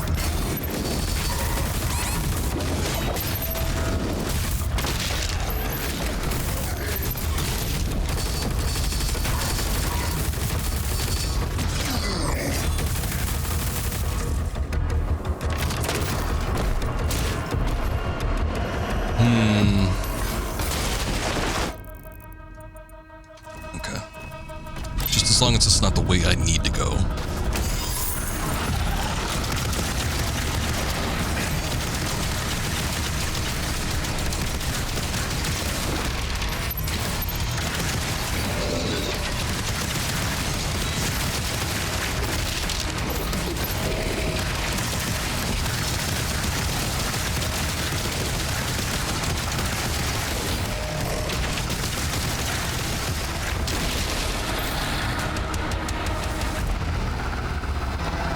Oh, the scream one? Like when you die fully? I'm not too sure.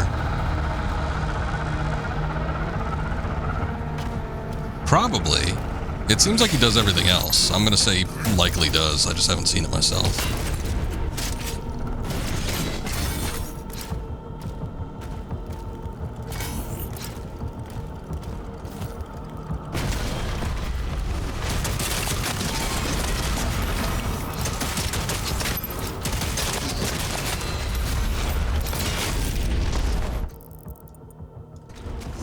I know I'm being annoying with the map, but I really have to know.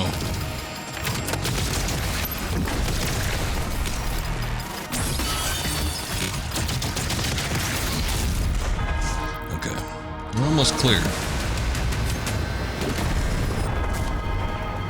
No boss? That's surprising. I guess this was one of the longer ones, so they probably didn't want to make you wait.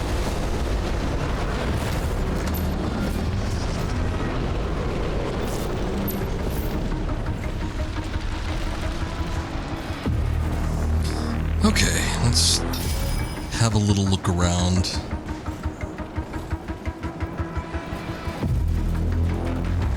Did we defeat this one already? These big tendril things. Oh yeah, we did. Seems like they unleash those ships that you could chase after that get you like the gold. The booty.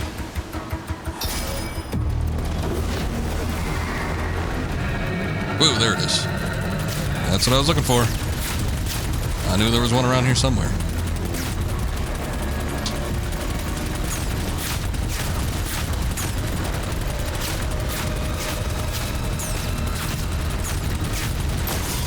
Aha! The glorious quest for booty.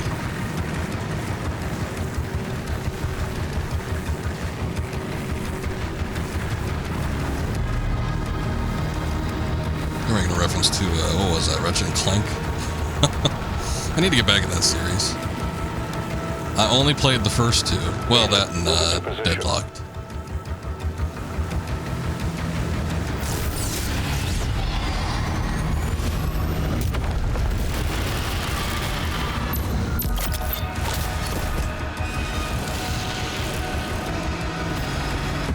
I thought it was kind of a fun game. I thought it was looked at poorly, but I remember bringing it up one time, and I'm pretty sure you said that you liked it, because I don't think I talked to anybody else. There was somebody else I remember talking to that said they enjoyed it as well. I'm like, okay, maybe it wasn't as bad as I thought it was.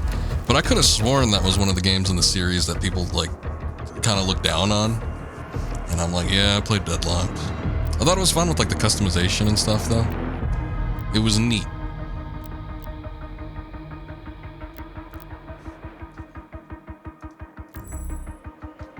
What else we got?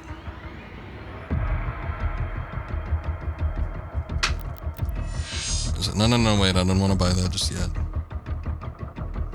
What is this? Something we already got. Most of the community doesn't like it, you don't know why, but it's great. Yeah, that's the general... Okay, so maybe I'm not wrong in my assumption of that, because I remember back in the day, I swear like I saw, I don't know if I was like on a forum or something, but it seemed to me like, generally speaking, people didn't like it, and I'm like, oh, well, I thought it was okay. Oh, speed loader, that's good. Yeah, we should probably do that.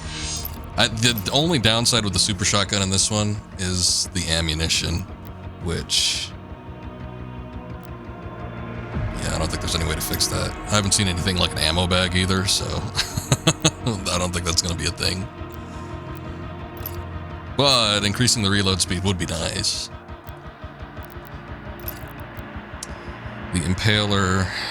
Oh yeah, that one does the ammo. Honestly, I haven't had too much trouble finding ammo for the Impalers, so I don't know that I necessarily need that. I was kind of looking at getting it, but maybe not anymore. What is this one? Melee Strike now built and maintain charge. Okay. Maybe, but I'm going to do this first.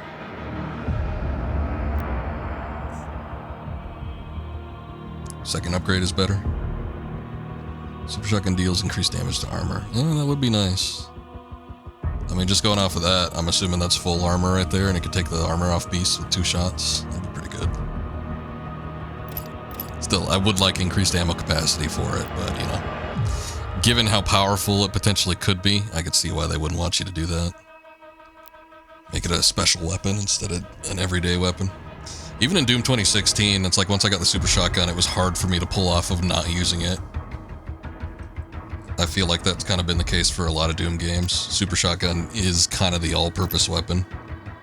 So limiting the ammunition with it in this one, it kind of makes it a little bit more special maybe. You gotta pull it out in certain segments. Ooh, Cycler. That looks fun. You could link charges between enemies. Yeah, it looks like it has to build up for a bit, though. That would have to be for an enemy that's got a lot of health on them. I like the look of it, yeah. I don't have enough something. I got enough gold, I just don't have, I don't know, I guess some kind of orb or something. Or maybe it takes something else entirely. Yeah, whatever. I'll save my money. Maybe we could get it next time. What are we doing? Big boss. Yeah! You little bastard.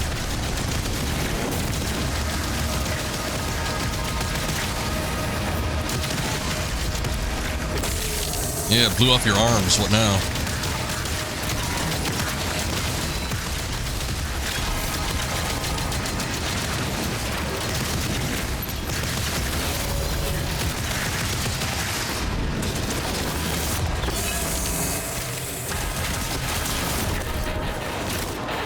No, no, no, no, no, not the command console.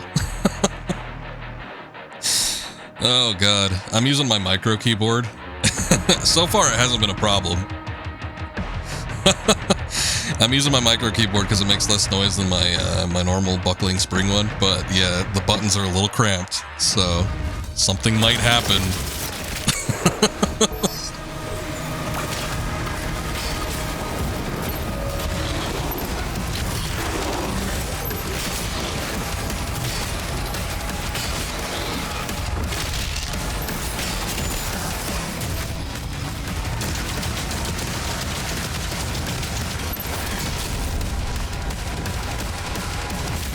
Really got to be using the dash a little bit more. Holy shit, it's one of those guys.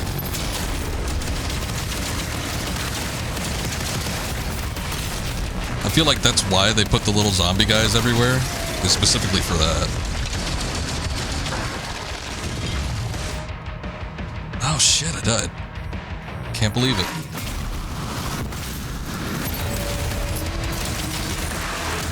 Yeah.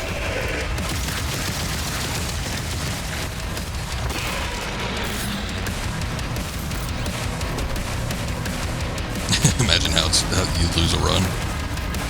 Accidentally opening the command console. It could probably happen pretty easily.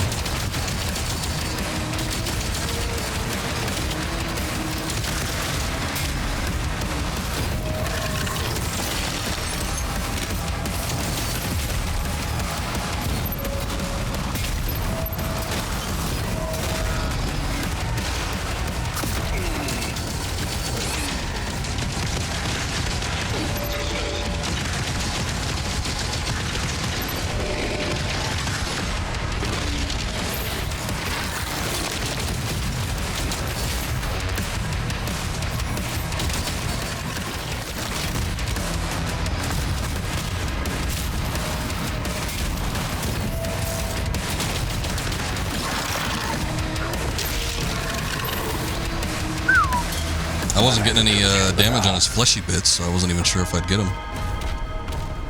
I'd gotten him far enough to where he would die.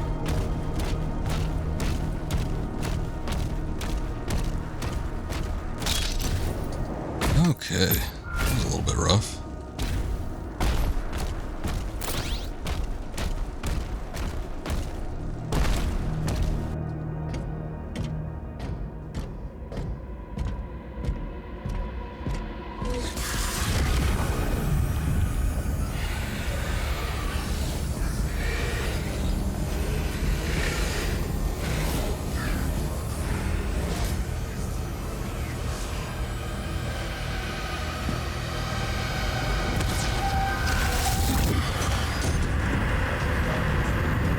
Throws you one as a boss, and throws you an enemy variant without the gold armor.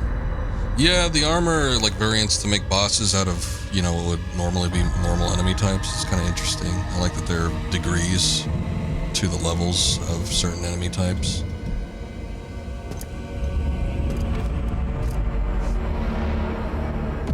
Oh no, King, whatever your name is.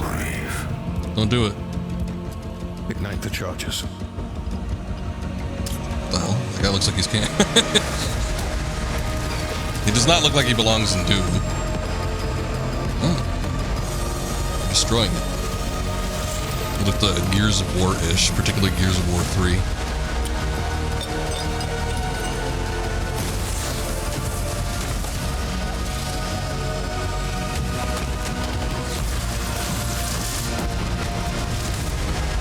Saved his ass with that shield there.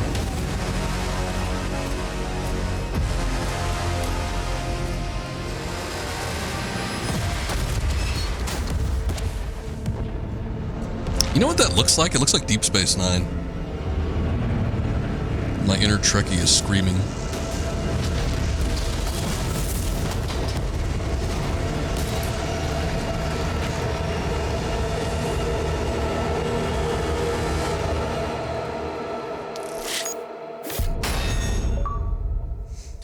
Yay.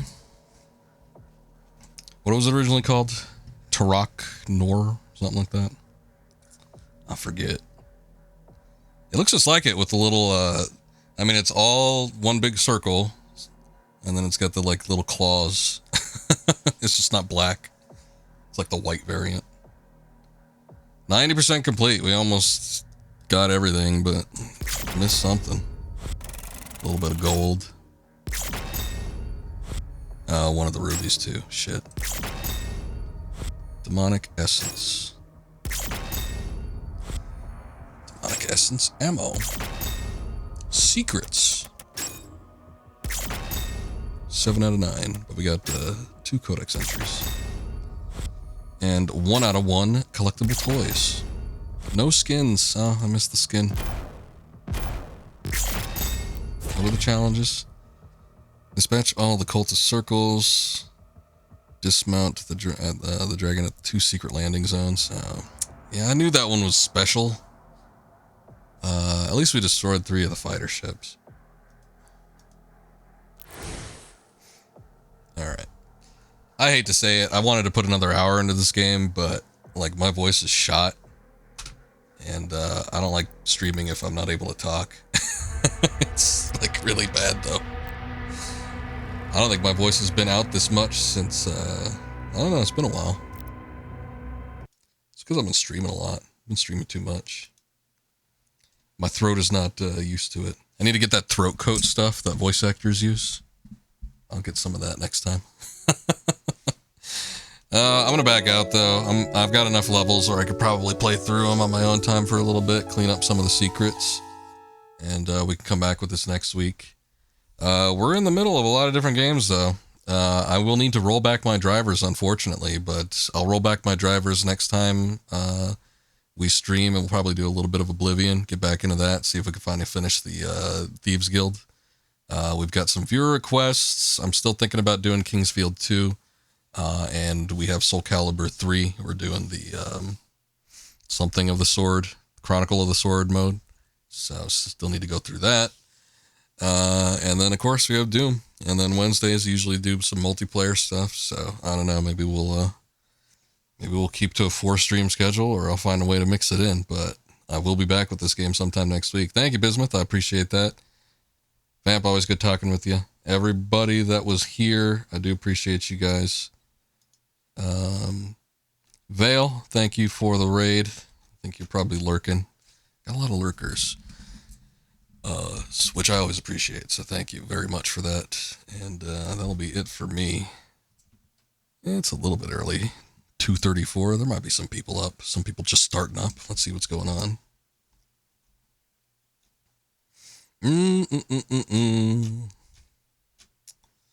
Oh boy. We have a couple people.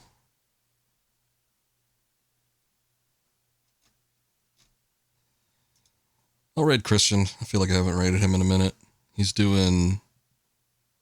Something else is on his screen entirely. He's doing Helldivers 2, and it looks like he is actually playing Helldivers 2, but like there was like some RPG on his screen. I don't know what that was. But anyway, thank you guys again. I do appreciate it. I'll be back on Monday more than likely, and we'll probably do some Oblivion. Or if I feel like mixing it up, maybe we'll just get back into Doom. Who knows? We'll see what happens. But in the meantime, you guys take care. Have a good night, and we'll catch you next time. Later.